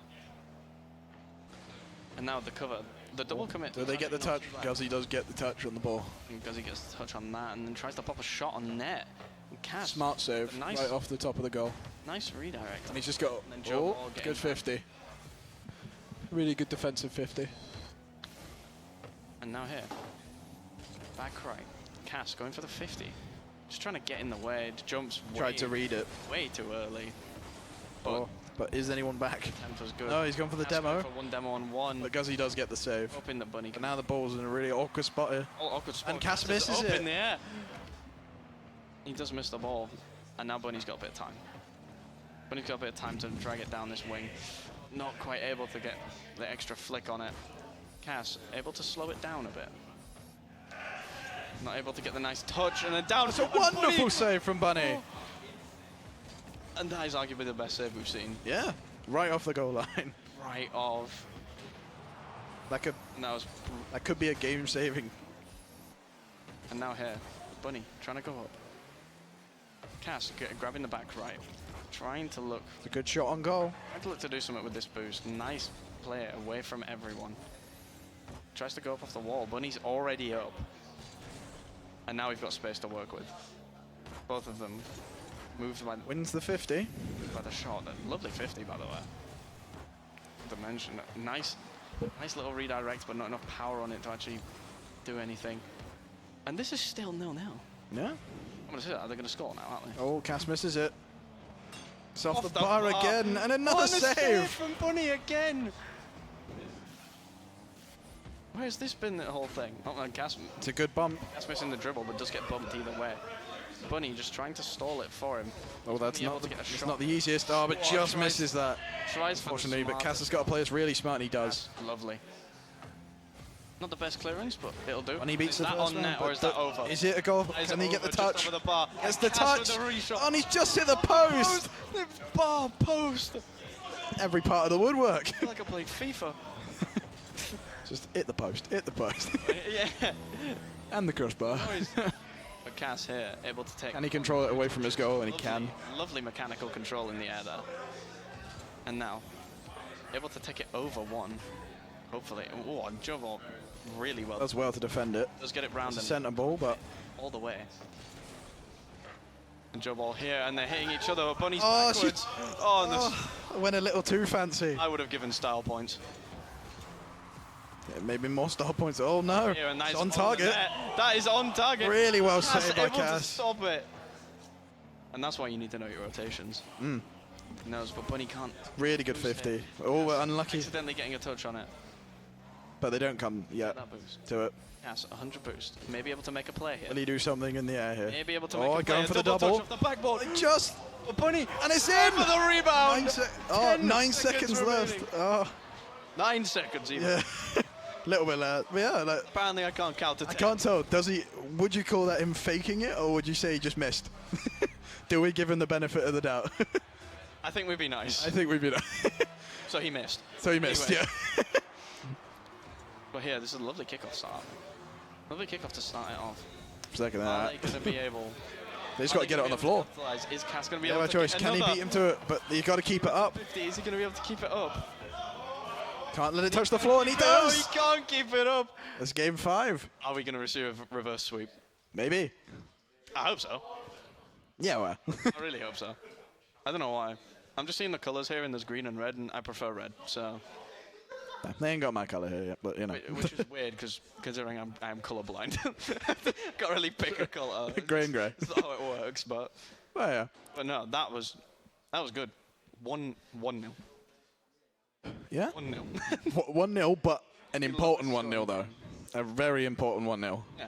The lowest scoring game, probably one of the most entertaining. Yeah, which is crazy to think. Some beautiful goals, beautiful But mechanics. here's game 5, straight from the kickoff. It's the kickoff, but Cass is there. Gets the connection to the centre, but Unlucky with the redirect. oh, but is it on target? Slightly off the It's net. not, but Bunny able with a lovely good 50 from Joe Ball there. Joe Ball here. Just trying another to one. force something to happen. Yeah, see, they've learned from double committing. They learned from the double commit. Lovely clearance now, but Cass taking the But here, it's up to Bunny here to save this. urgently taking the boost. Bunny here, just trying to take a bit of space, I think, on the right-hand side. Cass is up for that one. And I think the confidence is coming for both teams now, and this is going to Yeah, be... they're both going all out now. It's going to be a very close game, but one mistake and things change. Things change in an instant. Cass able with a comfortable clearance that wasn't there in the first games. Oh, lovely fake. Lovely fake, but can't really control it. Went a bit too, oh, unlucky Cass going miss, for the but redirect. Bunny's still going though. Understand that. And fakes out Guzzy and Bunny fakes out. beats the Bunny keeper. tries to Oh, what throw a it. goal from Bunny. Fakes out the defender, fakes out the keeper. Not it. Look, Bunny is fed up, but fine, I'll do it myself. That's how we're gonna win. But that's a really good start for CTC. That is really good. So Cass has had his dribbling flick play. Bunny's had the 2v1 play. Joe Ball had the amazing play. I mean, the only one that's missing now is Guzzy. And Guzzy had the edge ball though. True. But he's not got a ground one yet. But here, I mean, these teams are so evenly matched, and that's a bad ball into the middle. And he does it's well the to just demo get a instead touch of the on it. ball. Demo instead of the ball, always better. Cass has to get connection, and he does. Just hitting it up. Still Is that pressure though, because it could drop? be on target with really good save. Guzzy, I think, scared that was going to actually drop into his net. And now here, Joe Ball Still trying to do keeping the something. pressure on. Bunny completely cancelling it out. Bunny takes time, but has no boost. And now Cass, free ball. Oh, it's not bad clearance, Not but the able to wall, get the best roof may clearance, have. and Joe Ball is there. He's hit the post again. He's hit the post again. He's a woodwork warrior. Again, after that first Just keeps game, hitting every woodwork post. piece. Is he doing the woodwork challenge? Maybe. And here, Cass trying to get one on it, can't really do much. Guzzy's doing really well to Guzzy beat trying him. to go round. Bunny doesn't fall for it. And here, Bunny in the 1v1 situation. Can they do it Seen again? It before. They've We'll done see it. again. Oh my God! It's hit both posts. It's both. I've never seen beats so the much first. woodwork hit. Yeah. And here, can't get the nice shot on the net, but can look for the redirect. And Joe Ball getting one Good. up in the air. Bumps Cass again. Bunny getting rid of it, but Guzzy also dropping back.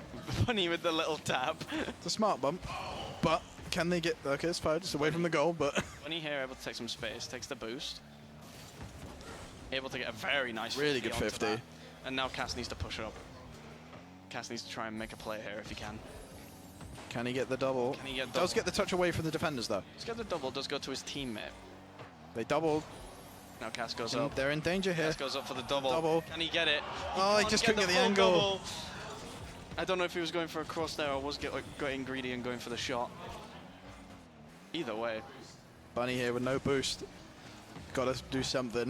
Now Bunny trying their best with 0 boost. Can they? Just wins the 50 there. Lovely 50. Oh, but now they're in Bunny. problem. Bunny. Does Bunny get able- there before the keeper able to does? And does. slot There's it 2. straight in. And this is A turnaround. This is a reverse. This is Yeah. a turnaround. This is looking like a reverse sweep, but I mean, it's that mark again. No, 150. You know, 150, 2 goals. it's not 157 this time. It's okay. It's 154. 3 seconds past that. But here we go. I don't know what they're doing. They're holding hands going to the ball. Let's go together, guys. Cass is just jumping for fun, Power by the of looks of it. friendship.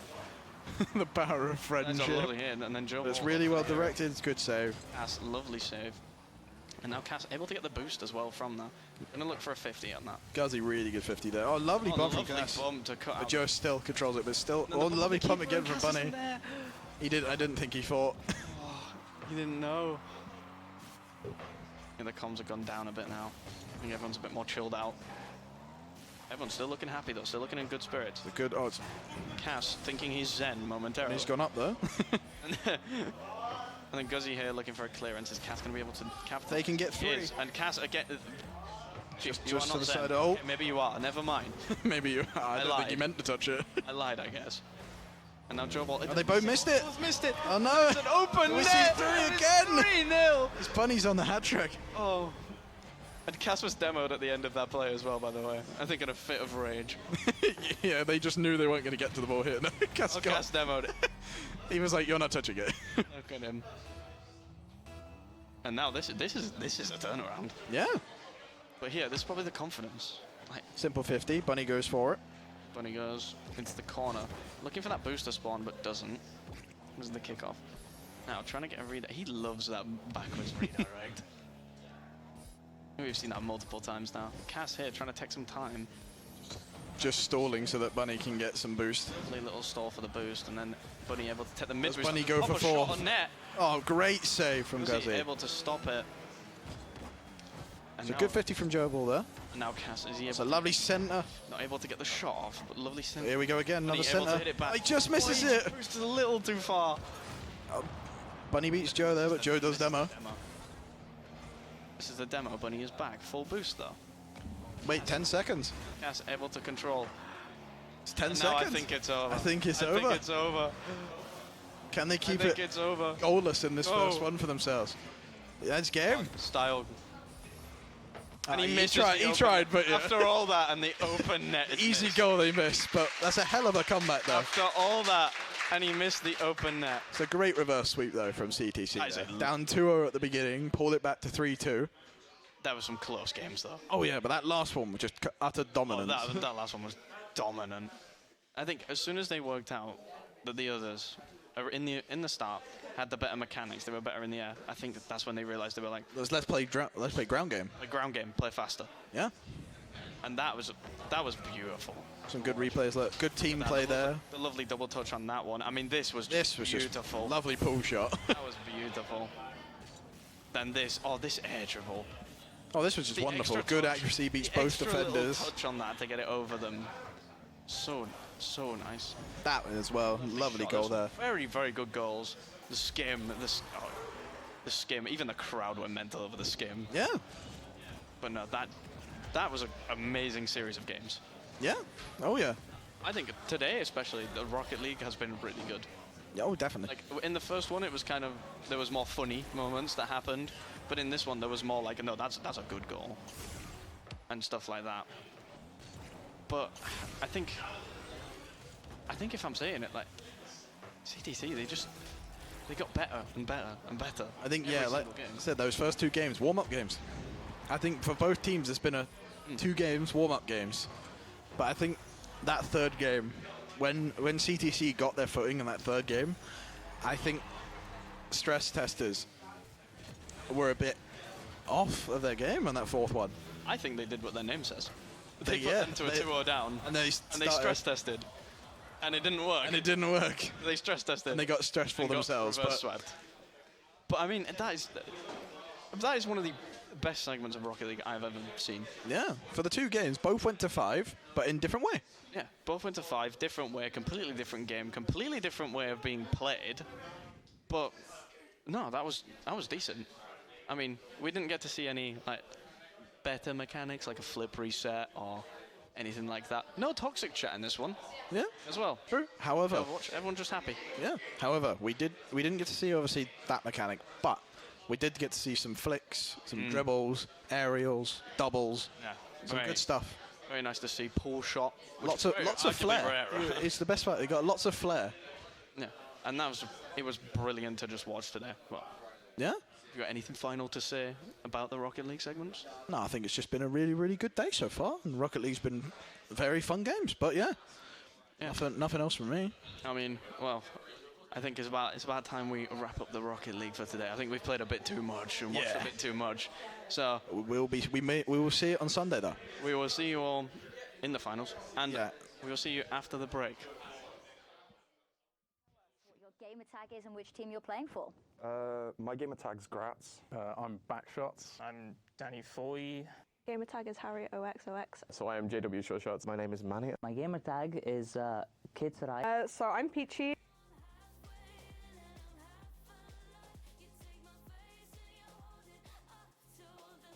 Lovely. Hi. My gamer tag is Bagrun. I am Oracle. I am Sakuya. Hiya, I'm Snipes. That's it. What's the name? Hello, my name is Bartek Śmiejewski. And I'm playing for the level 5 team. I don't know their name. I've heard that the level 5 team name they haven't really fully decided on because they had a lot of options and weren't 100% sure what they were and weren't allowed. So yeah, level 5 team, that's good. I'm part of the level 5 team. My game name is Stress Testers. I'm playing for the level 5 League of Legends team. And our team is the Stress Testers. I'm playing for the Stress Testers, the level 5 team this year. And I'm playing for level 5. And I am playing for the level 5 team. And I play for the Stress Testers. I play for the Stress Testers. Yeah, and I play for the Stress Testers. And I'm a part of Stress Testers. Now, what does Campus Clash mean to you? Absolutely nothing. Well, since this one's at the end of the year, it's going to be the last time that I'm going to be playing in here with some of the people, especially in level 6. So final send-off for them.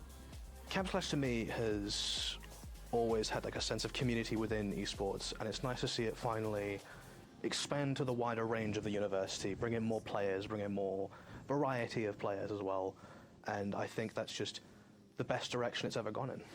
What he means is, I'm really grateful that University of Staffordshire has allowed me to take part into this great and amazing competition, and I'm really looking forward to it. I had previously, and I went to watch my friend compete in one for Valorant. The premier event I consider at this uni is the one that we all mention in my in Fight Club chat.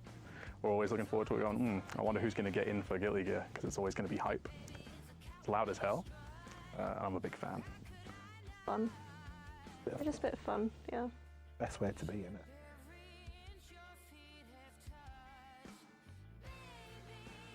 I have, unfortunately. I think it's just like a showcase of people's passion for the course. Personally, this is my first time participating, so I think it'll be fun. Not much meaning behind it, I feel like. Yep, I played it when I was in Foundation year, so 2 years ago now. Yes, I played 2 years ago when I was in level 3. I thought this was completely different from what it was, to be honest. Just being completely transparent.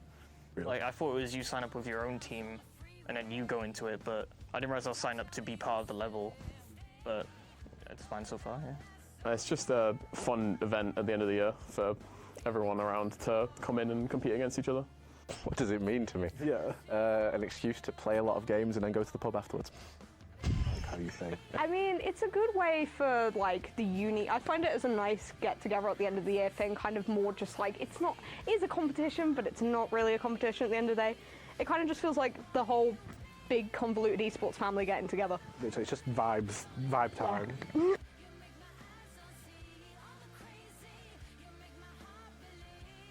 Campus Clash means to me, like, it looks like a fun event that I just really wanted to be a part of after seeing it for the first time. It's very jumbled, very messy, to say the least. I'm just being completely honest. But I'm feeling competitive for it, a bit of competitiveness, but I hope it's fun. But yeah. So from that variety of players, who are you most looking forward to playing against? The level 6s look like a strong team. I'm quite excited to see how our league team fares against theirs, because there are some good players on both sides. It's definitely level 6, yeah. What he actually means is, I think the level 6s are going to be our toughest opponent, but also level 4s cannot be missed because they have a great team, and I'm really scared of them. Definitely the level 6 team. There's a couple individuals I'm very excited to play against. Ooh, are you going to name names, or do they know who they are? They know who they are. They know who they are. They should be worried. Level 6 League of Legends. A lot of my friends are on that team, and I think it'll be an interesting game. Definitely the enemy team. I think the enemy team is definitely the biggest barrier to winning. Not the self, not the mind, the enemy team? It's the enemy team. There's a level 6 that's been talking a little bit of smack. So... Name them. Jamie. Oh, so there we are. Against. I honestly don't know, because I haven't really seen who's playing, but I'm absolutely terrified for Pokemon. I'm terrified. You got this. Everyone, I'd say, you know. Meeting new people. Yeah. I'm looking forward to playing against alumni, because I know a couple of people on the alumni team, so hopefully I can send them backpacking. Against? I heard that Fergie was supposed to be on the Overwatch team for that year. I'm not sure if that's actually true or not, so that could be a fun game. I don't know, it's like spoilers. Oh. Secret. I don't know anyone. You don't know anyone? Like, I do not do scouting. I'm just playing right now. Just gonna play it. Honestly, I'm going to say myself, because I play a little bit on tilt sometimes, and if not, I'm winning. I like that. That's confidence. Who would you say is your toughest competition then? Probably the alumni. They don't have to deal with coursework and stuff, you know. The only thing they've got is a job. Oh, Yeah. imagine that. Oh. They're definitely the toughest competition. They've got some really good players, and yeah, we might struggle a bit, but it'll be fun. Biggest competition? I feel that the level 4s are quite an unknown, because they're a bit of a mystery. They could come out the blocks and be amazing. They could be not so good. So I'd say level 4 could be up there. I don't really think, usually. I'm not really sure, really. Oh. Yeah. No one, yeah. We're just that good. I believe so. I know who is on the level 6 team. There are some pretty good players on there. Level 4, I have no idea who there is on that team. So mainly I'm just looking forward to the level 6s. I like it, I like it. Absolutely the toughest team, like by a long shot. Maybe alumni for like the shooters, but for the league team, they've got some crazy picks. Okay, so that's someone to keep an eye out and prep for as well. What he means is level 4s are definitely a tough opponent, but also we have friends in level 6, therefore we can't skip them out.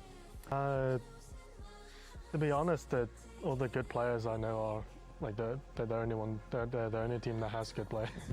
Yeah, I like it. I like it. The level 6 really do seem to be the people that everyone's sort of gunning for this event. Okay, I get you. Go on. Oh. We're slaying. Oh, but yeah, you're gonna slow. Oh yeah, it's high. Yeah, we're gonna slow. I've heard Illumini. I don't know if that's your group, but Yeah, alumni. I've heard Illumini is very sweaty.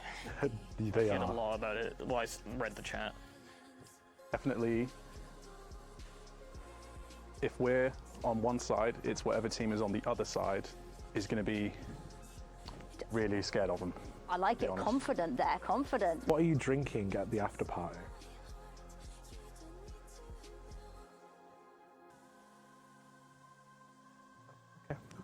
What am I drinking at the after party? That is a fantastic, fantastic question.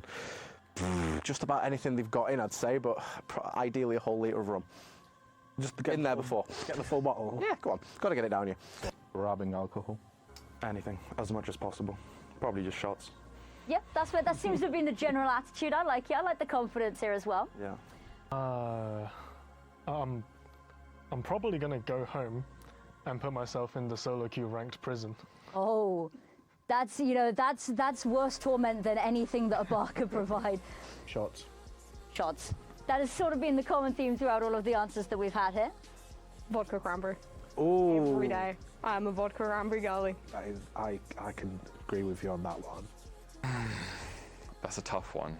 It might have to be just anything with Malibu, to be honest. Ooh, I a bit of Malibu. I'm definitely drinking a lot of fluids because I might be dehydrated, and then maybe a few pints. I'm with you. Pints, lager, cider. What kind of guy are you? Probably go for an ale, or maybe a Ooh. cider, or maybe a lager. Maybe a bit of both. Jungle juice. Jungle juice, that's the one. Koppenberg. I'm not really going to drink heavy. I'm not that type of guy. I was going to drive home. Baby Guinnesses and double vodka and lemonades. Taste. That is lovely. Oh, just Pepsi Max purely, only. Yeah, yeah. Ooh, lots of rum. If I can get my hands on it, a lot of rum, a lot of vodka, a lot of gin. Anything I can get my hands on, to be honest. We thinking, shots in a cocktail, mixers. Just a simple G&T, gin and tonic. That'll do me. Yeah, simple G&T. There's some nice different flavoured gins down at Ember as well. Lots of variety there. Alcohol. Yeah, fair. Anything particular, or are you just whatever? Oh, it depends on how I'm feeling. If I'm feeling like I need to reward myself, probably something a bit harder, but more likely than not, just something soft. Give us a joke. What has two butts and kills people? I don't know. An assassin. Terrible. No, I love it. I love it. You gave us one. That's the best thing. If not, don't worry. I might be one of those people that they're not appropriate. It's funny, but it's not appropriate. I don't think so. A joke? I'm not a very funny man. This is a problem. I don't bloody know. Why did the chicken cross the road? I don't know why. To get to the other side. Yeah, man. That's crazy. Why did the chicken cross the road? I don't know. Can I leave?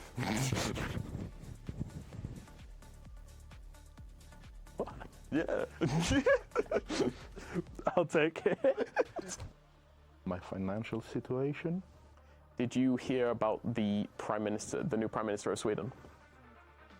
He's from IKEA, but he's not really there yet. He's still assembling his cabinet. That's the most creative one we've had, actually. I like that one. Yeah. Yep, perfect. Beautifully said. Funny. Well, I have one targeted towards a particular individual. Okay. What happens when you ban a certain champion and then you take another certain champion from one of your friends on the enemy team.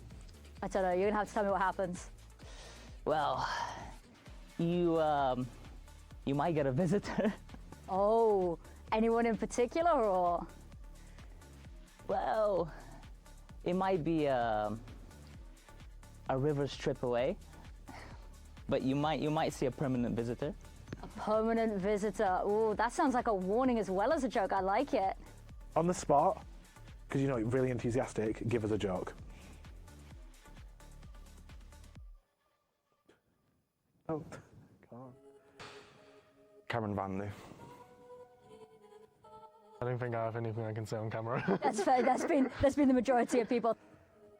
Harrison. We're just gonna call out Harrison here because that's fine. Harrison, you're a joke. That's what we're saying. Boss babies.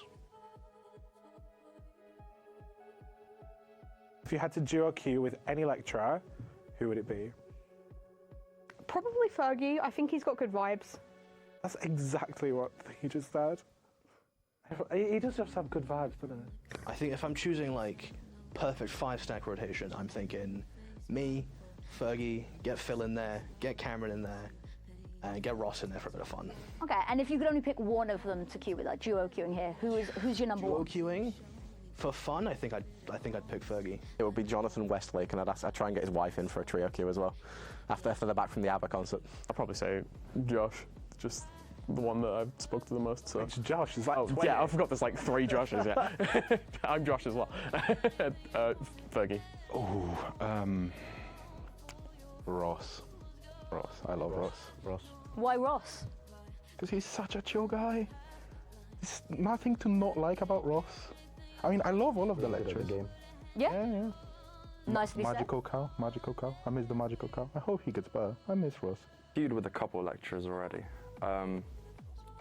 I think I'd have to pick Ross. He's just so fun to play with.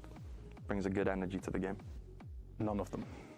None of them. I would solo queue. Finally, what team is walking away with that Campus Clash trophy? Like, in general? In general, who's going to win? I mean, that's a tough question because I think it will either be level 4 or level 6. Before level 6, if you had to pick one, where's your gut saying? With my knowledge of, I think I might have to go with level 4. Level 5! Level 5, you heard it here Sweep. first. Clean sweep, flawless. Flawless. No L's. I like to hope it's us, but I'm not faithful. I'm going to say Old Guard because I think that they've put in like serious amounts of time. Obviously, the stress testers. Us. Okay. What he means is, I think level 5s have a great opportunity to win Campus Clash, but the other teams cannot be forgotten. Us? No. Like that. Why would I say anyone else? Testers, obviously. Gotta back the. Might be biased, but I agree. Yeah. It's gotta be us. It's gotta be us. 5. See, I like that. I hope. You just got rid of all the hype and said, I hope. Yeah! There you go. Us. Easy peasy. Absolutely easy, flawless win. Flawless win, I like it.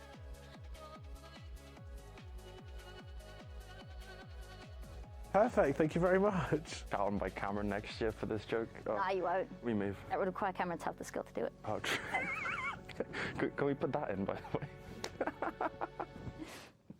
Can you tell us your gamer tag and which team you're playing for? My gamer tag is Foxy. My gamer tag is Steamoy. My gamer tag is Ultra of the Soulless. So my gamer tag is Papados. My gamer tag is Ollie Beast. Very simple, just my name, Howard. My gamer tag is Beasted D. My gamer tag is Anorman. My gamer tag is Dullest Spawn. I'm Gibbo456. I'm John One. My gamer tag is Outsaheimerdinger. My gamer tag is Porcupine. My gamer tag is Quetz. Our team name is the Catalyst Graduates. So, have you heard of Campus Clash before?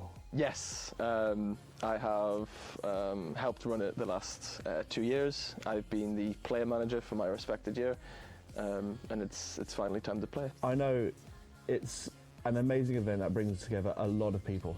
I can't say that I have, but it intrigued me when I did hear about it. Absolutely nothing, to be honest. Yes, I heard of it last year, but I didn't get to participate. Not a lot. I played last year. Mostly I'm here for the vibes. I am like the vibe merchant, I believe, for my team. I found out about it this year. I'm about to graduate this year, so it says Just in time? Just in time. I'm actually quite excited to partake. It's quite a fun little event. For me, it's a great event to get everyone together. I participated in it last year, where it's opened up to some of the rest of the uni, and this year that's opened up even more. And yeah, it's just a great event where, especially people in their last year, everyone can kind of come together and have a last hurrah. Yes, I actually played in it last year. Now, what does Campus Clash mean to you?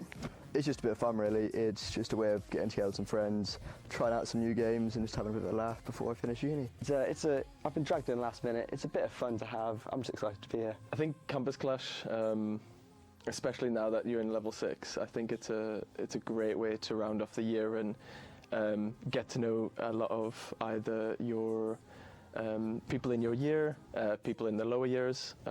It feels like one last sort of final get-together, final hurrah. It's fun, you know. It's a great time for everyone to come together at the end of the year, just play some games, have fun, not take it too seriously. It's just like a fun tournament to get all the different levels of students to play against each other, have fun, just enjoy the games. With maybe some competitiveness can be in it, but it's mostly just for fun and just get to know people in all the different other years. Well, it's like a big family's finally got some like tournaments and events playing with others. It means I get to get destroyed. I get to play against all these alumni and they just destroy me. That's what happened last year. That seems like a good, friendly, in-university tournament. Who are you looking forward to play against? I think every year, because of some beef, it'll be the alumni this year. Respectively, most of the years that we've played against them, they've taken titles off us. But this year we have some very strong players from their respective titles. We have some good players in shooters, in MOBAs. So no, I'm very much looking forward to beating the alumni this year. Their first years. Honestly, not particularly fussed. I mean, the more that I can go up against, the better. It just shows me whereabouts I am in comparison to everyone else. I want to be in the top half. That's my goal. I just want to be in the top half. That's it. To be honest, all I know is that the alumni team is really good. I know nothing else about any other team of the players, so I'm kind of going in blind, and I'm just going to see how it goes. I guess for the Valorant, against the level 4s, I know 2 people, JWB and Sin. I've played against them sometimes, but I think it'll be fun to play against them. That's for sure.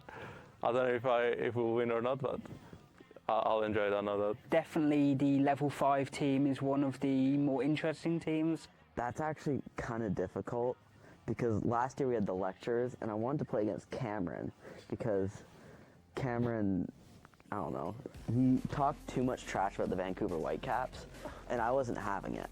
So now, I guess probably I want to play against Harvey from the alumni because they 13-0'd us in Counter-Strike last year and I can't really let that happen again. Natalie, Backshots, Sakia, Edie, Anarchy, and they're all free. Well, I would say alumni teams. I did play with some of them in my first or second years in a G Sports League, in some Counter-Strike tournaments. They got really good players.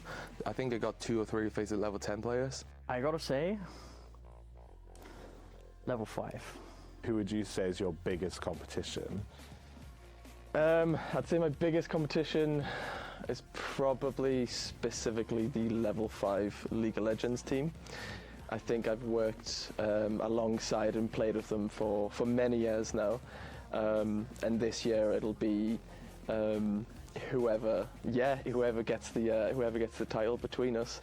They have some great players, some well-known people within esports. So, game on. I think it feels like we have quite a strong team across the board, across all our games. So I don't think there's one that I'm particularly worried about. Maybe level 4, but yeah, there's nothing particular that has me worried. Probably, I know some of the level 5. I don't know that many of the level 4s. I know alumni are just they're kind of a wagon, so it's a bit of a difficult deal to beat them, but yeah. So are the alumni team your biggest competition, your toughest competition, or is there another team that's got that spot? I'm not sure about the other years, but for now, they're the biggest competitions for me. I think there's a couple level 5s that are really, really good. To be honest with you, I think everyone out there is looking quite fierce. Again, I think we're gonna dominate Valorant, I believe. But then there's some tough people out there. So it's, in my opinion, it's anyone's game. I can only really comment in regards to the people I know in the different teams. I think Pokemon VGC is going to be dominated by a specific human being in level 5. Okay. I'm hyper confident on that, and I'm very afraid. I'm thinking the level 4s, because yeah, they're just starting off, but they've also got quite a lot of time on their hands.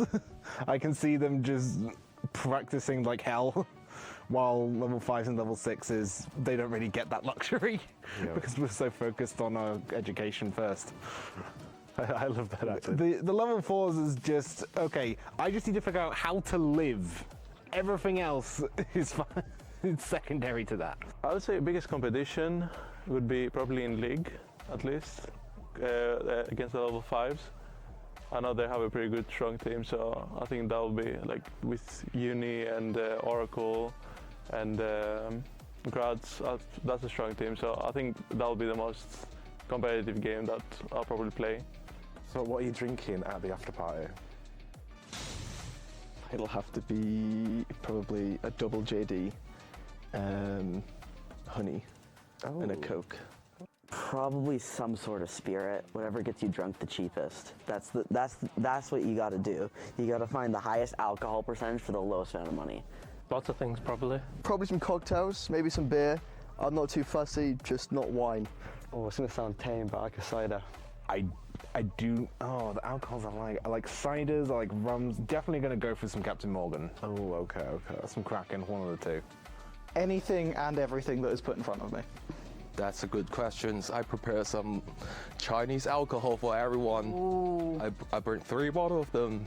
I think I keep it nice, simple, nothing too exciting. Sadly, I'm just a vodka and lemonade man. It's gonna be a bit of whiskey and Coke, a bit of Jack Daniels. I want to keep it classy. Amaretto. It's got to be a Jack Daniels and Coke. Just copious amounts of alcohol, honestly, any type. The tears of my competitors. Give us your best joke.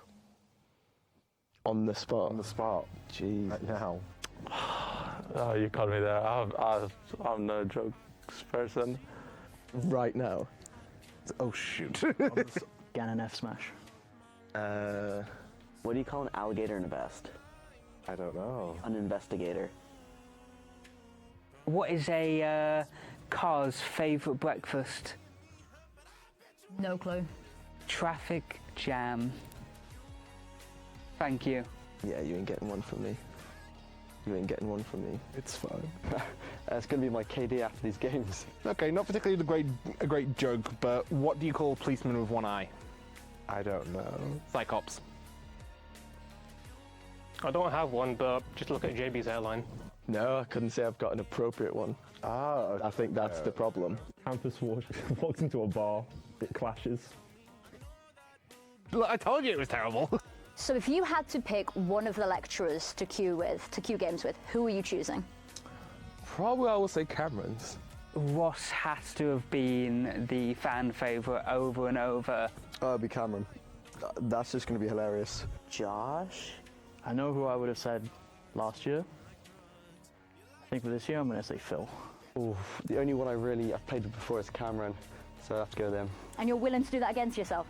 Yeah, I'd have to. Bit of fun. When we're looking at like the best choice, Cameron's not very good, so take him out. And then, what do you have? Josh, Phil, Tom. Pedro? Pedro, yeah. Yeah? That's the most fun I've had with any lecturer. Like, the fact that he goes, in League especially, the fact that he goes just AP Alistar, like, even on support or mid, it's just the finest thing. Does Reese count? Phil is a chill dude. Reese is really good at League, but I don't know if he's played, like... anything else. Yeah, so I guess I'll go with Josh. Coach Kyber, Reese, with the amount that man's doing currently, I just need to absorb some of his knowledge by osmosis. Oh, Josh Ferguson. I was thinking Oh that. no! I was just like, Oh no! I got lost in the multiverse of Joshes. Ooh, Ross. Ross, okay. His health might get in the way, but he is a solid just gamer in general. I think his mental as well. Can always get a laugh, can play anywhere, can play anything. If you've got him added on Discord, you'll see him on Yu-Gi-Oh! To building a zoo, to playing League, to that man does anything and everything, and he's pretty solid at it. So yeah, Ross, absolutely. Mike Beardwood. It just keeps popping up. It always goes back to Mike. Finally, who is taking that trophy home? Who is winning Campus Clash 2025? Us, but we're doing it in style. You know, we're gonna have fun. Level 6. Yeah, if I didn't say it, I'd be letting my team down. Level 6. I mean, with lack of information, I might as well just go with Catalyst graduates. Us, obviously. No doubt about it.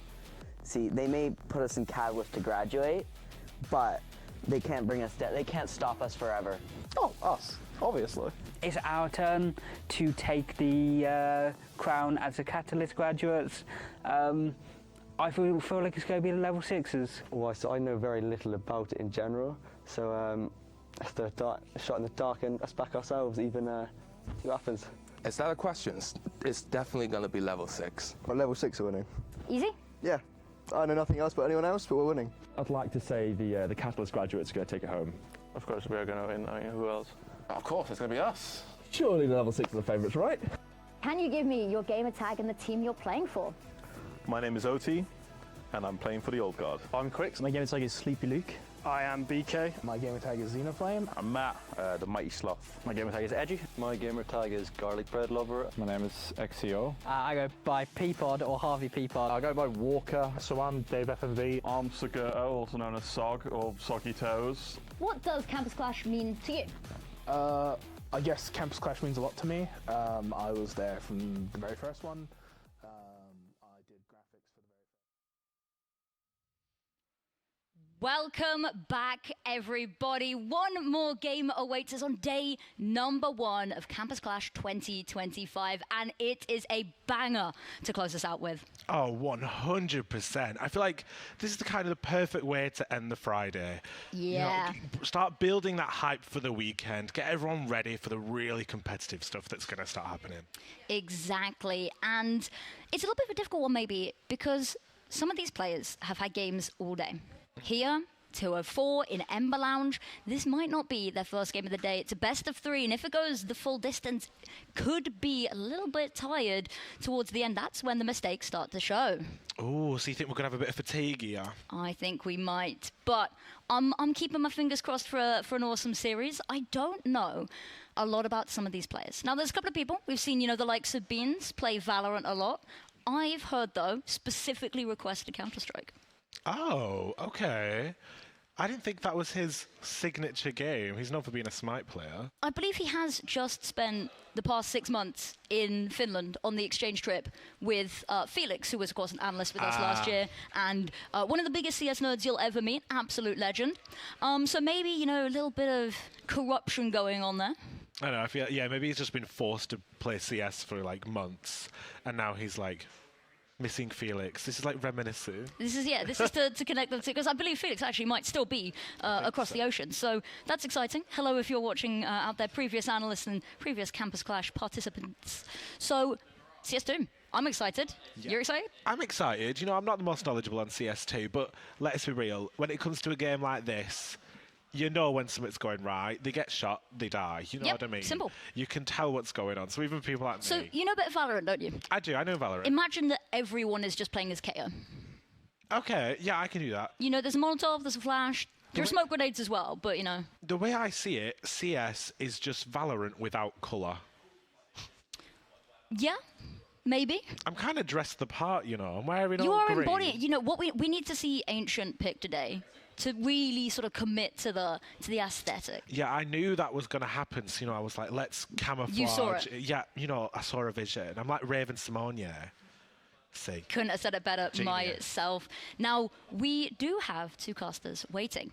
And I'm quite excited because one of them I know has been watching all of the the PGL Astana games in the talent green room, so is ready and raring to go. There's notebooks and notes being taken over there. I am so ready for this. What about you? Oh, I'm ready for this. I've seen some of the notes. That man is prepared. Ooh, well, we've got to hope our players are though. Oh yeah, 100%. Is there anybody in this lineup you'd pick out? Like you'd be like, this is who to watch out for, or anyone if you're good friends with them, be like, nah, sub them out, put me in instead. On CTC, I know JB. Ooh. And he is a good Valorant player and also a really good CS player. Yeah. The worlds collide, quite an intimidating opponent, I'd say. Also, brother who has roots in Counter-Strike, I believe. Yes, that is true. Brother being Index, the only CS caster, if I'm not mistaken, on the JB we're talking about. Yes, so I'm hearing about the Nepo baby of esports. I know that he's very much, in the Valorant side of things, and I think maybe Index a little bit disappointed that Brother has gone, I want to say to the dark side, but realistically I feel like CS takes that title and has converted to the side of light. But I'm excited to see whether he can live up to his brother's casting legacy, but, playing this time. Yeah, me too. I can't wait. I'm buzzing. Exactly. Get it going. I think, you know what?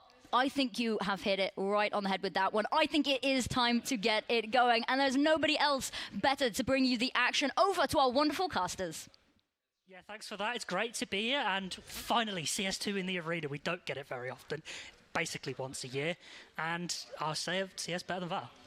I would agree. I Yeah. have to agree. And then I will add the caveat that Siege is better than both. But that's Sometimes. my bias. No, all the time. It's a fact. It's always a fact. Siege is better. But we're not here for Siege. We're not here for Val. We are currently here for CS2.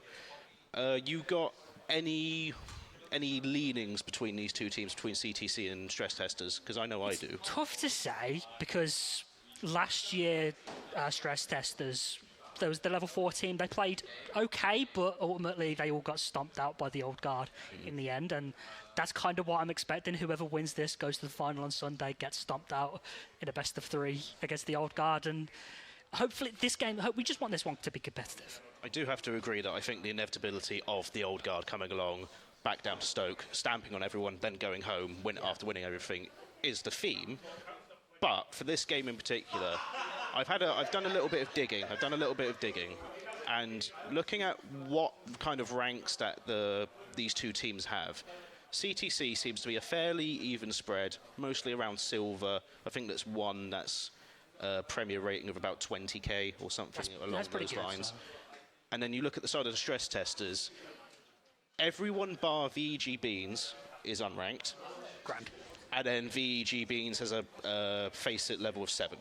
Okay, so we're going to be expecting them to be the hard carry in this game. Very much so. I'm going to shout out Linus Beanus because I believe in him. I play with him a lot.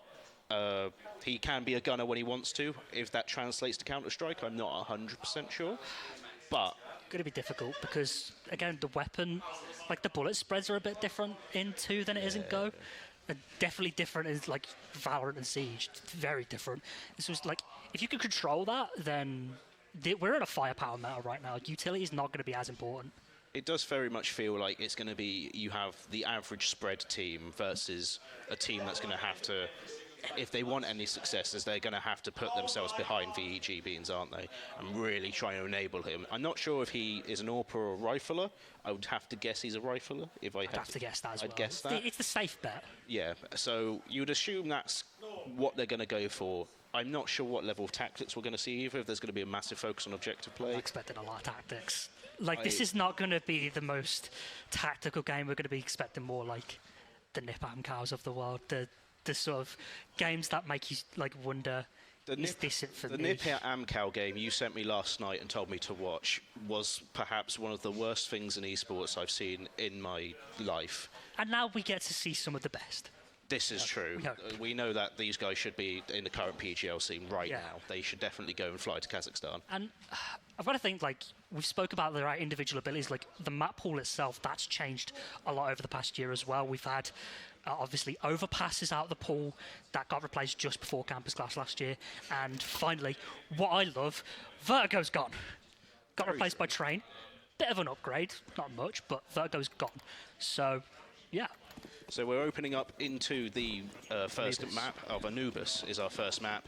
Pistol round with the stress testers on the side of CT and CTC on the T side. There's a lot of T's in that. I've got to say, Anubis is the most T-sided map in the pool as well, so CTC have a little bit of an advantage. Pistol round's coming out already, and Linus Venus getting the first frag in the series back shots with the headshot this time, though.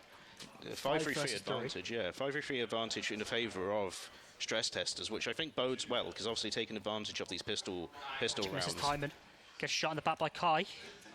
And advantage goes to stress testers right now. It's a T-sided map, but not showing that so far as VegBeans and Kai close this one out. Pistol round goes in favour of stress testers. And good start for the level 5. It really corralled them into that sort of top corner of the map, and just they were going for blood. They weren't really worrying about it. I'm not sure whether or not this T side is now going to go for, like, are they going to go for this eco round after that? They've got one Deeg on there. Pistol upgrades and some utility, I expect. Like, again, you get so much advantage in the early stages of a T-sided round. Already getting that with smokes, so VegBeans is definitely the one leading the charge here, only with a pistol, but upgrades for the rest of the side.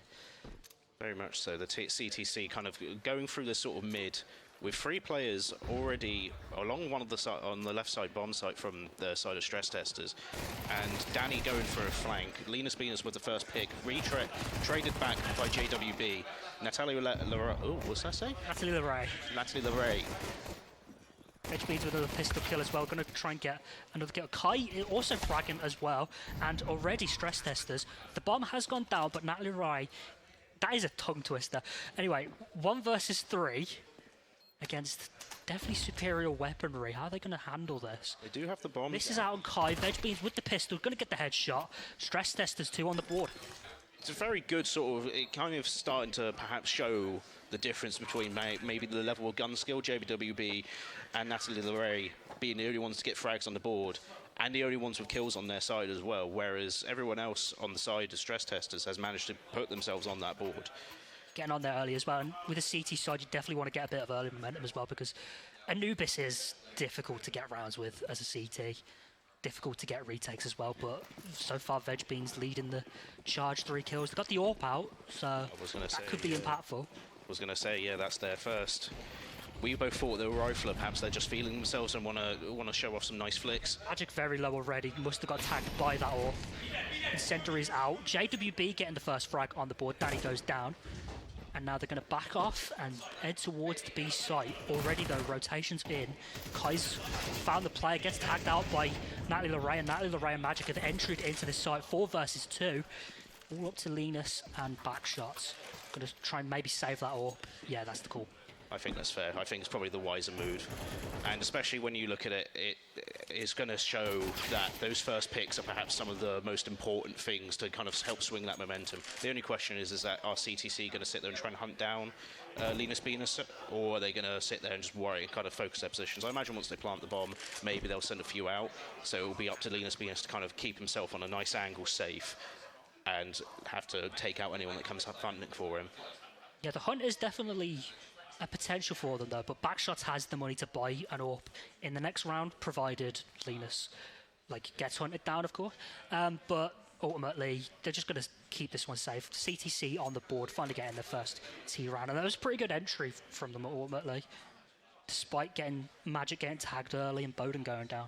Very much so, yeah, and I think this might help kind of boost themselves into it. They've all got their AKs. They're going to keep some of their body armor. They'll just have to rebuy their utility and then perhaps go again. It seems like they're wanting to focus going up the middle and then spreading into these bomb sites. Kind of not too dissimilar to a lot of kind of gameplays that we see. So I'm curious as to how whether or not stress testers are going to respond to that. Are they going to try and confront them and bottleneck them in the middle, or are they going to kind of spread their players out in a more traditional kind of defense? Yeah, it's going to be an interesting one to see how they handle this. It could be a bit of a low buy of back shots. Seems to be more keen on having the SMG rather than having any sort of rifles, not keen on the M4s. Could be just already. Vegbeans with the pick, with the AWP. Opening shot goes the way of the stress testers, trying to get a second one, but smoke is out, and that's going to allow them to cross through. They're just going to walk through the smoke. No, the center is out. Mollies them out of position, and now looking towards a B execute. Well, you can hear them now. They just missed. Smoke's out to prevent any sort of fast play. Just smoke off. VG trying to sort of ping anyone through that sort of smoke bubble. But it seems that they've been bottled up, and you can see Linus Venus is going around for a flank already. And he finds one, is refragged by JWB. But 3v3 situation, 2v3 situation as Bowden fires one on the back shots, but the health advantage is still arguably in the favour of the stress testers. Bowden and JWB providing good work there, but Danny comes in with that M4 to provide a 2 versus 2 situation. Round slowing down now as we hit the 50-second mark. JWB trying to find, they've spotted 2, so now they could just send Camfrown off to the A site, maybe just wrap around with the flank. Although they've surely noticed this, with the lack of the shift walk, they must have heard it. They must have done, yeah. And I'm not sure whether or not I support this with 23 health. I feel like it was a bit of a bold move. That was winnable if he didn't whiff that, though. That was an almighty whiff. True, but it's maybe not the greatest idea, but, you know, sometimes you've just got to try and go for it. But it could be a sign of something that we've been seeing all day from the level 4s, though, where they've been trying desperately to lose games. That is very true. We did see Nat try and throw his hardest in Mario Party and then still win it somehow, which was in itself a criminal act. And they might be trying that again. They could be. That's road to win. That's true. That's true. Ultimately, though, in order to win this, you're going to have to stop Vegbeans from getting early picks with this AWP. And he's been so far fairly reliable on this, and I think that's going to kind of speak to what we discussed earlier as free of... Magic with a 2k, and already they've got themselves onto a side, all up to Kai, 1 versus 4, and with only 1k in the bank, you've got back shots to send over money, but you've not got much else in the way of funds. So, yeah, it looks like another safe call for the stress testers, unless Kai wants to go around the world with this AWP. Yeah, I'm not sure how they managed to lose 4 in such quick succession. I think they just kind of... Great entry from Magic. Yeah, it was fantastic, to be fair. Plus you got JWB fragging out as well, 7 and 3. It's a good start for them. So it's not like they're entirely out of this game. No, still very early. Yeah, very far from it. We're only now 5 rounds until it'll be a 3-2 scoreline, and JWB being the kill leader. It seems that when CTC are getting these opening frags, that kind of galvanizes them with, even then, even against VEG Beans getting that first pick, it didn't kind of stop them. So long as they're kind of pushing forward and using this aggression, nearly caught. Just missing the timing. So long as they continue these kind of aggros with these AKs and they just kind of shove themselves forward, I think that's probably what they're going to try and do. They're kind of moving as a unit and not really using the space, whereas it seems that stress testers are the ones that, once they kind of form that block, they then end up sending out the flankers. Interesting to see where we go from here, as it looks like a fast A rush coming in now. They're going to push a lot of defense. They're going to push this defense a lot. Magic already onto the site. And are they even aware that they've gone over to this A site? I feel like they would be from a sort of exchange of utility. You have smoked out, so bomb can go down. It's going to be a lot of work on this SMG to get any sort of damage done, and not there. Bowden gets that first kill onto Danny. They must know that it's an A site execute now, but unfortunately with those smokes being blocked, this looks like a CTC round already. 4 versus 5. Going to be difficult for the level 5 team to get anywhere, and especially when Kai goes down to Bowden. Bowden with a 2k in this round. This really speaks to how sort of CTC is starting to adapt, because we've seen stress testers win rounds off the back of flanks. Bowden was deliberately there watching for that flank space, and when they caught out Danny on that first pick, it really kind of speaks to the fact that they are willing to adapt and to be like, okay, right, we know what these guys are going to do, and they've leveled up the scoreboard as a result. And indeed, they've even brought out their own AWP, throwing it onto the kill leader of the server. So now the disposition is that you've now got stress testers back on the back foot, where they had a fairly comfortable lead at 3-1. They've given away 2, and now the money advantage as well is in the favour of CTC. The interesting thing, though, you look onto the other side of the server, Backshots has a shotgun. So you don't see them too often. You don't. Sometimes they go really badly, and then sometimes if you're like go on the pro scene again, if you're like to thin air, they just somehow get 2Ks with a shotgun every other game. So I think shotguns it's a big risk. Shotguns are risky, but a lot of the time, sometimes they can, especially, I find if you believe in the shotgun will believe in you, and then you have to kind of just send it, swing. You have to have full faith in it. And you have to really have full faith. We're just in a quick tech pause for the moment, so whilst we resolve that, we're going to sort of have a discussion of the game so far, and perhaps of Campus Clash and the extension of it. It's been a fairly even-paced match. Yeah, so it's far. been about what I expected. Like, I expected this game to be the close one, especially we've got BO3 as well, so it's not like either of these teams are too fussed about going down early. But 3 rounds on the T side, so far so good. Although if you're the stress testers, 3 round on the CT side, you'd fine with that. You wouldn't really expected maybe 4 or 5. Not because Anubis is so T-sided. Yeah. So yeah, I'd be happy with both sides would be happy with this. So do you reckon it was a more deliberate shout out to Benito? There he is, our fella from the alumni sort of cohort, as it were. He's terrified. He is. I don't think he's terrified. He was terrified in Mario Party. That's because he nearly won. He did nearly win, and then he got sort of robbed. But criminal actions of that. Criminal actions of the level 4s. Back to the matter at hand. Do you think that during this map selection, do you reckon it was this perhaps a deliberate pick by stress testers that they wanted to go on the weaker side of this first map, knowing that it is such a T-sided favourite? I think it all depends on how who's actually the one picking the sides, who's actually the one in charge of the team composition, and whether or not they're confident on Anubis as is, because if you're looking at the more simple maps for CS, you're looking at Dust 2, Mirage, Inferno, because everyone knows those. Anubis, little more technical. It's a lot more similar to a Valorant map than it would be a CS map. And I'm glad, we don't know the other maps in the pool, in the veto just yet, but I'm imagining they're avoiding Nuke like the plague. That's true, much to your disappointment. Much to my disappointment, I think it's the best map in the pool.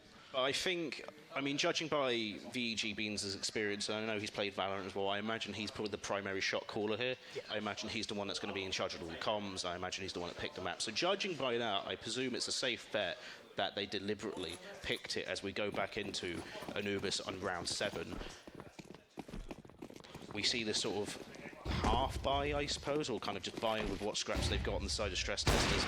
And Backshots has so much money available to them. They could have quite easily bought some M4s as JWB gets that opening shot. Going to try and spam through the pistol, but Danny, in the end, going to trade out that frag. Bowden, though, seemingly corralling them into the site. Backshots goes down.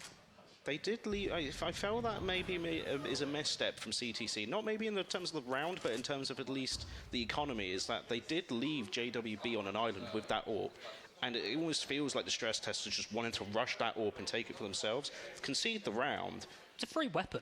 And it is a free weapon. They look like they're going for it. Yeah, Bowden's right there. Yeah, they're now just going to hunt down individuals as they're... Exit frags could be worth for them. And there we go. Linus gets the headshot, and that's another free AK for them. It's very much so, provided he remembers to pick it up. And there we go. So... I'd call that a success. I have to agree. It's very much whilst it's not it's more of a tactical victory in the sense of you've got 2 players on the side of stress testers that have just picked up very good weapons for nothing. Yes, they've had to throw away. Let's see, shotgun magic by Kai. He must have had some faith to take that swing, and I think that was a very ill-favoured sort of hunt down when they could have just stayed around their bomb. The economy, though, on the side of level 4s, it's fine, though. They can buy up full weapons. You've got to expect Backshots to buy more than an SMG at some point. Nearly 6k in the bank. You can buy an M4 for someone else and not have to worry as much. I think it might be... I don't think Backshots is very familiar with tactical shooters, so I think perhaps this strategy is that I'm just going to buy SMGs, try and get in close and spray. Not quite working so far. No, very much. Although, again, even though they are losing right now, it's 4 versus 3, you're still happy with 3 rounds on the CT side of Anubis. And Kai going to spam through. JWB's already spied at least 2, and Kai's going to get that first kill onto Bowden. JWB, though, you need to get rid of Kai if you want to execute on this site. And Kai, though, with a bit of magic, that's a 3k. He is defending that B site with his life, and successfully as well. And only for half the health, and he's got that M4. You can get one more if Magic decides to dry swing this. No, I think they're back off. Perhaps. You've got a minute to work with. Wait, look at back shots though. No joy. There was a hope. There was a hope and a dream. But I suppose with the kind of low cost of those SMGs, it doesn't really matter. He's still sitting on 5k, so even if he ends up just being the piggy bank of the team, he kind of just has to sit there and magically sprout M4s and AWPs. And when he eventually switches to the T side, VG Beans finding Magic. He's going for the last one if he can. Tags him. That very low, 11 points of health, but they're not even going to be able to get this bomb down, as Kai is right there. Can we see a fourth on the board for them? They don't spot them. Kai gets the kill and ties this game up. Kai with a 4k, crucial. Very good sort of, almost like a layer, not even a layered defense, but they were in these static positions and making sure they were mostly focused around B, with Backshots watching over A, which I think is the best call, because at least if Backshots watching the A site, he's not going to engage, he'll peel off and then go and get the rest of his team, and they will come back and know it's rushing A.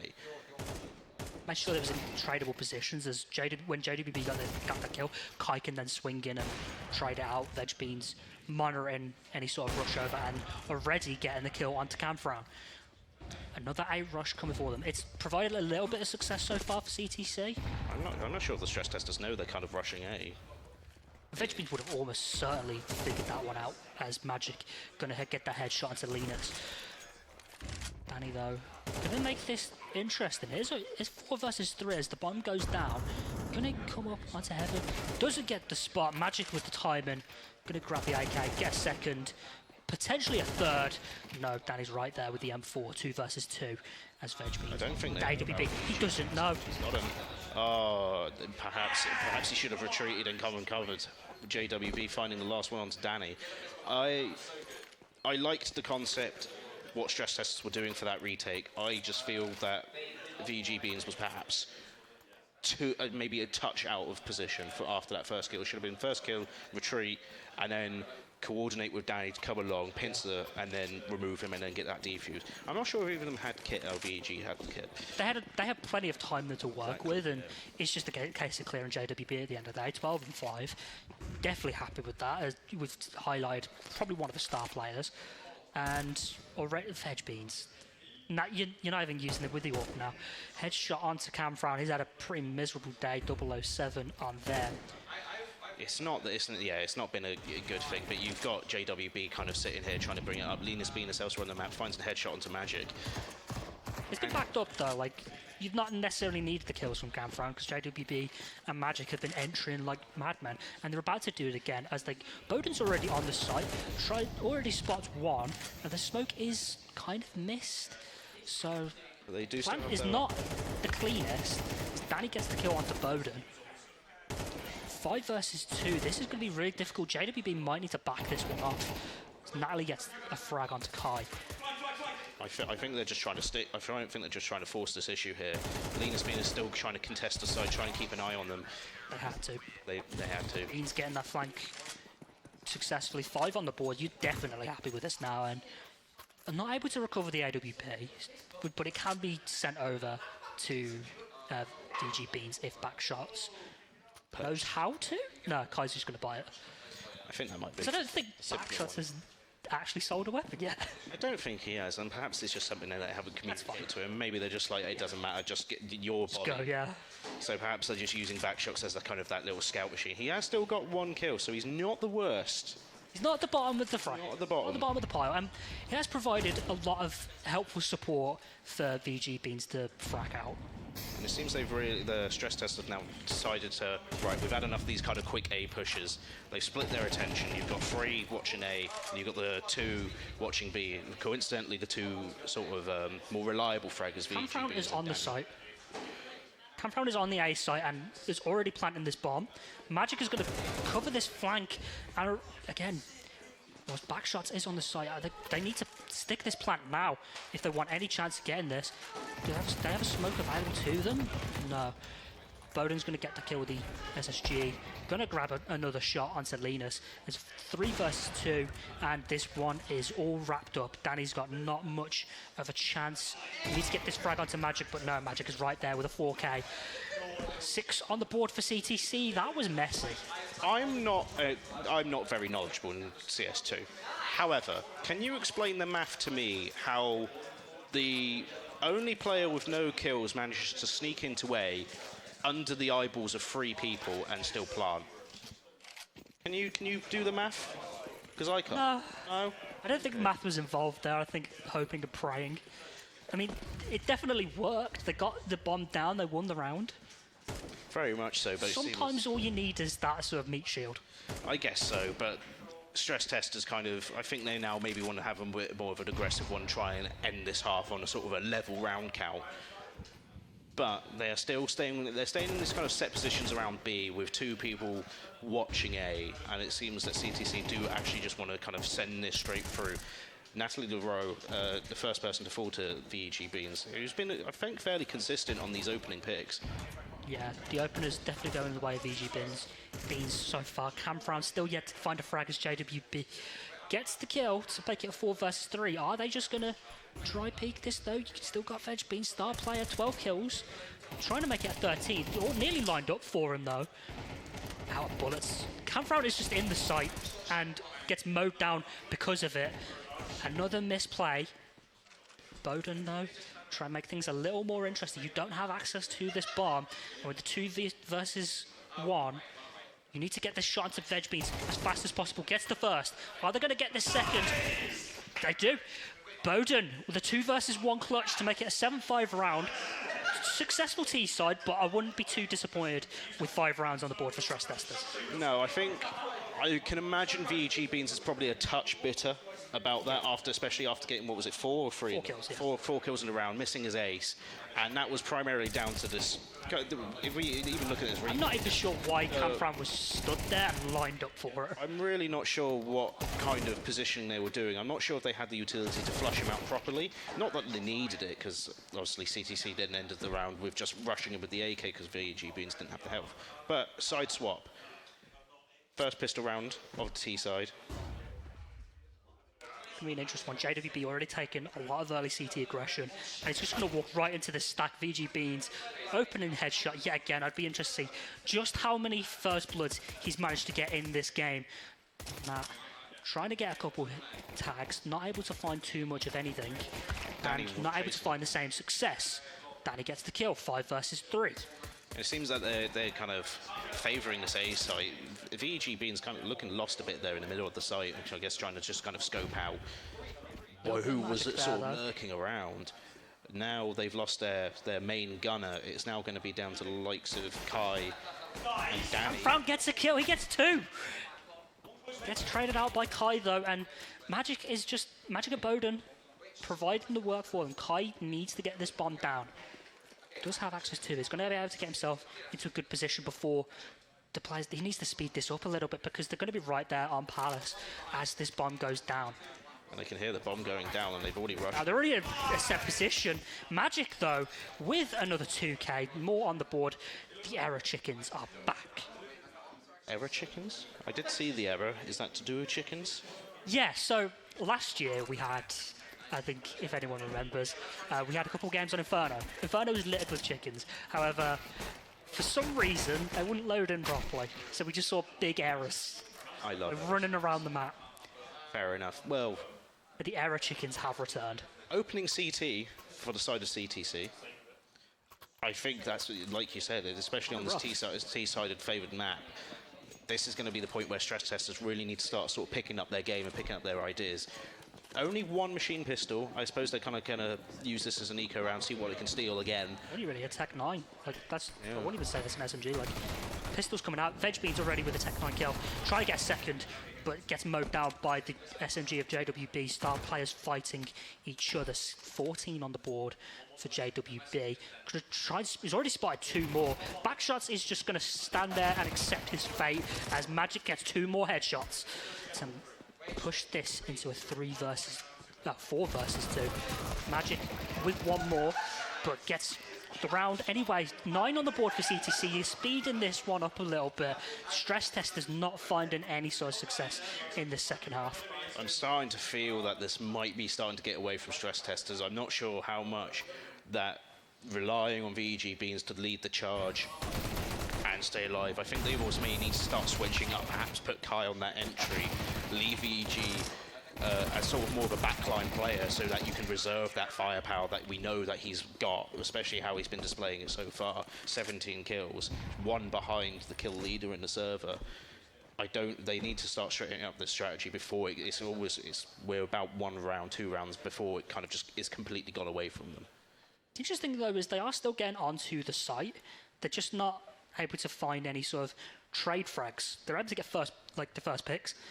VG Beans obviously 17 kills on the board, only behind Magic in terms of kill count. Bowden though, bit of a sweaty position, like not necessarily going to know they're there. Seems like they're wanting to commit to this B site. Molly to kind of deter any entry, but two of CT Stress Testers, are starting to peel off. Small engagement in the mid between Danny and first pick again. Beans gets the pick onto Natalie. Camfrown does spot them, so then he knows there's 2 pushing up through mid, but backs off towards the side side. There's a second one for VG Beans. Potentially going to get a third onto Camfrown if Camfrown keeps peeking like that. They now have control of this B site and can start going for that plant, which is going to start putting the pressure back onto CTC. And you have two of these CTC players going around the back trying to find that magic, and that they do. Danny with 2. And now it's all on the hands of JWB, who I imagine is probably just going to back off and concede the round. Surely you back off with this. Maybe try and get an exit frag. Gets the 1 and is going to back this one off. Stress Testers finally get their first T-side. Could potentially get a second if Danny keeps playing like this. Does manage to get the kill though. Danny gets the kill. 6 on the board for Stress Testers, and that's the money broken. I feel like that was maybe a risky play from Danny, but it paid off. Bowden can still buy in, but you'd maybe want to buy over an M4, send that over to Magic, and see if you can try and provide any magic. Seems curious that I feel like they're going to Stress Testers aren't buying out for Magic and JWB at the minute. Can rely on them being more accurate with the pistols and start passing the automatic weaponry out to those that perhaps need it more. You still have a couple rounds to work with as well. Like, you lose this one, you can buy an AWP into the next. Stress Testers are going for this really aggressive thing. VEG, again, with the opening pick, drops down from the bridge, and now they're going to try and go for B. Big flank coming from TTC. It seems like they've committed. Does get a lot of damage onto VG Beans, so this round isn't yet done. They can maybe, it depends on how they plant this. Who's got the bomb? Bomb still hasn't gone down yet, and JWB is going to rush through Palace. Bomb finally goes down. 2 and 4s in the favour of CTC, so this round is doable. VG Beans is low, and VG Beans goes down to that pistol of JWB. Not quite finding it though. Linus Beaners gets a 2k lined up for him, but quite nearly got the spray transfer of a lifetime. Kai closing this one out. 7 on the board for Stress Testers. But again, you've got money to work with now. I don't think they were aware of Kai's positioning there. I I was shocked when he missed that sort of first kill win in the initial spray, and then then 2 of the CTC line up for him. I think it was a bit fortunate, and obviously kudos to both Linus Beaners and Kai for managing to stay and defend that bomb with their lives and manage to work with each other to secure the round. He's still got a couple kills with the pistols as well, so you've got some money to work with. You've got shotguns coming out again from Camfrown. Seemed like might be a little bit more comfortable with that one. Only 2 kills on the board. Seeing a lot more of a spread on weapons, especially compared to sort of the pro scene. I don't really. It's a lot more. You're not expecting to see like shotguns as often. You're definitely not going to see a Negev. You might see that in the next game if the old guards start like trolling a little bit, but yeah. This is what we're expecting. Camfrown is just right there. I think I don't know if he's not going to get. He's going to miss this flash as well. Shotgun's out and he's ignored it. I think that is perhaps just a bit of an experience sort of barrier between the 2 of them. Camfrown just not reacting quick enough. Elsewhere, Linus Beaners and VEG Beans finding ones. Magic getting a refag onto VEG Beans. We're down to a 2v2. Health advantage on the side of CTC. Fighting over the A site. Linus Venus is the one with the bomb, and he's currently cut off from his teammate of Danny, who has just fallen to the gun of Magic. Magic cleans up the job of Linus, headshot onto Linus Venus. Magic on the CT side, just like the name says, got 23 kills on the board now. They've definitely played a lot better on the CT side than they did in the first half, and they're the catalyst as to why they're 10 on the board right now, because no one seemed to find a way to deal with them early. VG Beans, 22 kills on board, but we've not been saying the name as often. I think Kai's definitely slowed down a little bit. It feels, I have to agree, and I feel like, especially on the side of stress testers, they're relying so much on these VG beans opening things to create momentum, and then no one's following it up from the rest of the team. As we have this first engagement with VG beans that are trying to plink someone through the smoke. Just get a little bit of a tag onto Magic, so that's a start. But you're not really going to get much mid presence when you know there's still someone at the back of mid. And JWB missing the flash as Danny gets that first kill onto Camfrown. He's going to Magic. That was a bit too risky there as Kai finally shuts down the star player. Where's JWB going? He's kind of going off. That's where Bowden finds JWB has got an almighty flank. Natalie goes down, so all in favour. Bowden has just got an easiest headshot of his life. They're still cammed towards mid. It's going to be really difficult to see where they're going to go because that's right there as Danny gets the kill. JWB is going to shut this one down though. 2 more kills to turn this into a 1 versus 1, and it's not the one that you want to be fighting. Back shots, 2 and 14, only an SMG to work with, back turned, and JWB gets the kill to get 11th on the board for CTC. Bless his poor soul. He's not prepared to kind of be standing there with no protection, no nothing, kind of like a lost little girl in the woods. Let's stop this metaphor. It was good. Yeah. It was good of JWB to kind of sit there. It was an expert read from JWB. Yeah. It was really good positioning. He managed to find those 2 kills and narrow it down from what was a very winnable 3v1 down to that one. The map, because I feel like newer players wouldn't have noticed that little gap in the architecture for them to get their shots through. As VG Beans already heavily damaged, down to 21 points of health. And they need to just back this one off and slow things down. More mid presence for CTC. Again, been very successful for them. Seems that the sort of someone just got tagged again. It was Magic got hit through the smoke, although he's just providing even more damage. The stress test is trying to use these frag grenades and stuff just to try and create any form of breathing room. CTC kind of go for a far more spread defense than what we're usually seeing from their memo. You could spot this timing on Natalie. Perhaps that might be. Nat gets the kill onto VG Beans, but there is a timing there on Nat. If you notice it, Nat goes down. And now that A site is completely open to them, JWB spots the one that they know the call's already been made. They need to speed this one up, and they may just be walking into the Lion's Den. JWB gets the one, trying to get a second, but Linus not succumbing. Camfrown right there gets the one with the P90. Love to see it. 2 versus 2. Heavy damage onto Linus and backshots though, and yet again, back shots into a situation you maybe don't want to see them in. Bit of a whiff there, but Magic with a 2K to put them onto map points. 12-7, 25 kills on the board. They got that second kill, stress testers, and that is what allowed to open up that A site, and it doesn't feel like they capitalised quick enough on that, because we already saw that as soon as that first member of CTC fell, they had already made the call to start bringing people back to defend the bomb site. And then stress testers kind of seemed to stall out a bit, unsure which direction. Slowed things down when they got that kill onto Nat. They should have just rushed the site, smoked off the 2 entry points, and planted for where they came from. That's a good rule to follow when you're playing the game, is plant from where you came from. And ultimately, they've just not been doing that. Danny already aggressive positions. Going to find a timing onto Nat, unless Nat realises. Unless Danny realises. I don't think even Danny didn't realise, and Nat gets the kill. Oh and dear. This is looking like it's going from bad to worse for stress testers. Especially on that match point, it's not the best idea for Danny to just be hyper unaware of those positioning. It could have been such an easy opening kill and open up that round and kind of help give stress testers that momentum, but just kind of being unaware of their surroundings. I think maybe moving too much. I think that's what alerted Natalie LeRae to the positioning. Because the only person there on the A site as well with them was Camfrau. So realistically, you get that kill onto Nat, you probably flood the site, flood out Camfrau, and you get a bomb plant.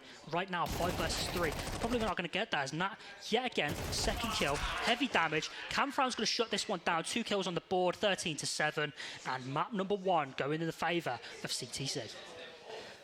I think it was it started off as a very even balance. And then I think CTC caught wind onto the weaknesses of stress testers. They knew full well they were relying very much on VEG Beans.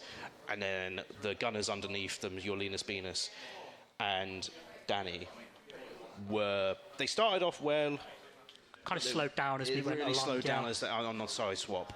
And I think that was not the greatest showing that we potentially could get out of them. I'm hoping that bucks the trend as well of Anubis being a T-side map. They only managed to get 1 on the T-side, so maybe their T-side calling not the smoothest. Maybe they prefer that sort of defensive side. I think perhaps you might be right that they are they prefer the reactivity rather than having. They don't want to be the ones controlling the tempo. Yeah, which is good for some teams. Some teams like that, but if you're going to be going into a tournament like this, stress testers, we don't know fully how good they are, but some of the other players in the tournament are very good, and you don't want to be the ones reacting to that. You want to be the ones forcing their hands a little bit, and ultimately it's what has allowed CTC to dominate. Yeah, I have to agree. And with that, that's the end of map 1. 1 map in favour of CTC. We're going to throw to a quick break, and when we come back, we'll be back with map 2.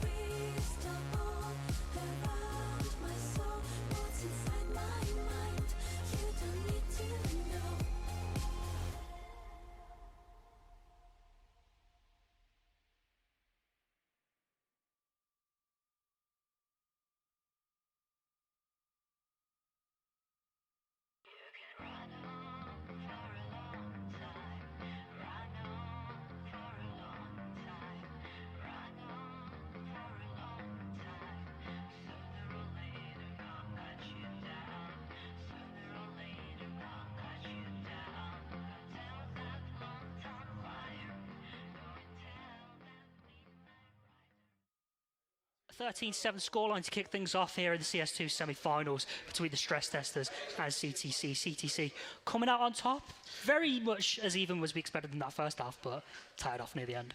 Very much so, and I think Stress Testers were showing us kind of their abilities, and then, yeah, like you said, they really tapered off. You have to kind of give some commendation to the side of Stress Testers, especially on the side of someone like VGB, who I'm pretty sure was like the entry leader throughout the entire map. Anyone really fragging on the T side? Yeah, I'll be honest. No, they did fall off a bit, but I still think most of those entry points were made by VGB. But CTC very much in control of Anubis. And I think you can start to see where the disparity is going to... I'm curious as to what leanings we're going to see with Dust 2. Yeah, because that's the thing. Anubis is one of the newer maps in Counter-Strike. Obviously, Train's the newest one in the pool, but people still know Train if you've played Go. Anubis is still very new to a lot of people. Dust 2 has been around forever. So you got to think they'd be a little more comfortable on that, especially the newer players. Like, it's probably the most beginner-friendly map. Do you think that there's going to be... Is there a particular side favour on Dust 2, or is it a fairly 50-50 split? I'd say it's pretty fairly 50-50 split, but honestly, like, with the way things are going, CT side's been looking pretty good today. Like, both sides have kind of struggled on the T side a little bit, sort of struggling to take control of the game. Very much so. Ultimately, Dust 2 is an AWP's paradise, so we could see a lot more AWPs coming out. There did seem to be a bit more of a lack of AWPing on that first map of Anubis, and perhaps that with these sort of more familiar sightlines of Dust 2, that it might encourage more people, especially someone like VG Beans, who started off in that AWP and then he switched over to the rifle kind of later on as he needs to lead it. If they know door smokes either, like if you don't know that door smoke, you can quite easily get picked off mid, like right away from spawn. So door smoke going to be vital for the T side. You're going to need to try and prevent getting peaked on long as well. So ultimately, I'm leaning towards whoever's picking CT first, but it's gonna be a difficult one to call because these teams are still kind of even. It's just the T side was very much lacking on Anubis. I think it's also down to a lot of kind of like the energy, because I'm looking at the players now, and you've got the side of the level 4s, the CTC side, and they are hyped. They're all hyped. They're kind of having a joke, and they're making their noises and stuff. And you've got the side of Stress Testers, our level 5s, and they seem, I don't know, I don't even know Zen, because it feels a bit more. I think they're trying to focus, but they're. I think the only one that's truly the embodiment of locked in is going to be VG Beans. Which means the one you kind of want to be locked in, I guess, the Very much star so, player, and they're going to be the ones to kind of carry them through this because ultimately you're a map down, and Dust 2 is a map where you can definitely get things in your way, and VG Beans is going to need to provide a star performance here if they want to take this to map 3, if they even want to question getting to the final on Sunday. I think it's something that's definitely on the cards. It could certainly be a performance that he's going to put on, but we need to kind of see him consistently doing it. There's been a few rounds where he's kind of fallen off, but as we head into the map of Dust 2, we can see that CTC are starting on the CT side with our Stress Testers on the T side, and you said you favour whoever's on the CT first. So if you can get JWB with that AWP early, then I fear what Stress Testers are going to provide for us on the T side. It seems that CTC are more scattered towards that right side, with Camfrown being like sort of this intermittent runner, providing a lot of responsibility on Magic's shoulders.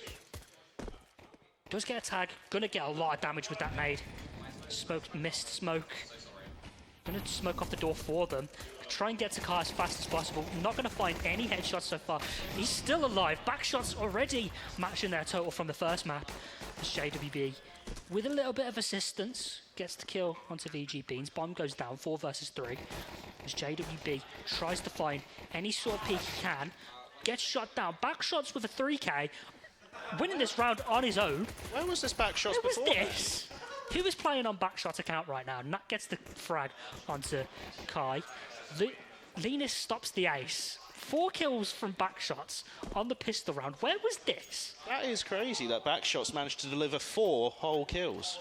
Yeah, that's double their total from Anubis. Just keep him on the pistol. Yeah. At this point, maybe that's what they should Who do. needs SMG? He's got the Mac 10 already. Oh, well. One more. Just get one more, please. It's it's going to be, a bit of a nice switch up. I think perhaps that will help lift their spirits a bit as they're seemingly going back towards this this right side of the map. And I think perhaps maybe this is their mojo. Maybe they just want to use this CT side. I'm just going to use this as a hammer and just try and win rounds through just sheer body count. Got to run them down, and JWB, Deagle shots, not finding anyone just yet. Are they going to find the headshot with the Deagle? Nothing doing just yet. Aim not quite there as they get already tagged down by Backshots. Like, Backshots has been he's down. I was going to say Backshots has been a demon in this game so far, but no, it's the pistols coming up clutch for Stress Testers, 4 versus 2 against the Mac 10s. So not the heaviest investment, and they've already managed to find their way, weaseling their way out of sight, and they're able to push down to mid, potentially a B push on the way. If JWB doesn't spot this with the Deagle, he's going to be right there, ready and waiting. Doesn't get his one though, Danny gets the kill. And now 2 versus 2, they've rotated to the B site, A site completely open for Danny and Kai to work with. They've got to rush this, they only have 21 HP though, so you can't afford to just drop down. Kai's going to get the plant down, so Bowden, Camfrau still with a bit of an advantage. Going to position themselves. They've got this advantage. They've got the overhead. I'm not sure. They're obviously going to not be very keen on their positioning. Danny finding one onto Bowden. It's a 2v1 position, but health advantage in the favour of Camfrau. However, Camfrau wasn't the strongest of fraggers. So I was going to say CTC, like they've been throwing most of the day. That was a round they nearly threw, and somehow managing to bring it back thanks to the work of Danny. That was very close to going badly wrong. Very much so, and I feel that this might be their formula at the moment for hope and pray. Yeah, CTC just kind of hoping, praying, and then just shoving it. Full rifles out now for Stress Testers. Already finding a peek onto Cat, and JWB having to hightail it out of there as they all rush down mid. Door smoke is there for them.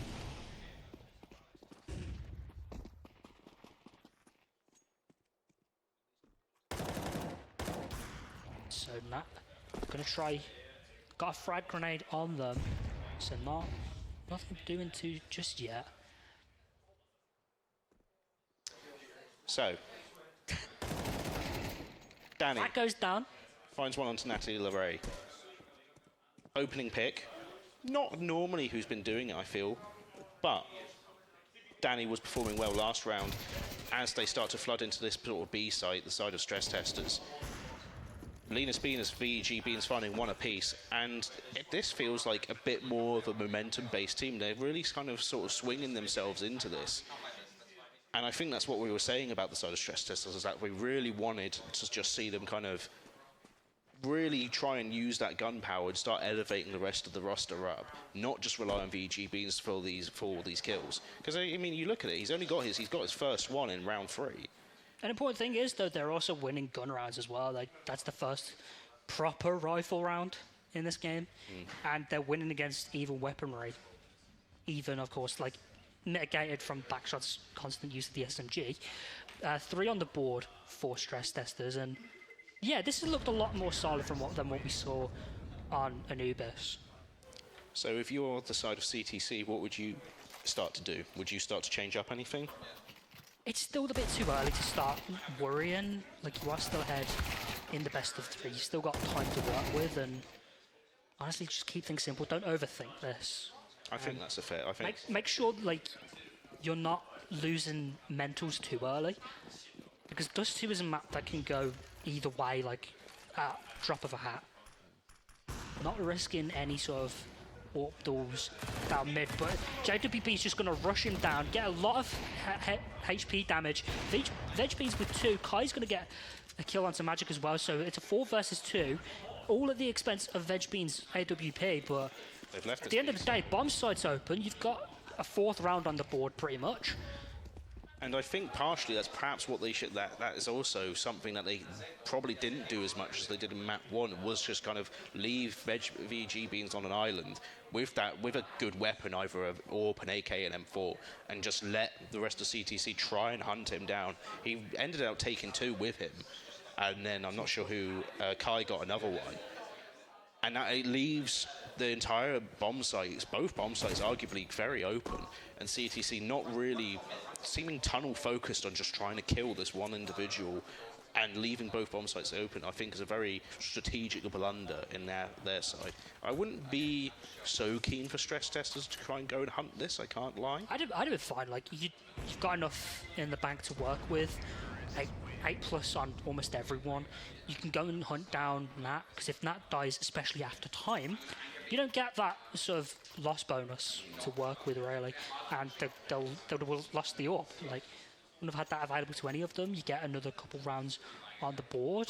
No, but I suppose the only benefit that CTC, not CTC, stress testers do have is they do have their own little piggy bank, who's not on an SMG anymore.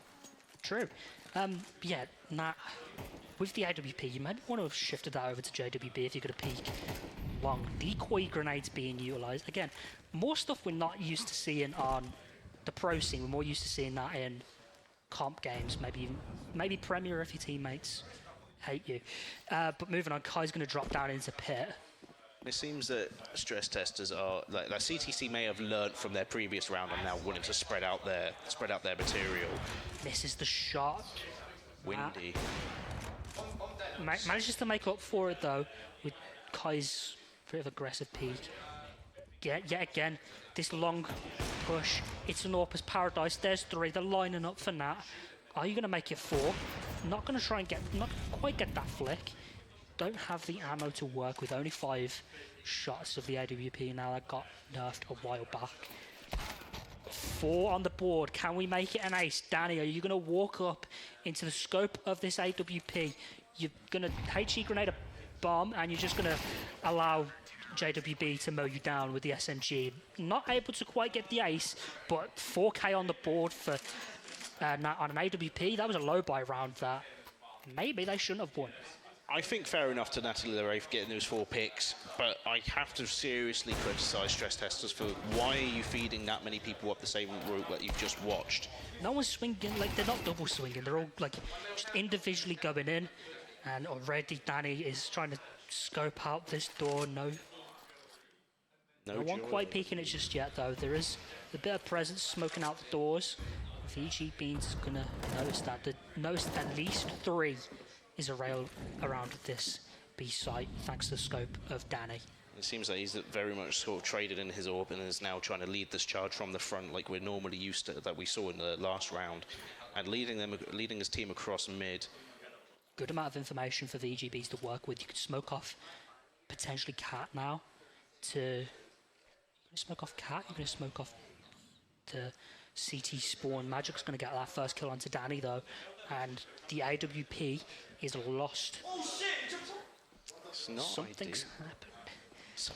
Something because there's obscenities being thrown somewhere. Natalie Ray helping out on that short push. He's the one on the point man, and he gets the refrag. JWB managed to take out the VG Beans. So we're still at even man counts, but once again the health advantage is in the favour of CTC, and arguably they've got that AWP to kind of look. Natalie Leray missing that shot, doesn't miss the second, finds one on Kai, finds one third on back shots. 4 shots, 3 kills. An unreal 3K there, and that's the thing. Nat, you can be sure so far in this game they're going to miss that first one, then they could pop up with a 3K right after. I feel this is going to be the issue. I feel like stress testers are relying so much on that momentum that as soon as that breaks, this is going to be the point where they start crumbling. They need a really good round to try and put them back in, like that first round, because Backshots hasn't got a single kill since the first one. Yeah. So that's not ideal. It's problematic. It's not ideal, but you've got to kind of sit there and. Once again, we look at how these two teams are working. Stress testers with kind of fair number of kills amongst all their teams. You look at CTC, there are 2 people with donuts at the moment. Kai kind of spraying through this mid door, trying to get any sort of tag and see whether or not anyone responds. JWB finds one onto Kai on that opening sort of swing. Half health, but you'll take it because you've done so much damage to Danny as well. It's allowed Natalie to get back into a position where you can peek both short and long. And so that they're gonna, as they angle towards long now, it's going to need to be JWB to prevent any sort of aggro from back shots, which is what's going to happen with that flash. JWB able to just fall back a little bit. Some damage going out. Back shots held there, so it's going to be JWB to defend this long push and gets the kill onto Linus. And that's going to potentially peak this. Oh no, VegBees misses. An uncommon miss from him, I feel, but he knows. Gets completely re-peaked by Nat. They have been an absolute dynamo on this wall. Back shots now. Nice spray. Magic goes down. Magic gets the kill. Back shots goes down. And yeah, 3 on the board for them. Nat has been like the star of the show so far. 11 and 3. All of those with the AWP, and yeah, it's been tough. Like their AWP has been unreal. He's been on a burner with that AWP, and now the side of CTC have too. And I wonder whether or not JWB is starting to feel himself. You know, they're starting to claw back this advantage. Are they just hoping to use the superior weapons and the firepower and the better aiming skill average, just to kind of go? BEG Beans in the middle of the site. Kills every each way. I'm not sure. Only one grabbing a kill on the side of Stress Testers with Linus Venus before Magic and Bowden clean up everything. I admire the B rush. What I don't admire is not capitalizing on the fact that Bowden had their knife out. And they just allow, like, you don't peek towards car. Like, they just didn't go towards car, and it just allowed Bowden and Magic to clean up. That was the most uneven round we've seen so far. Just a lack of due diligence being made there. Matt gets the pick onto VegBeat. I think they're just trying to rush, and now with their in-game leader gone, I think Stress Testers now going to kind of sit there and start to crumble a little bit more. It's not an ideal situation when you're when their strategy is now devolving into just, I'm going to throw stuff at the wall and see what sticks. It's not the best idea in the world.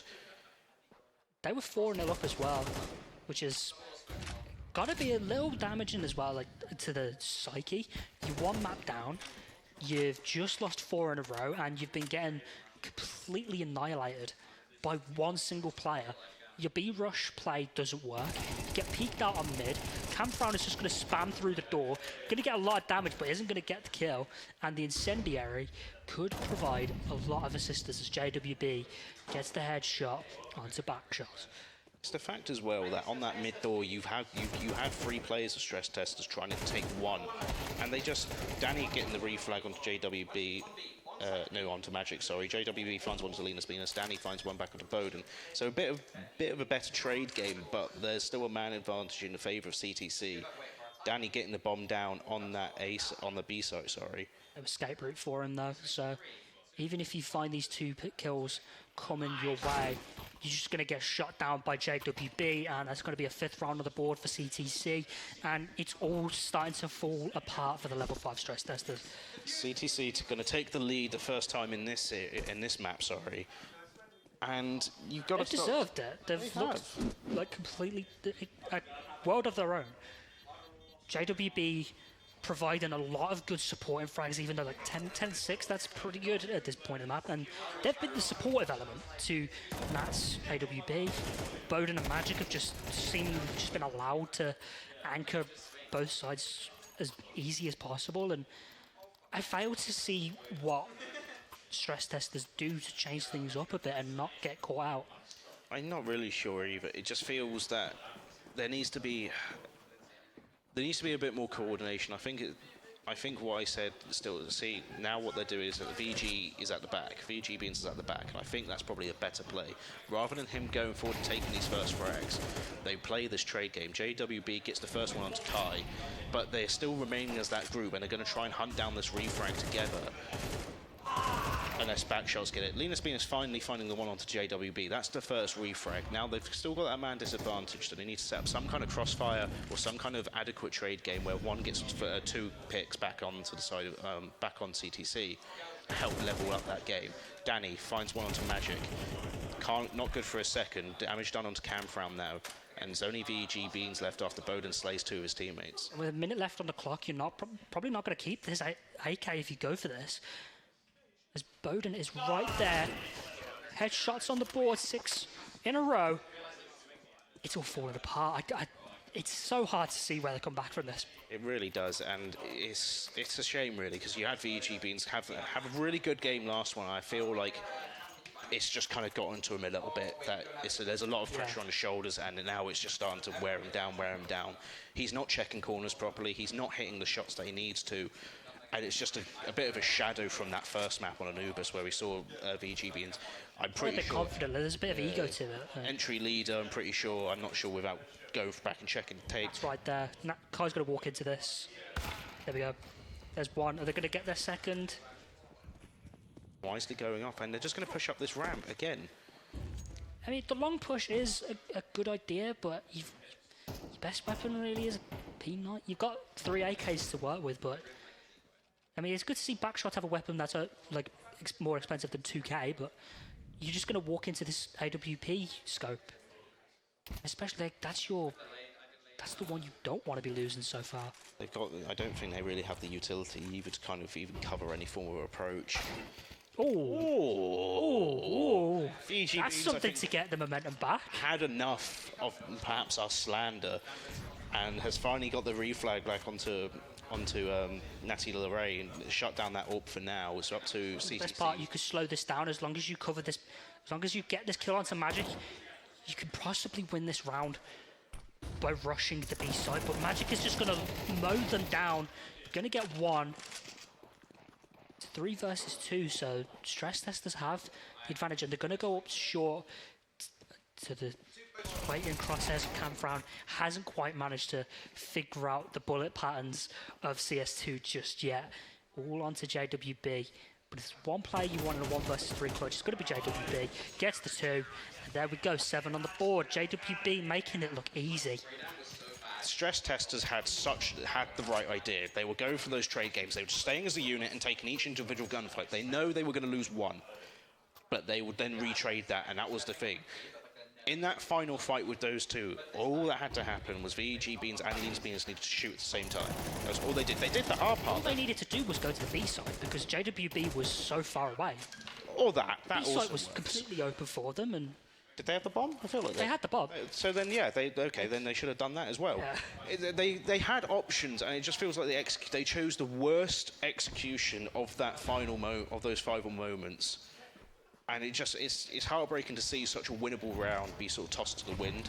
I think the moment they sort of start getting any sort of player advantage, they start to overthink things and rush. JWB making it look easy yet again, 15 on the board for them in this first half. That's very impressive when Camfram is on 1.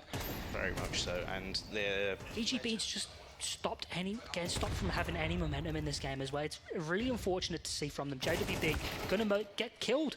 There we go. There's the first, and you still got Nat to deal with. Very much so, and I feel this is the one. Here comes the 3K. Oh!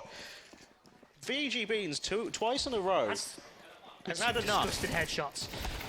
Camfram. Danny finds one onto Camfram, and is this going to be a round for Stress Testers? Finally, at long last. 4v2. Round and a half. Magic lurking underneath the tunnel. Finds one into Danny. Bowden finds one of the back shots. It's 2v2. VG being still alive, Kai still alive, so not the worst. Both in the same position though, so realistically you could both get mowed down. Kai, bit of a messy spray. Magic is there, they're going to send the area out. They do have kit. Magic's the one with the dives with the kit, so I don't think they can even get that if they wanted to. VG being the one to clean it up. I think that's going to give him a bit of a boost. That's a round you just take, because you've lost 7 in a row pretty easily. I wouldn't say there was a round where Stress Testers looked like they could maybe scrape a win. That was the only real one since their opening. They were 4-0 up, and it looked pretty easy for them. It's just some disgusting headshots from Veg Beans, and back onto the more favoured CT side, I guess. I think it's going to be a good thing as well, especially to end that on a win, especially on the side swap as well, because now it's like, okay, right, fellas, we've got this win. Let's try and drive this home. And when you put it down, 8 rounds in CS2 isn't the worst, and now they're going to see whether or not they can replicate the success of Stress Test as VGBeans finds one to boat and Magic finds 2 in return. And now they're going to push into this B site. Found them on window as well, trying to spam through it. Magic going to get the kill onto Kai and onto Danny. Could we potentially be seeing an ace, a first ace of the day? No, Linus gets the frag onto Magic. 3 versus 1 doesn't really look. You just nice. Cam. Nice, holding the angles. And that goes down. You've just made this a winnable 1 versus 1, but JWB right there to cover his teammates' mistakes. And such a good attempt by Linus Venus as well, just to kind of sit there, get that free K, and really almost wrestle himself back into that winning position. He has a Negev. Oh no. Who has a Negev? JWB has a Negev. Maybe we start to see the ego coming out a bit now. Because, okay, they've sold it. Okay. He's traded it out. We're not gonna. Not quite BM just yet. Kai with, is that a scout? I believe. It's a scout, yeah. So some kind of, I guess, could you call it a half buy on the side of? I'd say it's a half buy. And gonna rush this one down. Magic, a little bit of disrespecting, ignoring the fact that the heads are poking out. Linus, no kills coming out just yet. Magic's gonna get the first 2. As a bit of a messy entry, but they're gonna take it. Bomb's gonna go down, and only the pistols really to work with. Scout shots not hitting. Backshots finally gets their 5th kill in the game. 1 versus 3. 5-kill player gets taken down. Camfrown finally gets their 2nd kill on the board for them. That's a bit of a boost, but yes, line on the board, it's looking pretty much over. I think so, and I think CTC perhaps know it as well, because they're allowing their egos to kind of come into it, and they are just going to. That was a horrible push. That wasn't a good entry in the slightest by Magic, and they just get away with a 2K. I think that was the thing. Yeah, I think perhaps Stress Testers maybe just getting overwhelmed by the kind of this just brazen pressure of the fact that you're 9-5 down, and you're a map down, so you really need to get back into things. Good little bit of a spam onto Nat though. Now, backshots, you need to find something. You get taken down by JWB's Galil, and Kai's not going to be able to provide the same level of defense that Nat provided. Linus is going to get a bit of an easy one, though. 4 versus 2, and it's not the easiest 1 versus 3 to win here. Magic steals that AK from very risky. Yeah, very much underneath the nose of Linus Venus. I'm not sure whether or not he even knows that Magic took that weapon. Is he aware the bomb's gone down? Yes, he is. Nat's going to get the kill. Going to find a 10th on the board for them. Nat Lerag has been an MVP candidate for this map. I think that's a very fair statement, and possibly maybe even the series as well at this point.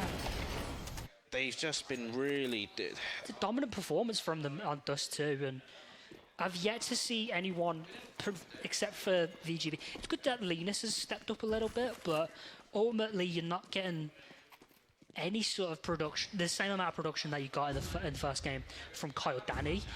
Backshots has stepped his game up, I guess, but... I don't know, he got 4 of those kills in the first one. They're not even aware of VGBeans.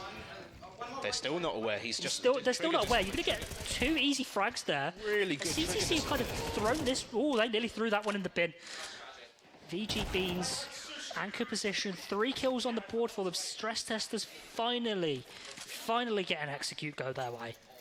Really nice ratty play by VGBeans, and that was immaculate trigger discipline, just to kind of hold that. He let the first one go by, like we all thought he was going to die. Let someone else kill him, wait for these 2 to go by, and it was perfect. Nearly throws it away. But I think support from Danny though. I think Danny played a key role in that, because if Danny missed that frag, VGBeans would then have to forego that trigger discipline and give himself up, otherwise that bomb would go down. No up out there, so no, not even needed. Kai's going to get the frag, going to get traded out though. Magic still on the board, going to get the smokes going down to cover the CT, and the bomb is just going to go down. So they're not covering that ramp push. Just leaving this. So this is JWB gets taken down by Danny. Backshots is on short as well. he's just going to get shot out. And Magic has closed this round down. It's 2 versus 2 though. This has got messy all of a sudden. Linus and Danny going to need to find at least one more frag to prevent this. And that's going to be the pillar of consistency. Linus isn't aware. He was Right positions. aware, but The right positions. But perhaps if he swung Yeah. right rather than left, he might have caught him.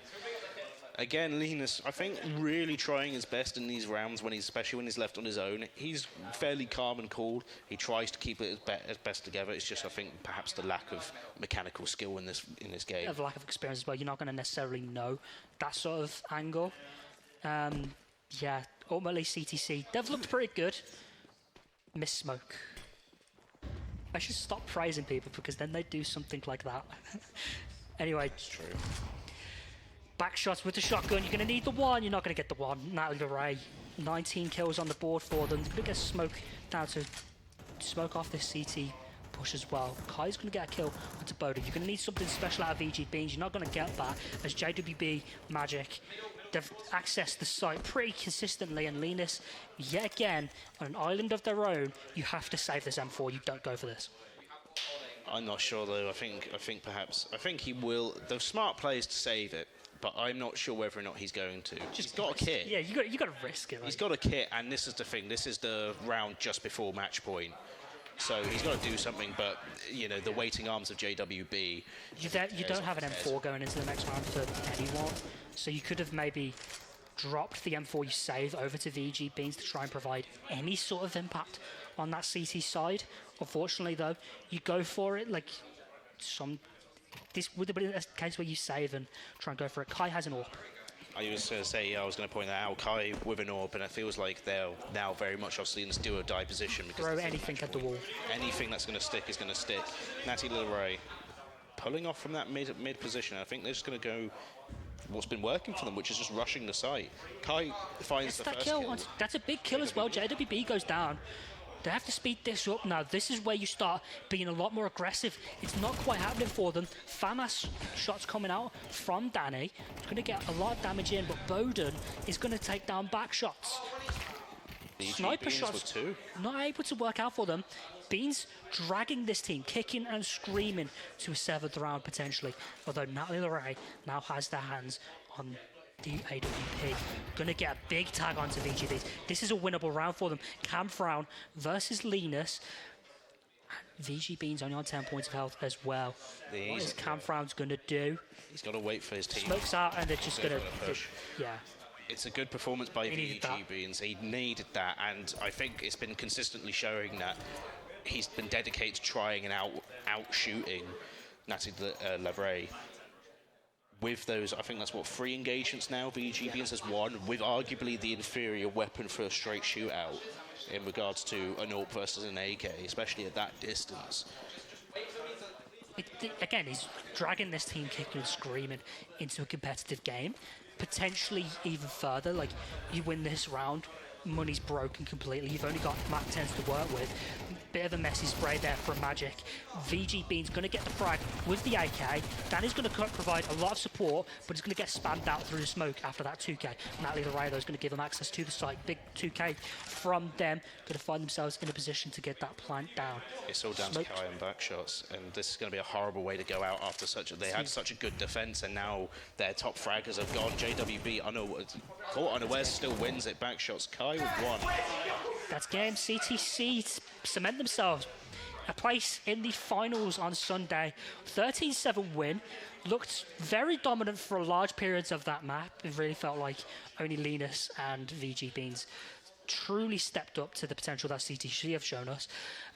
Not entirely flawless from them. No, but there were some questions. Saw players step up near the end of that game. Yeah, and I think, there's going to be, like you said, Linus being stepping up, VG being always being sort of leading. I think there were just certain issues with certain players that kind of regressed a lot.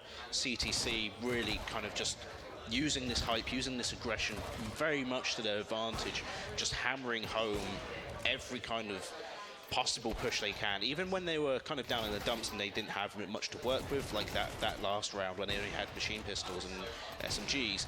They just shoved it and ended up winning just through just being like, sod it, let's go.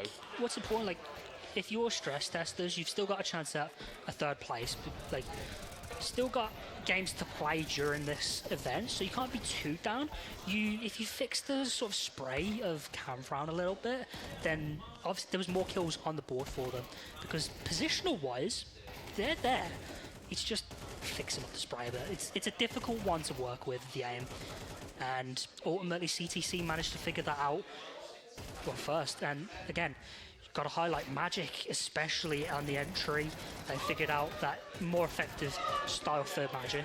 JWB, star performance from them throughout the entire series, and Matt LeRae on the AWP and that CT side was an absolute demon. That second map for Natalie LeRae, especially, like you said, with that AWP, was sensational. Towards the end, he was getting... It's scary, but... VG being not amused and starting to take some personal vendetta and finding him 3 times on the trot. But ultimately, the gunplay spoke for itself, and I think also just the general knowledge of the game as well spoke for itself in terms of how well CTC played around what stress testers wanted to do. They knew they were fairly timid, knew that, especially once they shut down VG Beans, that they started to crumble, they had no leadership, and especially when you've got players that are really experienced, it doesn't help. Yeah, so stress testers will play in their 3rd, 4th place tomorrow against the losers of our next game. Maybe they spend a bit of time tonight trying to just fix up the aim, get into aim labs a little bit.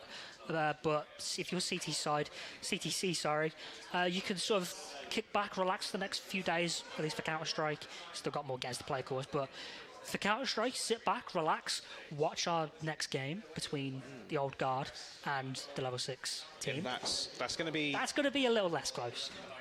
You would imagine, especially with the hype. As a Level 6, I should say my team's going to do well.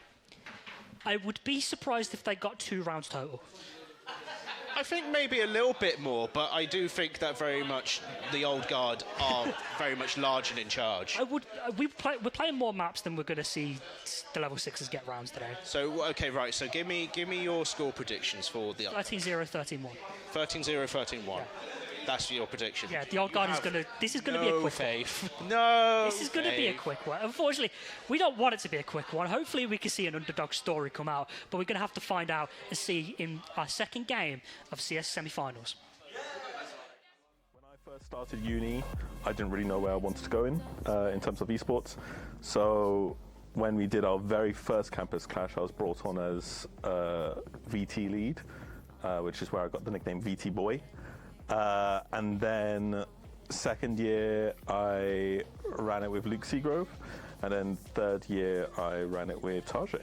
And it has been an amazing journey. It's great to see a project from something that you just kind of like spitball with one of the lecturers, with Josh, and then just see it grow into how it is now. I mean, myself and a lot of the Old Guard, we had a big running in the first ever Campus Clash at Run, so obviously it's a bit sentimental for us to see how it progresses year on year and how it grows, so it's nice for that. Campus Clash is one of the events that I look forward to the most around the year. It gets me back together with the people that I went to uni with in my year. We get to play lots of games, we get to get very drunk, we have a lot of fun. It's a weekend of doing exactly what we love and trying to give back to the people that are running with the course now. Means quite a lot, because like I've grown up in this university for 3 years, put a lot of work in the gaming in general and just esports, and to lose the trophy last year because of a few games, it's crucial that we come back swinging this year, especially with a mixed year of alumni.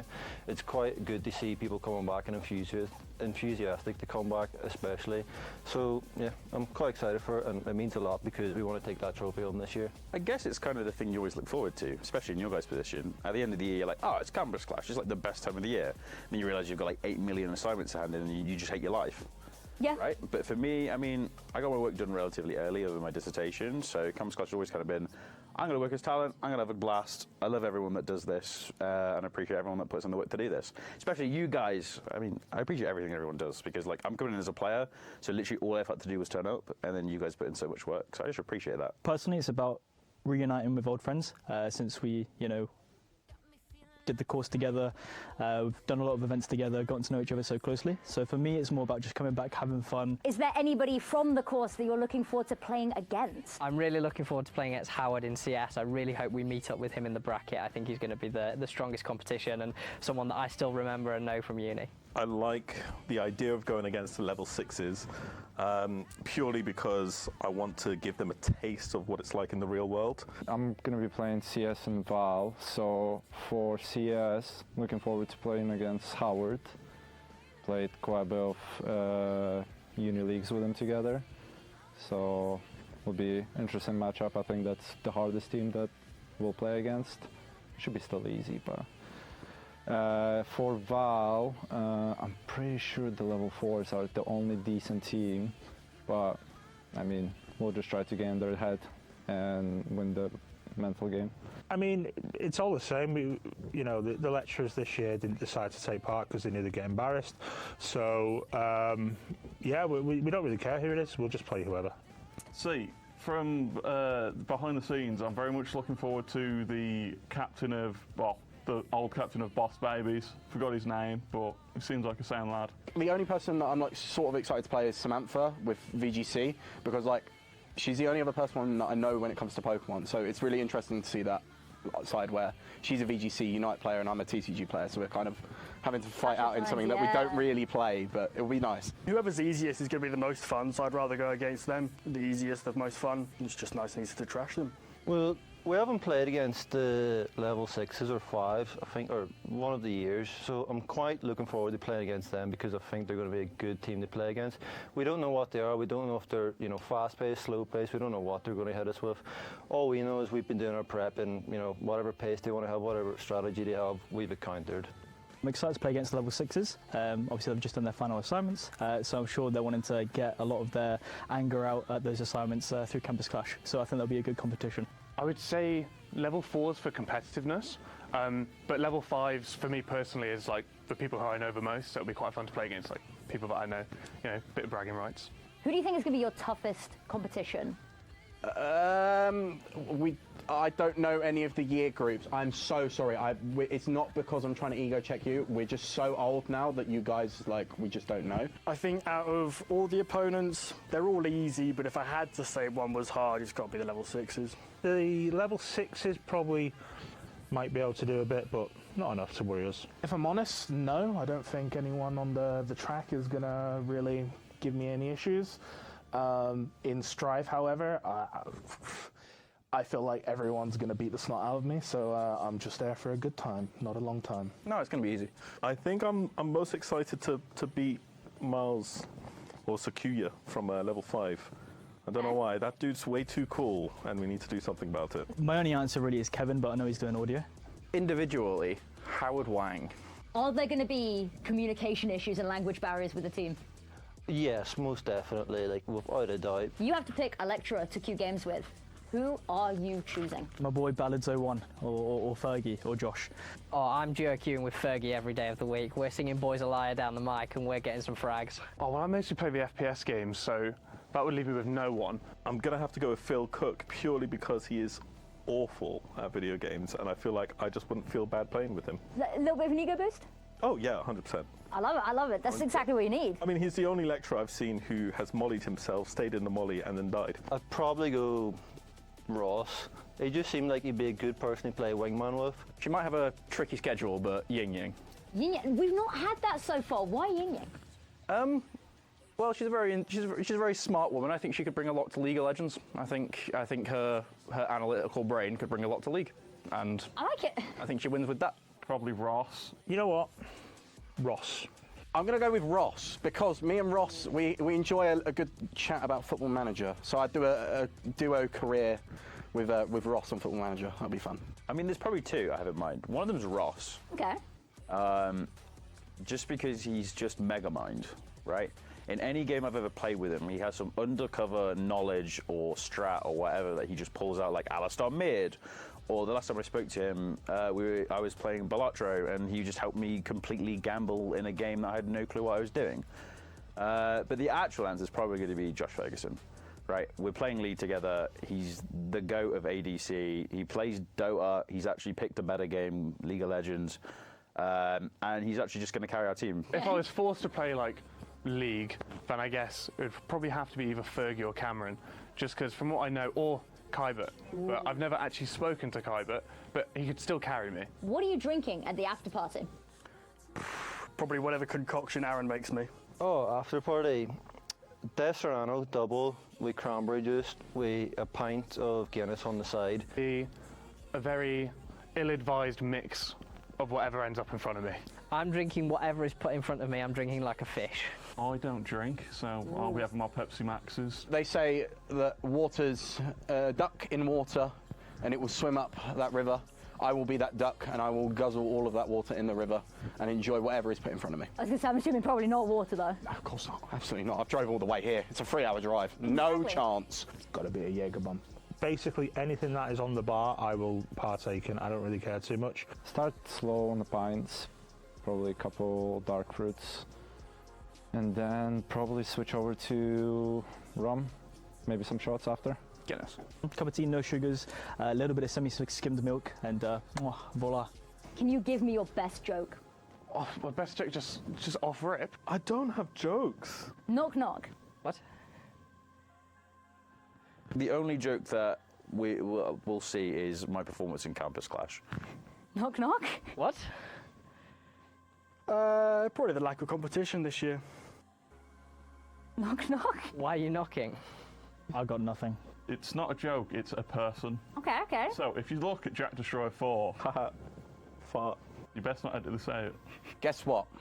What? Chicken butt. Why did the top fragger on CS walk away? Because they won Campus Clash. Who is taking home that Campus Clash trophy? I mean, it's a no-brainer.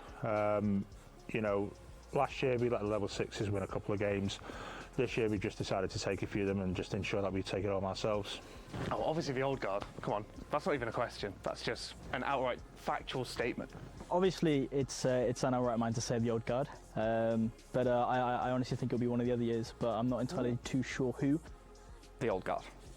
Oh, us without a doubt. Despite us having jobs and like we've actually got in the industry outside of this, we have actually put a lot of work into our teams and our compositions. We've 14 members across the board, so anybody gets sick or having an off day, we have someone to switch in straight away. There's no issues. We're winning it. I could troll and say any other team, but the real answer is the old guard. Look, we've brought Dermot in for a reason, right? He was the MVP last year. We've recruited well to make sure that we don't have a repeat of last year's antics. We're not coming wherever we finished. I don't actually know. We'll say second, but we won the most important game. We want to win this year. That's why we're here. So us, obviously. Is that even a question? Old Yes. guard.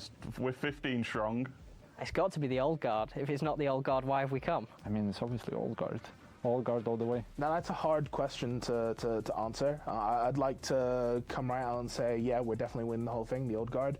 But you know, I don't know too much about the other years competing, so it'll be interesting to see how that develops on the day. For now, I think I'll firmly say us, but you know, that might be changing depending on what I see on the battlefield. There's no doubt in any of our minds. We are winning this thing. We've come back to win this. We've come back to defend our honour as the old guard. This is ours. The old guard. All we do is win. So first of all, can you tell us what your gamer tag is? I am Nebula, And which team are you playing for, Nebula? Camfran and the Chipmunks. I'm JWB, my team name is CTC. I am Bowden, and I'm part of CTC. I am Magic, and I'm playing for CTC. My name is Anarchy, also known as Vex. I go by Anarchy.Vex, and our team name is just CTC. Well, I am Perseus, and I'm part of CTC. My gamer tag, I am Floppy Bunny, and I play for CTC. My gamer tag is Camfran. So what do you know about Campus Clash? I know that it takes place every year. I know it's a pretty big deal. I know it's been something that's been going on for a few years at the university, and it's sort of a time for everyone to just have some fun at the end of the year and put on a great event. Representing my year and just having fun playing against everyone else. I think it's a great opportunity for people in the uni to show off what they're interested in and like what they're good at in terms of gaming, right? yeah, no, it's gonna be really fun to just hang out, play games. If I win, yippee. If I don't, the world's worthless. A bit of a giggle. A bit of fun at the end of the day. It's competition. Nothing. Obviously, you want to win, but it's friendly, and the competition should be fun. Smacking all the other year groups. Confidence. I just think that it's like a fun thing to take part in against the other people of the union. Who are you looking forward to playing against? I think level 6s, so I can call them old. Or maybe alumni. Yeah, the alumni, I can call them. I don't know the full rosters of everyone yet, but I think alumni for Valorant will be the most exciting one and probably the toughest for us to play against. I don't know who I'm playing against, to be fair. I just turned up. See what happens. I'm mostly looking forward to playing against the level 6s, so I can show those idiots who's bad. Not too sure. I just see who we come against and try our best. I really want to I do want to play the level 5s because I want to show them that we're just better than them. Exactly. Yeah. And you're going to be there next year as well. You've got to establish dominance early. Yeah, we got to let them know. Porcupine in level 6.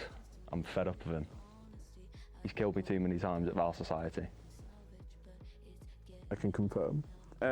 I've got 2 guys that I know are in it. You've got Jamie Jamwam from level 6, and then you've got George Snipes from level 5. And those are my 2 biggest competitors right now. I was going to ask who do you think is your biggest competition, but I think that kind of covers it. Who would you say is your toughest competition then? Probably the level 6s. Porcupine, because he keeps killing me, and I don't like it. I would guess level 5s, because apparently the alumni haven't played very often, so... Yeah, that's fair. I don't really know any, but as I said, give it a go. Probably the best way to be going into it blind. I mean, it'd probably have to be like the level 6s because I feel like they're at the peak of their gaming performance right now, and that they terrify me. They should actually. What are you going to be drinking at the after party? I'm the boring one. It might just be water. That's fair enough. But they've got some really good J2O over at Ember Lounge as well, if you want to spice it up a bit. Might have to try it. Probably water. Water? Okay. The first sensible answer we've got. Welcome back to Campus Clash 25. It's our last game of the day. It's the Old Guard versus the Catalyst graduates. And CS2 semi-finals, see who goes to play CTC. Is it bad that we both have our favourites already?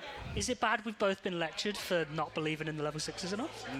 I mean, yeah, but I think that's fairly factual, judging by the fact that you have Howard. Everyone loves Howard. Everyone knows Howard. Face it 10. Yeah. And then you have the rest of them who haven't played since last year. Yeah, and I think that's a fairly accurate thing. And then you look at the side of the Old Guard, and you've got Epic Land regulars. Yeah, I think that's the best way to just put it, is regular competitors. I'm not sure of their ratings. I know at least 3 of them are Face It. I know plus. There's a few Face It 10. Yeah, so it's... We both shouldn't be close. We both predict a stomp. Our host, Lena, thinks it's going to go a bit longer. Yeah, I think this game's going to be hype. I think it's going to be very loud. I'm hoping that the level 6s match the sort of energy that the Old Guard is going to provide, because we've already in the setup phase heard things that we are not allowed to repeat on broadcast. I can. You probably can't because you've got a career. Yeah. I can't. You've got a few more years to sort of recover. Quotation marks. It's legal, isn't it? But I do think that, yeah, like you said, it's probably going to be the loudest match, probably out of them all, because we have right there all of the alumni fans. Right there, Nathan Walker, who's going to be louder than most of the players.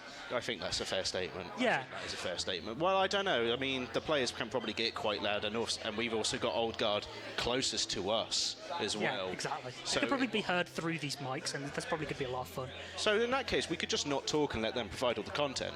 Depends on how much they want to provide for us, because they're either going to go into this, try hard in this, and we're going to be done in like maybe 2 maps, going to be done in an hour and a half, if that.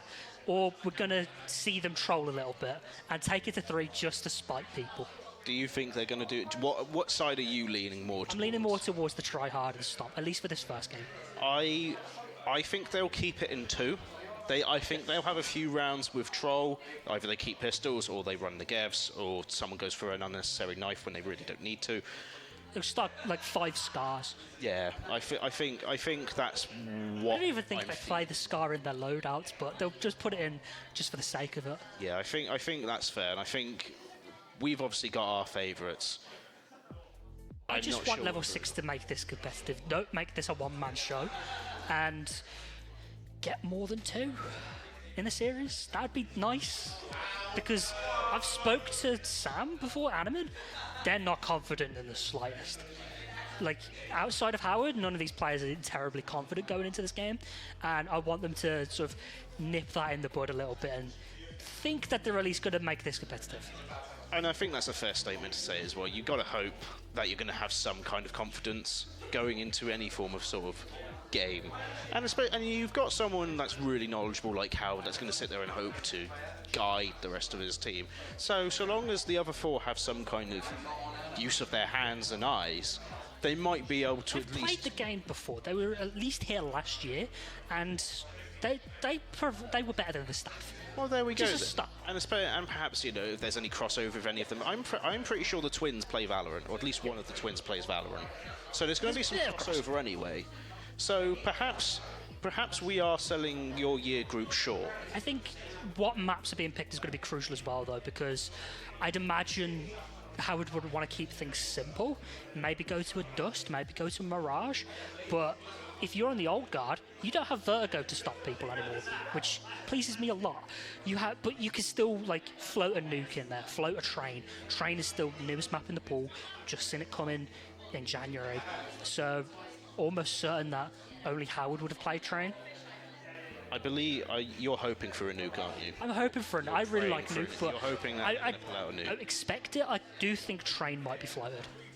That's fair. Maybe at least there's a map 3. I'm still not confident in the map 3. I'm not confident in map 3 either. No, I'm not either. But I'm not even confident I in just rounds. want to, whilst we kind of wait for the games to kind of go in, I would like to point out just the level of difference between if we look at if the crowd looks at the Catalyst graduate screens, they're all at a fairly normal one. You only then have to look at the old guard and see that one of their players is currently going to be looking at the screen as a drawing tablet, like a drawing tablet. One of them's a drawing tablet. One of them's got as close up as your Kinder. These are how you know they play this game religiously. Yeah, because they're adjusting their setups. Yeah. I'd be interested to see if any of them have gone to the bigger zero view model, because I know that's very contentious. I've started using it and I think it's better. Yeah. I like the new view model a lot, but a lot of people don't, and I kind of understand why. What makes it so bad? Why is People don't like how centered it is. Uh, It's very centered, almost Doom-esque, but the old view model, people just know it. And a lot of the things with CS2 Discourse is it's not what I know. And with the old guard, maybe they're in the same mindset. They go with what they know. I suppose that's fair, because last Campus Clash was CSGO, wasn't it? Or was CS2. It was still CSGO. But it was the early years of CS2. CS2. We'd only just had our first map pool change of Overpass being replaced by Dust 2. But they still kind of stomped that one through anyway by dominating Mirage games, dominating Vertigo games, because at the time, the only map that UKCS was really known for was Vertigo, to my dismay. And yeah, they've got Mirage to sort of stomp with now at the minute. I don't think we'll be seeing H or Anubis. No. We saw Anubis in the last game, and I think if we do see that, we'll know that the old guards would have picked the T side, because they would have known it's T-sided map. And if that's the case, I don't think it's going to be close. More than what we think already. I do think if you're looking at the veto for Catalyst graduates, I don't see a map in this pool that really favours you, outside maybe Dust 2. Just because of its neutrality in terms of how 50-50 split it is? And because it's the most beginner-friendly map as well, you also could, I don't know whether Howard's an AWPer or a rifler. Howard gets that AWP earlier, then, as we saw in the last game, you can kind of single-handedly win rounds on your own. Very much so, yeah. I think that was... Do you think that's probably maybe going to be how they want to go through with that? They want to kind of rely much like we saw last game, pin a lot of that pressure onto Howard and hopefully have the rest of his team enable him. I think Howard can deal with that pressure of being the one-man team a little better than VG Beans would have, because going into the game you would have saw a more even spread of talent there. Going into this, Howard is a face at 10, so he's at the same skill level of the old guard. It's just a case of whether or not any of the supporting players can step up to that level. I think I think you may have hit the nail on the head. Is there anyone from the old guard that you know out of them? I know Animen, and I know they're not confident. They on the old guard? No, I know. The old guard, I know quite a few of them. I've played stuff like Valorant Siege, played CS with them as well, and I've casted both of the last 2 years with them playing in it, and they've looked unstoppable both years.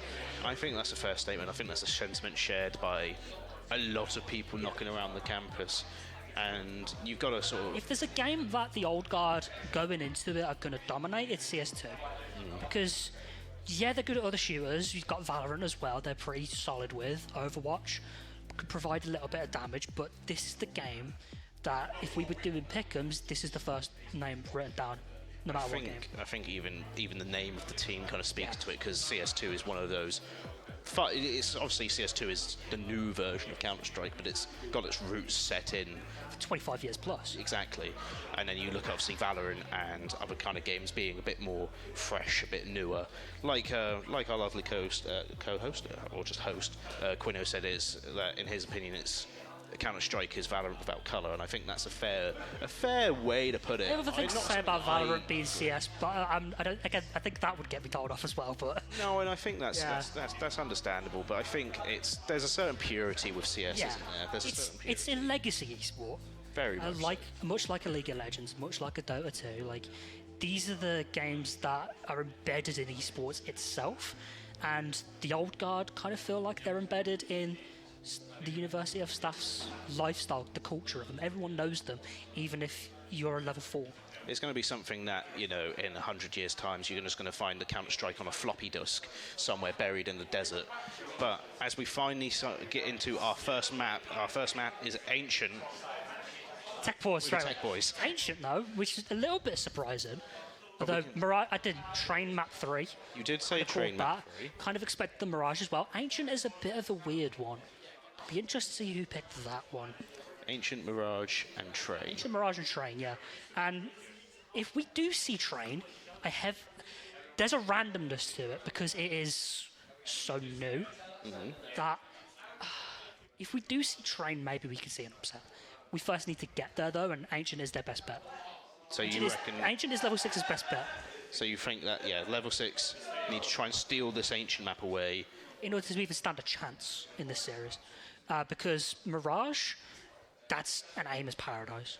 Like, you need to be a good aimer, which is why I'm bad at it. But you need to be a good aimer to be on Mirage.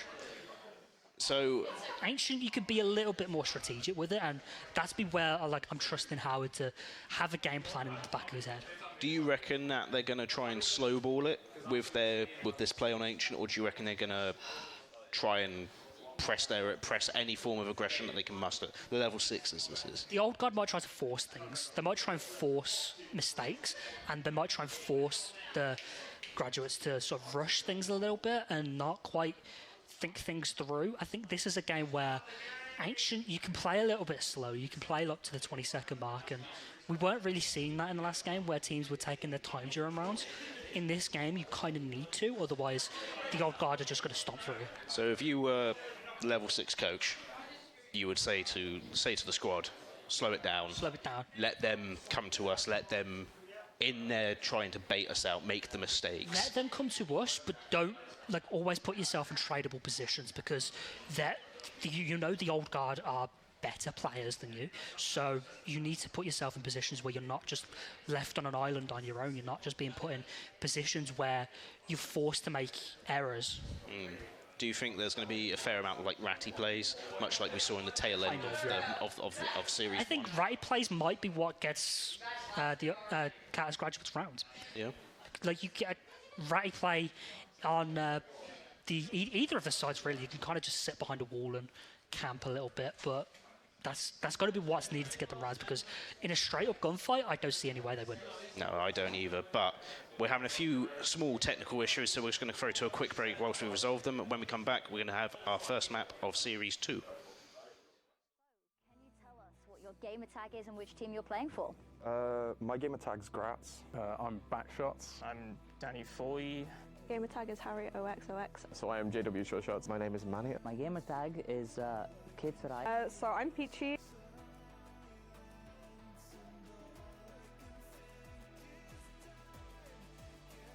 Lovely. Hi, my gamer tag is Bagram. I am Oracle. I am Safia. Hiya, I'm Slight. That's it. What the names? Hello, my name is Bartek Śmiejewski. And I'm playing for the level 5 team. I don't know their name. I've heard that the level 5 team name they haven't really fully decided on, because they had a lot of options and weren't 100% sure what they were and weren't allowed. So level 5 team, that's good. I'm part of the level 5 team. My game name is Stress Testers. I'm playing for the level 5 League of Legends team. And our team is the Stress Testers. I'm playing for the Stress Testers, the level 5 team this year. And I'm playing for level 5. And I am playing for the level 5 team.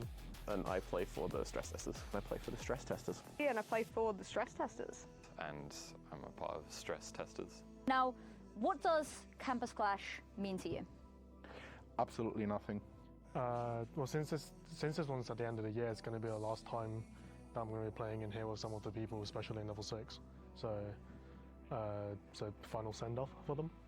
Campus Clash to me has always had like a sense of community within esports, and it's nice to see it finally expand to the wider range of the university, bring in more players, bring in more variety of players as well, and I think that's just the best direction it's ever gone in. What he means is, I'm really grateful that University of Staffordshire has allowed me to take part into this great and amazing competition, and I'm really looking forward to it. I had previously, and I went to watch my friend compete in one for Valorant. The premier event I consider at this uni is the one that we all mention in my in Fight Club chat. We're always looking forward to it. Going, I wonder who's going to get in for Guilty Gear, because it's always going to be hype. It's loud as hell. I'm a big fan. Fun. It's just a bit of fun, yeah. Best way to be in it.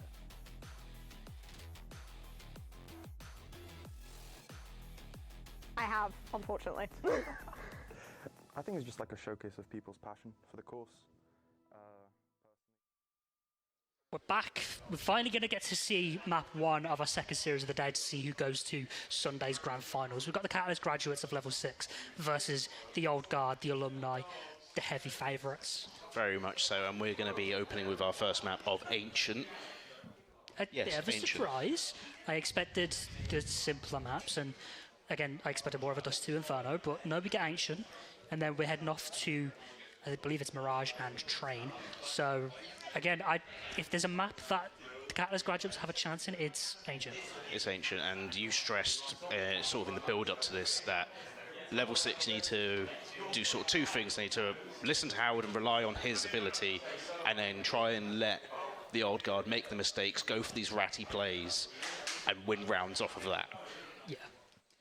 It's going to be interesting to see how they approach this pistol round as well. Like, are they going to be aggressive? Are they going to be as loud as our crowd are? Howard peeking mid already, so already the fast plays coming through. It's the aggression. They're going to try a bit of a split. Already Peapod is onto the site. They're just going to run through. Ollie goes down, and Howard needs to provide a little bit of magic here so that the rotation can come through, because that flank is going to be spotted out fast. Hanneman gets a kill onto Edgy though. Howard's going to provide a little bit of support to 3 versus 3. So are we going to see the face at level 10 excitement that we want from them? I don't think All Howard's players on the site behind him. just kind of ignored Peapod. Wins it. Still Howard beasted very low, so they're going to need this kill onto Gala Bloodlover, which they're going to find. But he has to stick this. He has to rely. the meat shield as Howard not quite sticking. And there we go. Old Guard gets the round on the board. XCO to close things out. That was a lot closer than I think anyone would have ever imagined. Still dies to the bomb explosion, and I think this is kind of the level of aggression that the Old Guard are going to hope to kind of bring to this, because we saw them. They went for that bomb. They want to make this quick. They want to go back to the Ember Lounge. I think that's fair. I don't blame them. They want to go and get some beers in, but Howard nearly saved that round, and I think that's going to really kind of exemplify how they're going to have to play this around it. But the Catalyst graduates now just kind of pushing down me. Edgy getting the first one onto Howard. Edgy with 2. Peapod and Edgy getting the third one. Peapod 4. And I mean, not much for them to do here. Is it an aim and miss? No, it's not. XCO gets the kill through the smoke. Second round on the board.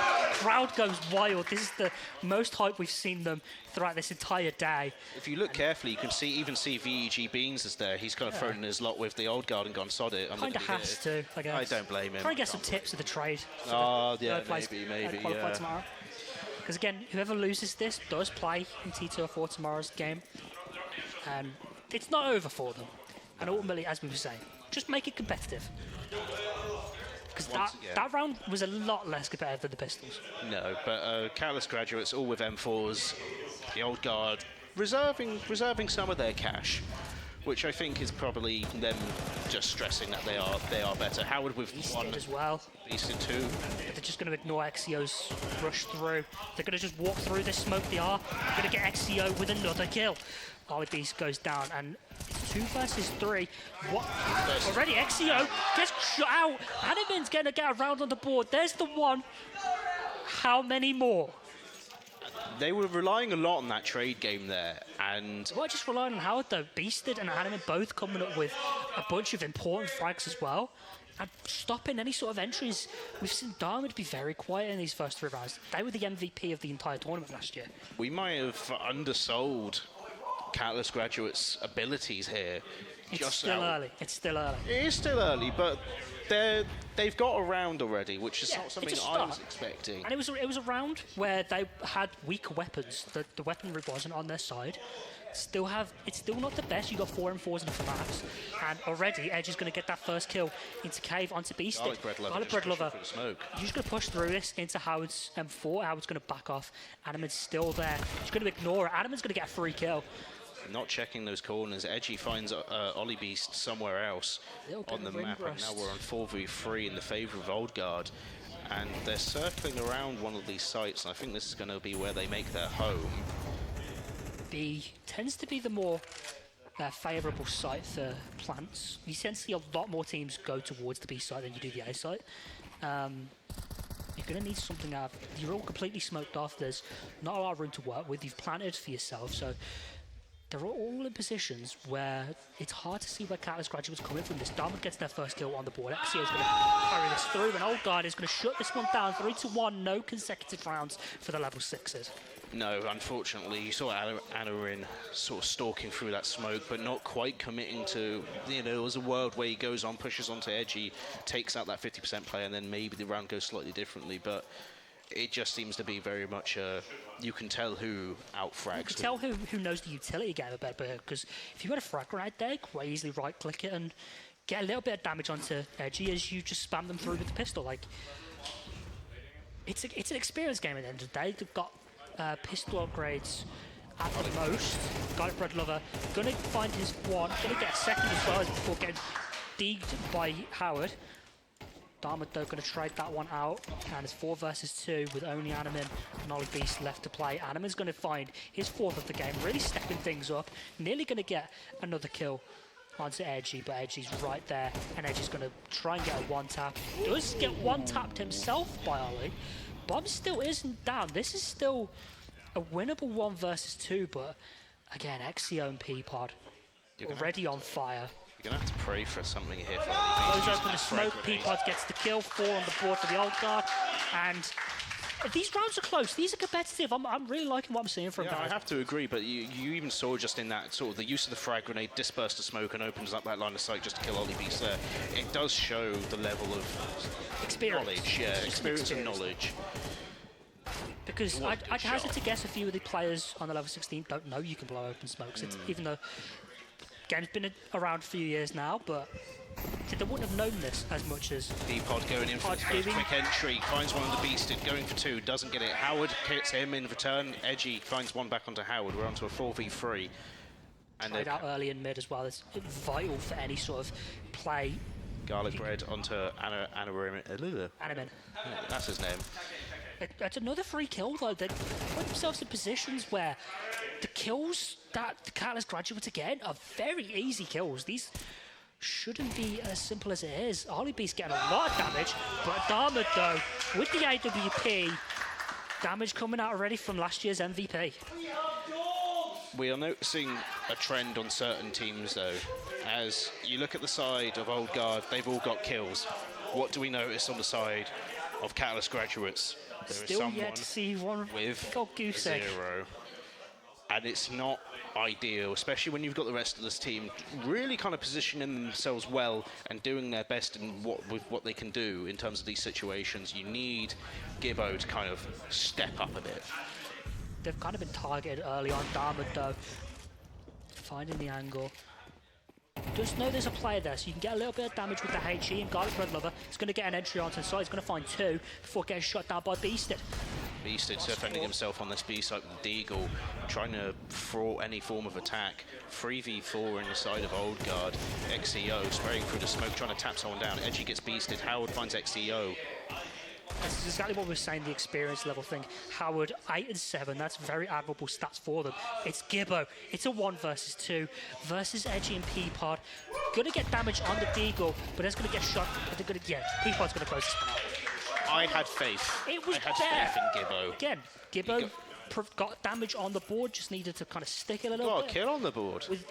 If it was an actual weapon rather than just a pistol, then maybe that round goes differently. XEO has a shotgun out now. Maybe this BM starts to come in. I feel like you're going to make a lot of CS people upset by saying the Deagle isn't a proper weapon. In that situation, in a 1 versus 2, you'd much rather have an M4. Well, I mean, yeah, fair. But which they could have afforded. Anamin had 6k in the bank in that last round. He could have quite easily dropped a few M4s over. So Edgy going through mid, leading this sort of like initial charge, and you can tell just this Old Guard. Yeah, they start this tempo very high. XEO first shotgun kit. Oh no, it's an that's a shotgun. He's got Zeus as well. Oh. So yeah, that's the thing. The Old Guard just know this game a lot better, and now they're starting to take control of things. This is what I kind of wanted the Catalyst graduates to avoid. I wanted them to have a bit more say in how this round goes. Howard though, whiffing on the shot. XEO with 2 on the shotgun. He's not going to be a happy man, I don't think. And whether or not happy either. Edge is going to find the kill onto Beasted. Going to find it a 2 versus 2 situation. It's not the cleanest fight. Olibeast put in to another clutch situation again. Bomb's still not down, so he can maybe rush over.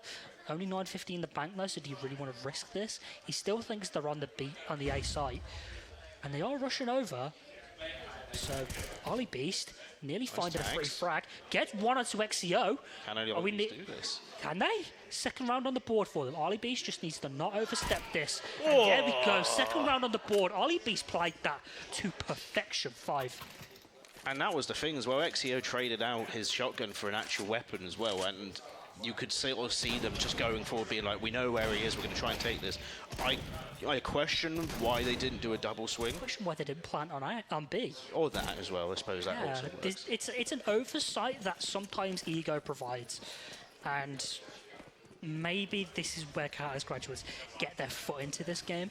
Olibeast stepping up a little bit, getting a very good 1 versus 2 on the board. But this is where the Old Guard need to step up. Garlic Bread Lover finds the first kill on Spider-Man. Howard though, gonna try that one out. Still haven't figured out where Dharma is. Just got Howard overwatching that site, yeah. Really good angle trying to say that. Shut it down. It's gonna find a trade at the very least. Gibbo getting a second kill. And 2 versus 3, Catalyst graduates looking pretty good, even though the A site is completely bombarded by the Old Guard. They are keeping this competitive, they're keeping this close, and bombs going down on that A site. And it seems like the Catalyst graduates are now aware of this, and they're going to try and run into the waiting arms of Peapod. Finds one onto Gibbo, and now pulls off, which I think this is the thing as well. Howard No, Beasted, sorry. Gets Shout out to Peapod. That's going to be a Howard third of the board.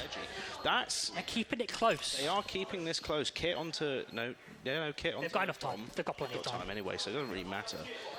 There we go. I should have believed. You should have believed. Should have It believed. does seem that this team is There's got a bit something more there. mustard than we thought that they had, than we first thought. At the very least, there's skill there. It's an experience factor at that point. They're doing a lot better than perhaps my team was. Potentially, yeah. Perhaps, which is unideal.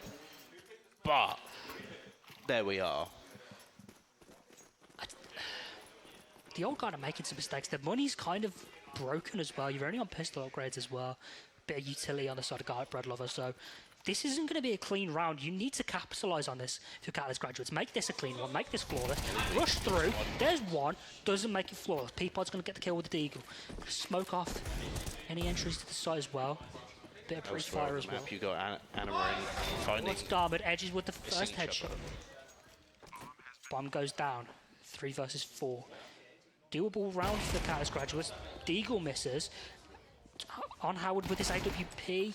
Going to try and stand down with the pistol, which they're going to get thanks to Gibbo. Gibbo's really coming alive now. That's a third in a row for them. He's trying. They're actually doing their best, but they're running out of time, and they've got 2 kits. But it's about getting them onto that bomb. Howard going for the diffuser. It's all about the cover. Amarin sprays through the thing. Hammered though. Oh dear. Make this round unwinnable. There we go. Back on the board is the old guard. Winning their 7th in the game. The noise levels when they win a round is so much different from when the level 6s. When your level 6s win a round, they're feeling like as if they scraped by that. Very And the old guard are winning the round, they're celebrating, they're cheering as if they've just won the entire thing. There was a chance, but those spray through the smoke. It was smart work. Howard nearly like helped them a little bit, like managing to cover them, but unfortunately, Gibbo's just left on their own, left on an island. Molly through mid. He's They just tried spotted 2. Information, yeah. He's going to get 1. Dharma's going to flame out Cannon then, and unfortunately, Beast is going to shut down. So Donut is already out of sight now for the Catalyst graduates. Rotation's coming over. Ollie Beast needs to find 1, maybe 2. He finds which one. they're about to do. Ollie yeah. Beast. It's good. It's a really good performance from Ollie Beast there. But the bomb Unfortunately, goes the B down. side's been. It's a brilliant fake. Site smoked off, so Gibbo only on a FAMAS as well. You're going to need to maybe smoke off, maybe try to prevent this flank that's coming in from XCO. They're not quite aware of it. Howard's playing very diligently, and Howard's going to find that kill onto XCO this round, looking very good. He's got to stick Four this. shots. In the smoke. Potential. Gibbo's going to find another kill on the board for them. It's 4 for them. This game's getting close. This is good stuff. This is good stuff. We are. I am sorry. All I can hear in the crowd is Benito saying this is enough. Yeah. Which I think is a fair Keep them at 4. statement that perhaps now. It's a signal that they're toying with their food. Yeah, very much so. Potentially. Do you think that the old guard are going to heed Benito's advice? I don't think so with whatever gun XEO's decided to He's put picked out. up another shot. That's a sword off. Perhaps he's just said no. I want to play this my way. XEO, I don't know what it is. He tends to be better with the weirder weapons. I suppose we'll have to wait and see. Gibbo Before he gets running completely first one. domed. Gibbo has stepped up. This is the Yeah. he's done what we've. It was a slow start. Very much Back so. in the game now. Howard Yep. upshot through the smoke. If you're Catalyst graduates, you're ecstatic with the way you performed so far. You're back into this game. You're keeping it competitive. It's not just rounds that are close. This game is close. Darmid. Look at Beasted as well. Beasted going for a flank around here as well. I'm not sure if they're aware. Go through cave, which is probably the smart decision. You can go up through main. They They're do not have gonna. the bomb Darmid's now. not going to be aware of this. Beasted gets his kill on that flank. It just- now it's oh, an no. advantage. Peapod spraying through, gets 2. How? Peapod versus one. Howard. Howard's just going to stick it. Peapod's going to... Oh, no. Peapod. Pros do never fake. says Exactly, yeah, Howard. pros don't That's true. Big man Howard on there, making sure to clip down that bomb. That I'm not ballsy. sure what Peapod was going for there.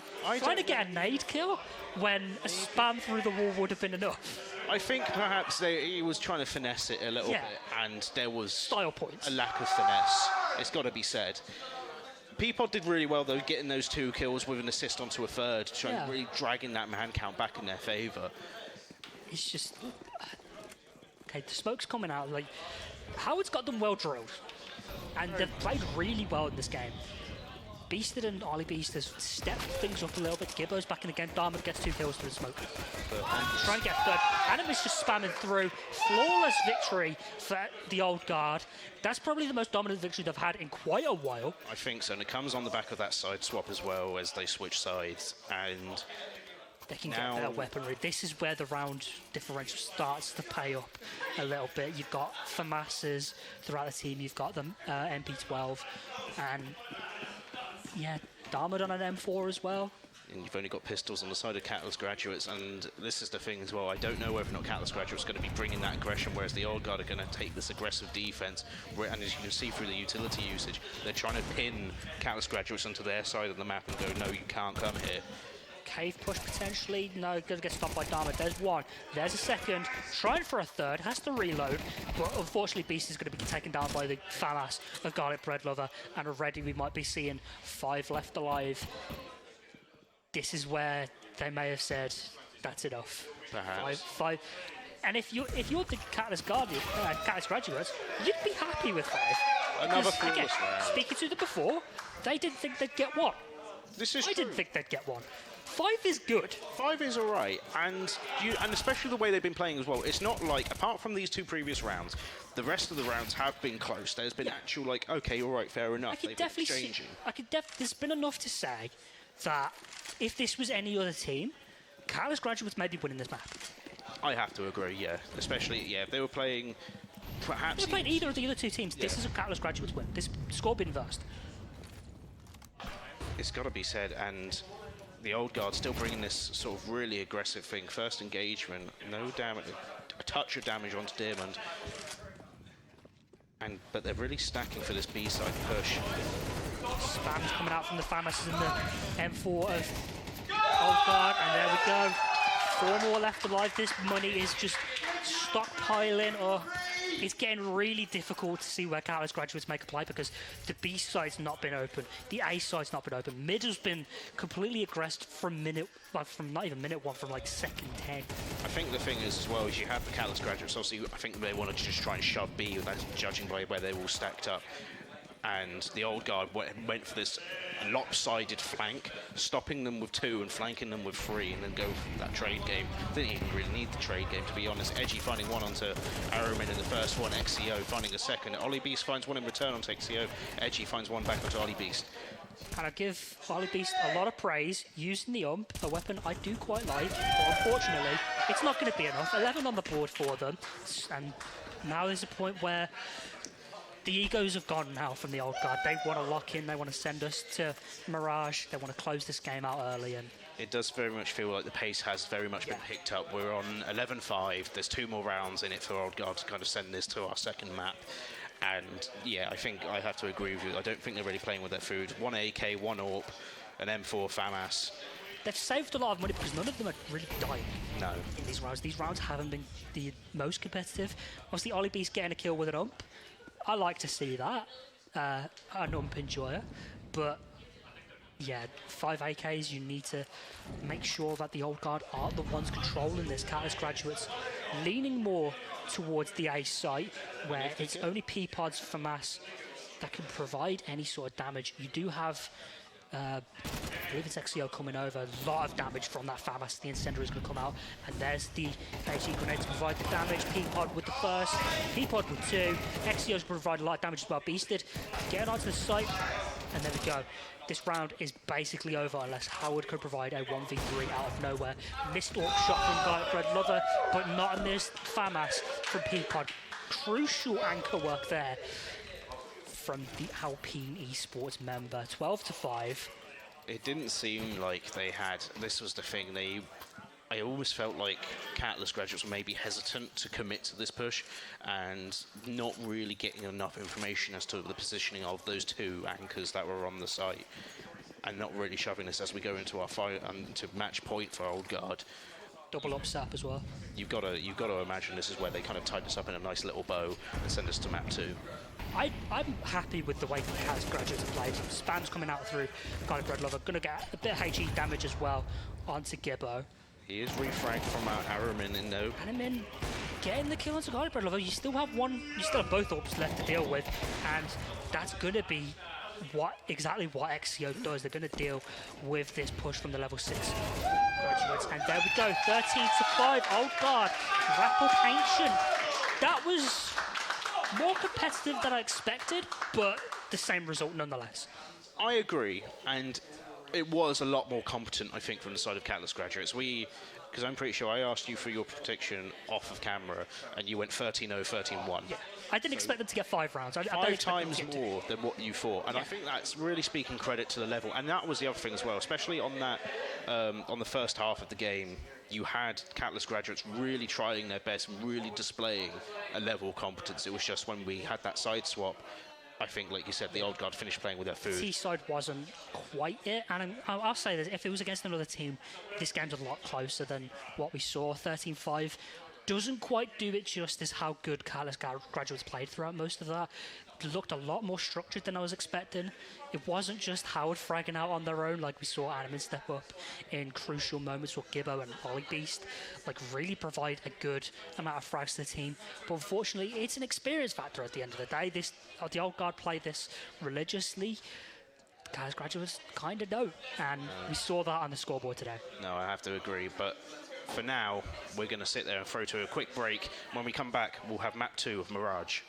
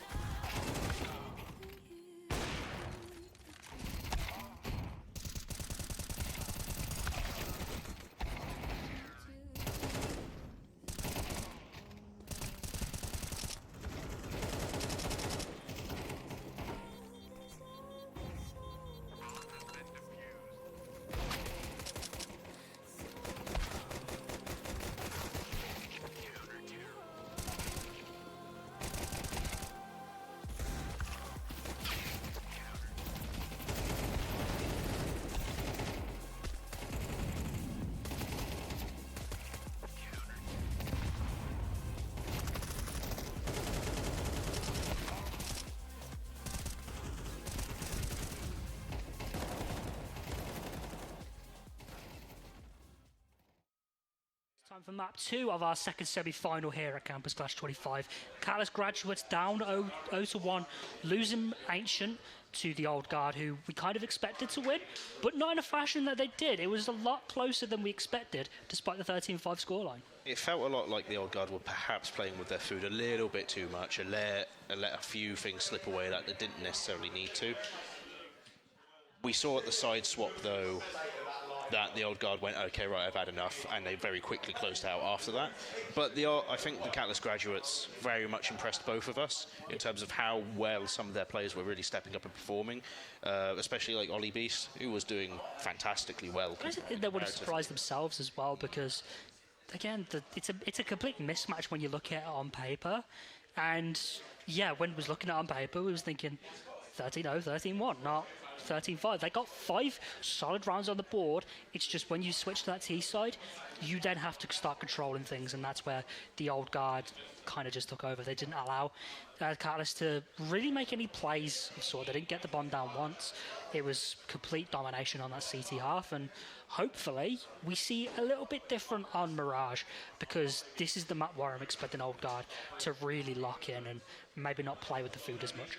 I was about to expand on the Mirage choice, and you said in the first map that it's a bit of more of an aim as paradise. So do you think it's just going to be a matter of the Old Guard are going to kind of use this as a bit of an aim lab experience, kind of just sweep them aside? Potentially, but also it's a case like Howard is good.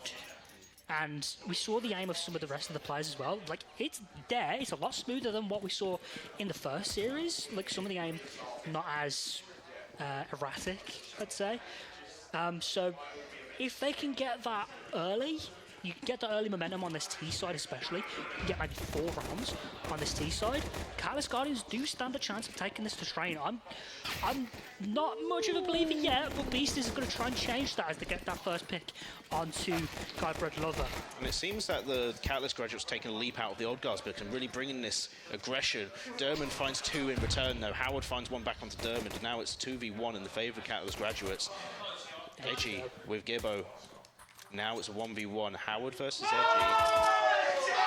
Crucial pistol round for the CTs there.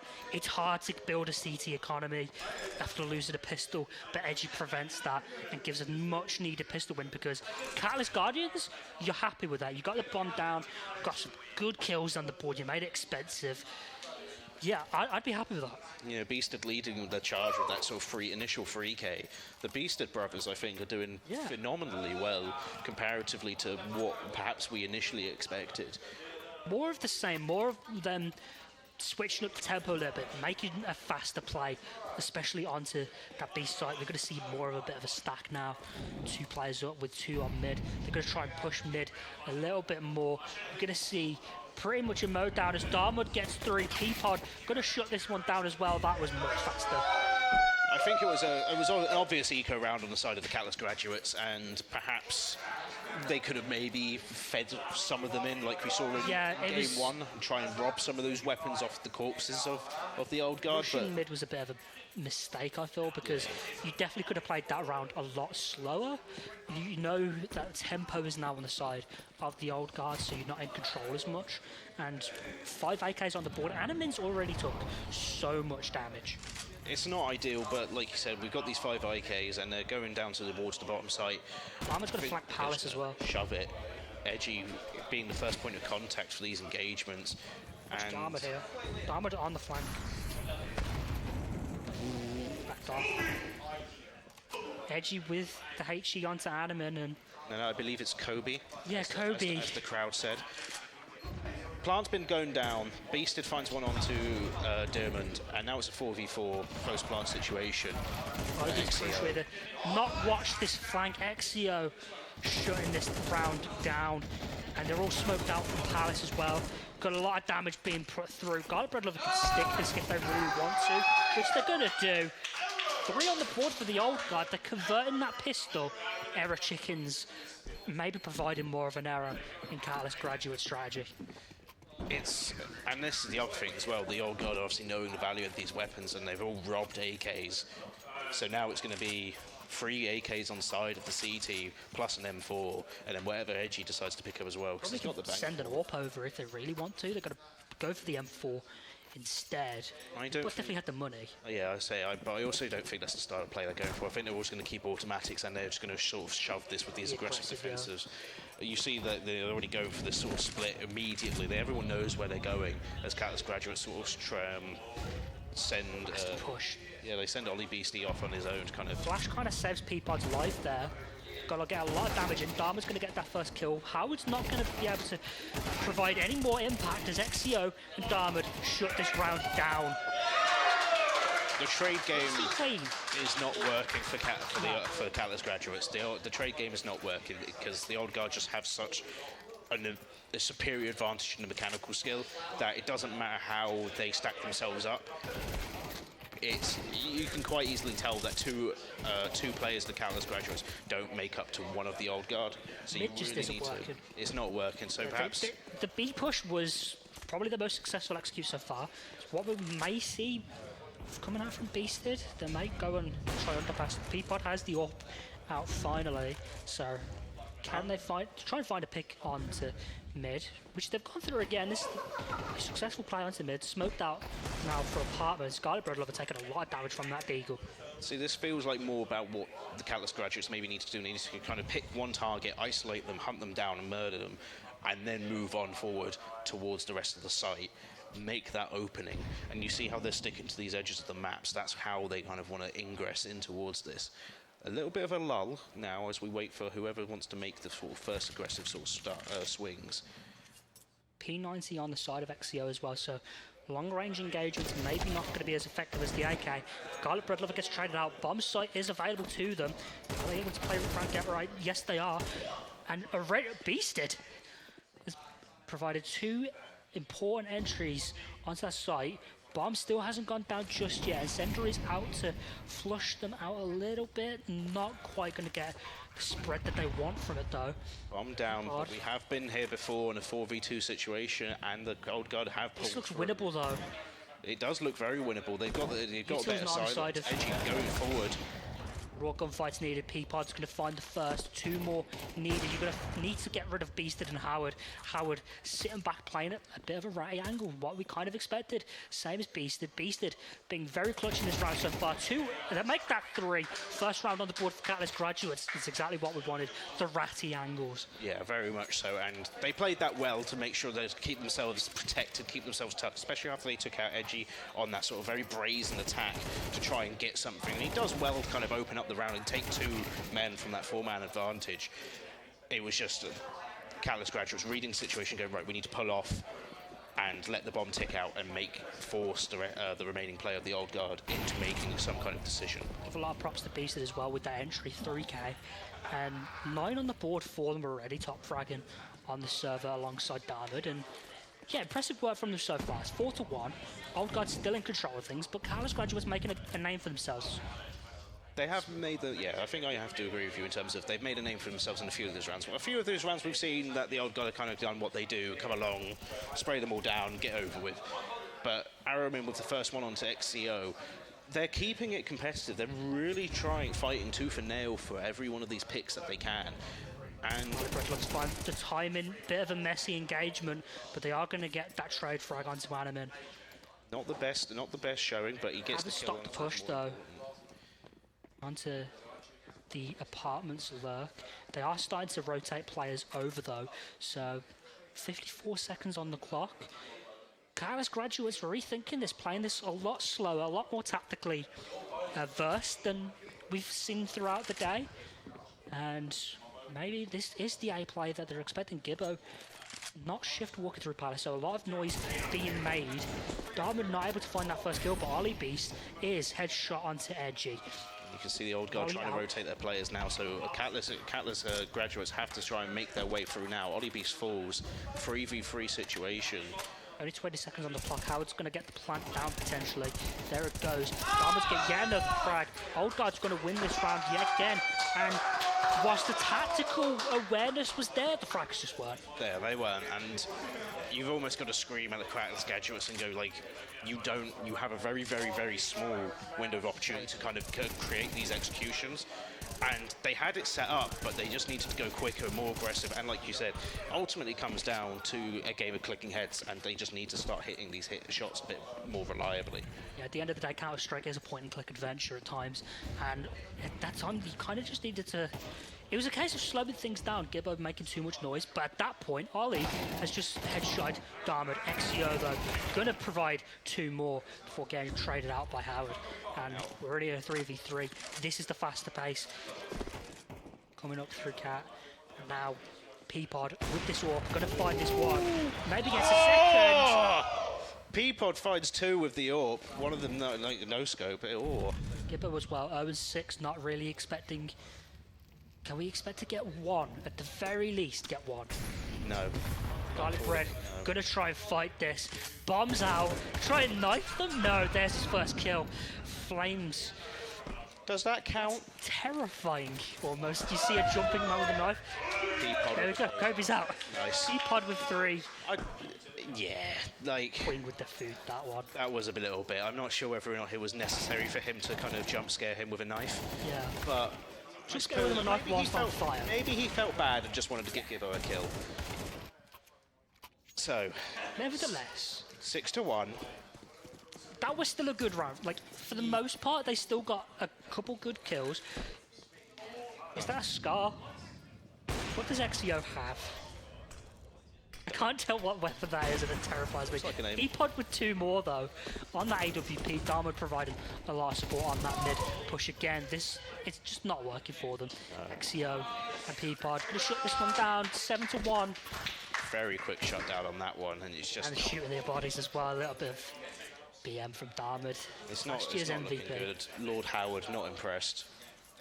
I wouldn't be after that round either. No, I wouldn't be. That was the round where I was like, you stop going mid. It's without any sort of smokes working, it's just not. See, this is the thing. It felt like what they were doing initially in sort of these earlier rounds, where they were trying to isolate these individual fights with superior man advantage. Ooh. Howard, Ooh. with a scout from Peapod's had enough, but he's That's worth it. That's worth it. Negev gonna find the kill. That's worth it though. You've got rid of the AWP. This is very true, and you've got rid of probably one of the more deadly opponents on the side of the old guard.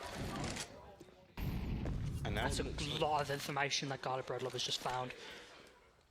I think the important thing to note when it comes to the mid players is that you're not seeing any window smokes or any sort of smokes in general, and that's really hampering any sort of pushes. Exio finds that AWP, and we're gonna get that frag. Edgy! One taps Animin and has just ended this round entirely. Gibbo's gonna get sprayed down. Gonna get knifed maybe. No, that's twice now. Exio maybe needs to stop going for that. It's twice where they've gone for the knife and then got hit with a HE grenade. Beasted. Yeah, but I think making this competitive. He is making it, and he hit that nice hit. Still have 50 seconds, but the bomb is down. Is the bomb down? Bomb is down. Oh, right, yeah, right there. Oh, beasted. Headshots, 1 versus 1. Edgy though. That's sort of the one tap in this game so far. Potentially find that yet again. Here's the drop down. What angle do they want to take this? Beasted! 1 versus 2. Another headshot coming through. Catalyst Graduates get their second on the board. 1v3, wasn't it? He got the first. He got. Oh yeah, it was 1v3 from Beasted. Big play from him. Big clutch moments. It all started off by the scout headshot from Howard. I think there's probably something here that Catalyst Graduates can work with. Yes, it's a bit late in the game. Yes, it's 7-2. But there's something here that's working. If you've got the likes of Ollie Beast, you've got Beasted, and you've got Howard kind of sitting here, hitting some kind of shots. Peapod missing the initial AWP snipe, then pulling I think off. they'd be more than content with matching the same sort of scoreline they had in the first game. A 7-5 half would be very nice for them after being 7-1 down. They'd even like 3. I think 3 or 4 would be helpful for them. They've got a lot of mid presence. Old Guard now playing a bit more tentatively. And it flashes seems like, out. Yeah, it seems like they're wanting to perhaps unsure. Oh, another missed shot from Peapod. That's 2. Garlic Bread Lover's at least there to make things a little bit more difficult for them. And now Beasted is going to get shot down by Edgy. Peapod, though, missing 3 crucial shots with that AWP. Very uncharacteristic from him. Perhaps he's kind of just getting a bit shaky now that Catalyst graduates have kind of shown some teeth. Ratty positions, it's been the name of the game so far. Exio is right there. You want to drop out this window, you're going to get shot down by that shotgun. Howard, all up to the face at level 10. They have to back off. Can Howard do this, just considering the health? He finds Potentially. Peapod needs to hit a shot, though, in order to stop this. Howard might go for this. I wouldn't put it past him. There is a slow Flank coming in. coming.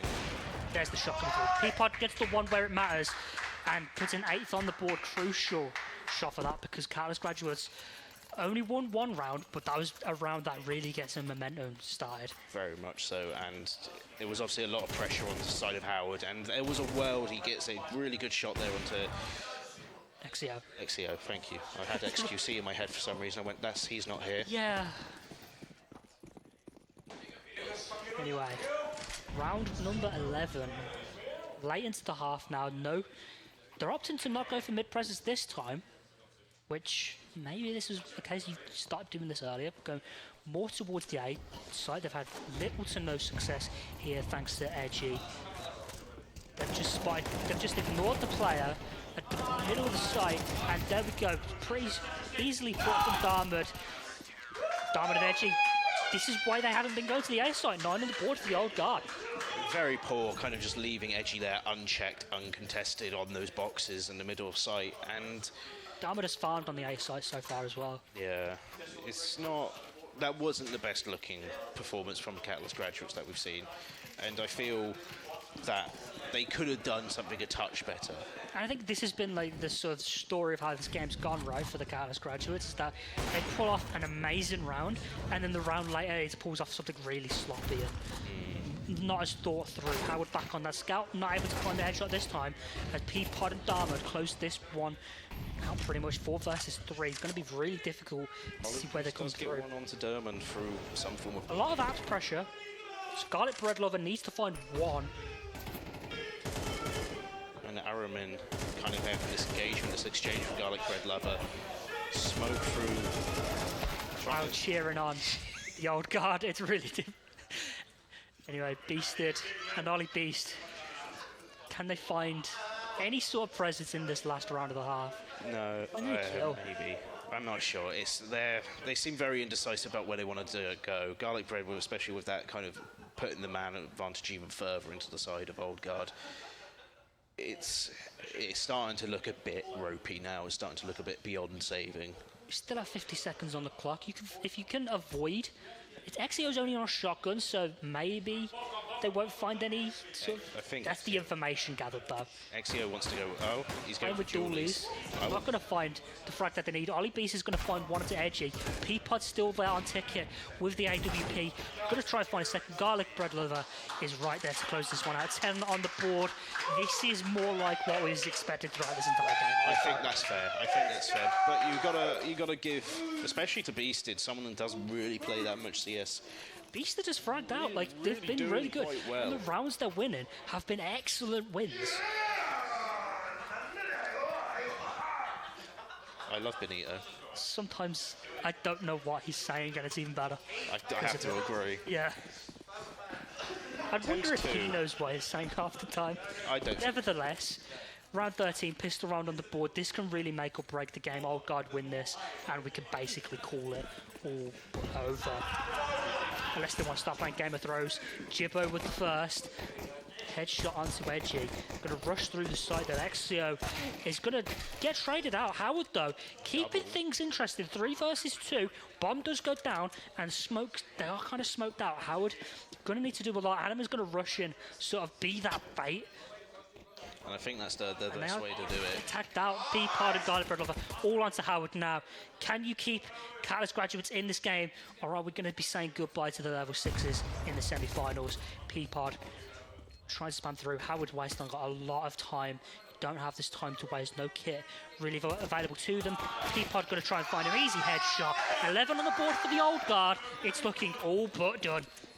Really hard position there for Howard to try and fight out of, especially with no kit, no time, and he knows he's got that cross set up on him, and he had to try and take some kind of chance, and he was just eventually chipped down.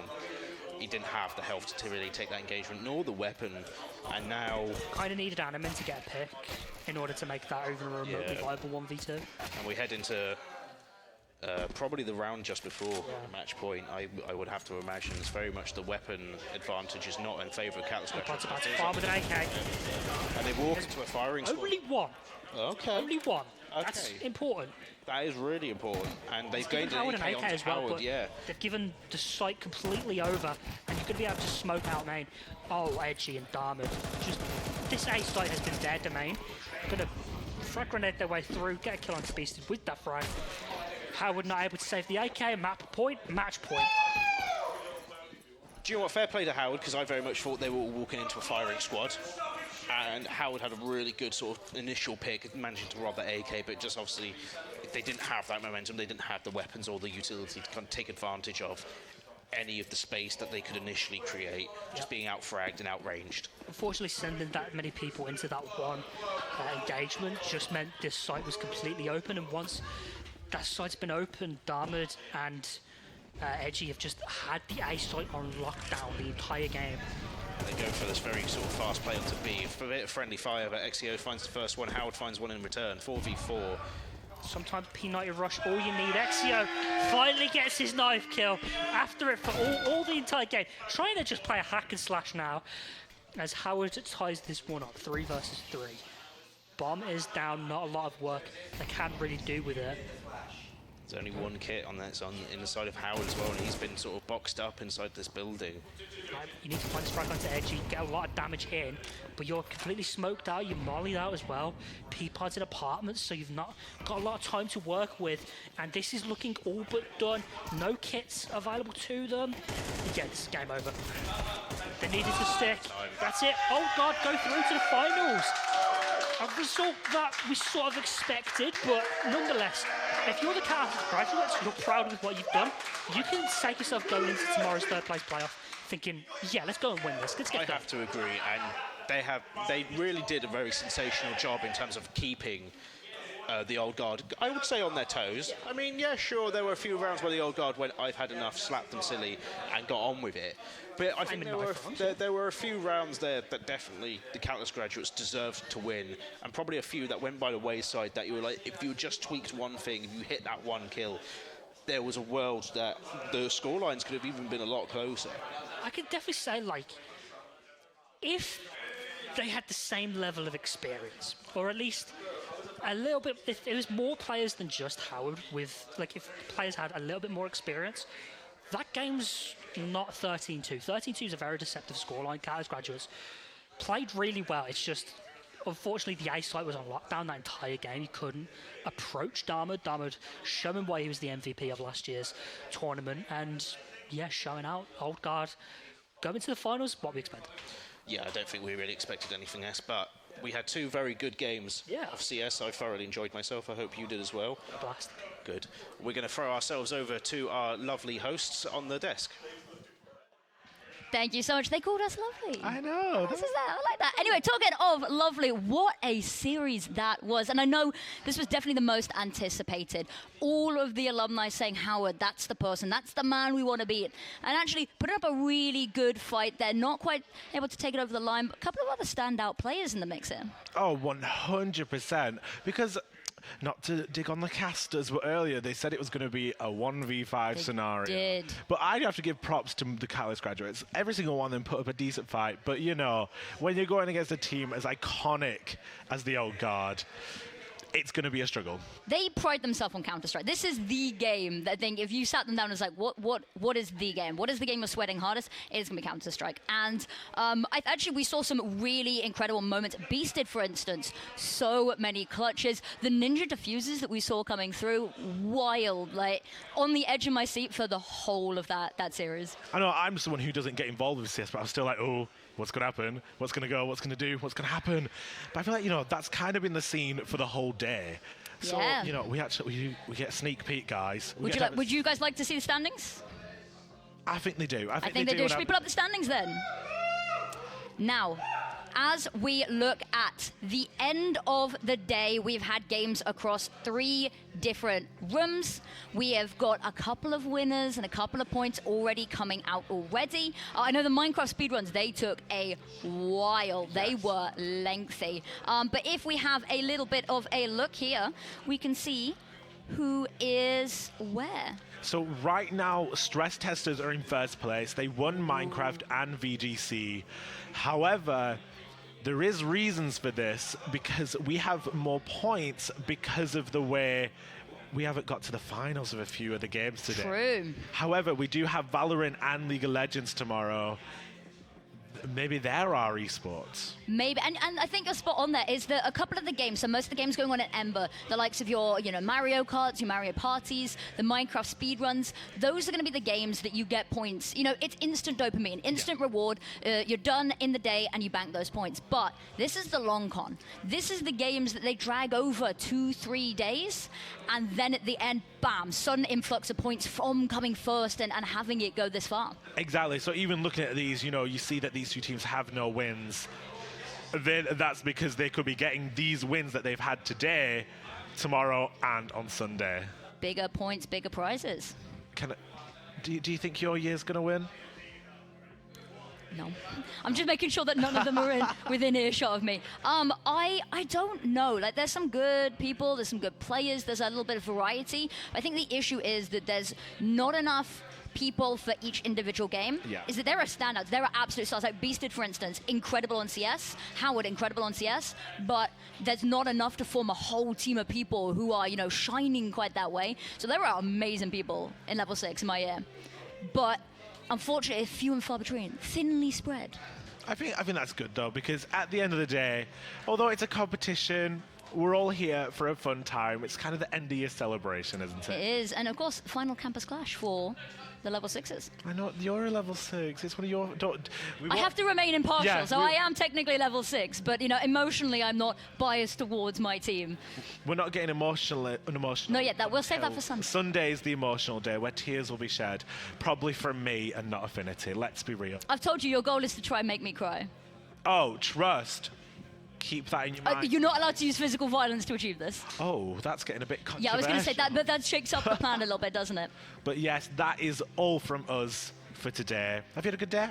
I've had a wonderful day, thank you. What about yourself? I've had a brilliant day, and I hope you all have as well. So that is it for day 1 of Campus Clash 2025, and we'll see you tomorrow and on Sunday for the rest of the show.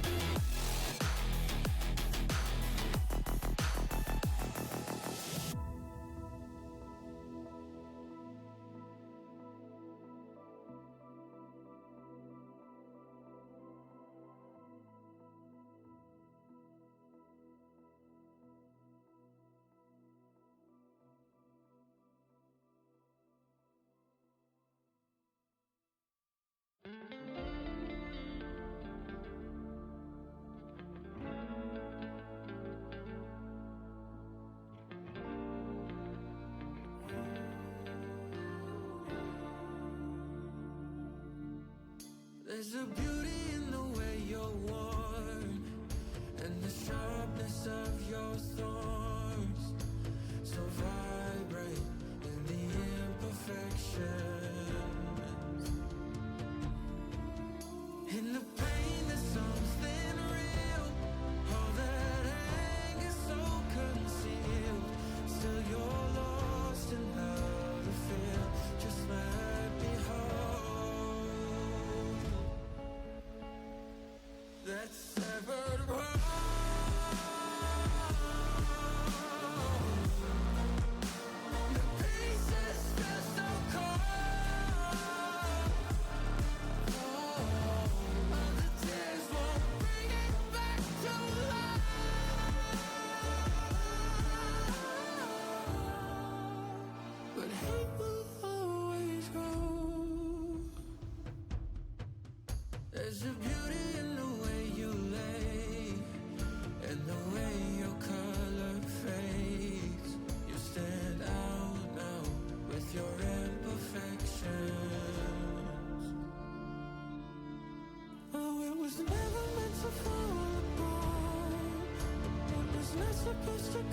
us home. But these days, all I do is wonder, is about another we could start again. 'Cause in the pain there's something real. All that anger so concealed. Still you're lost in how to feel. Just let me hold. Oh, that's severed heart.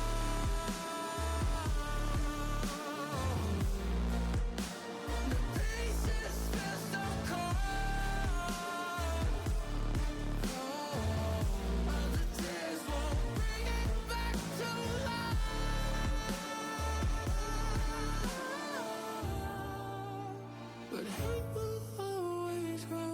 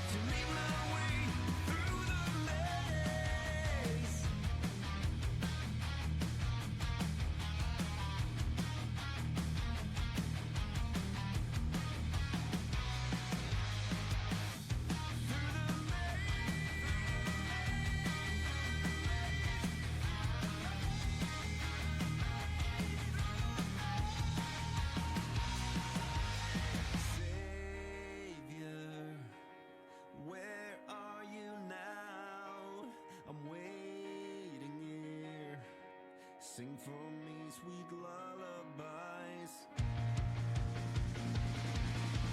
Bright nights, everlasting darksome days.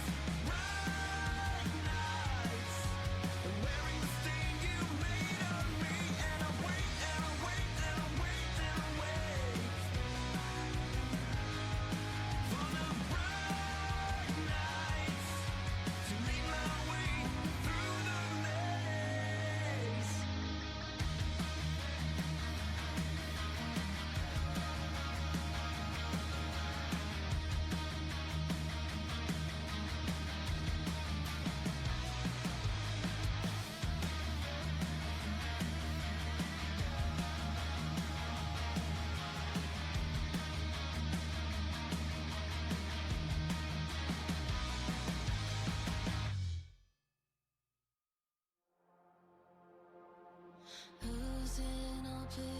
nights I'm calling you out, tasting the bitterness you left in my mouth, wasting my time and taking it back.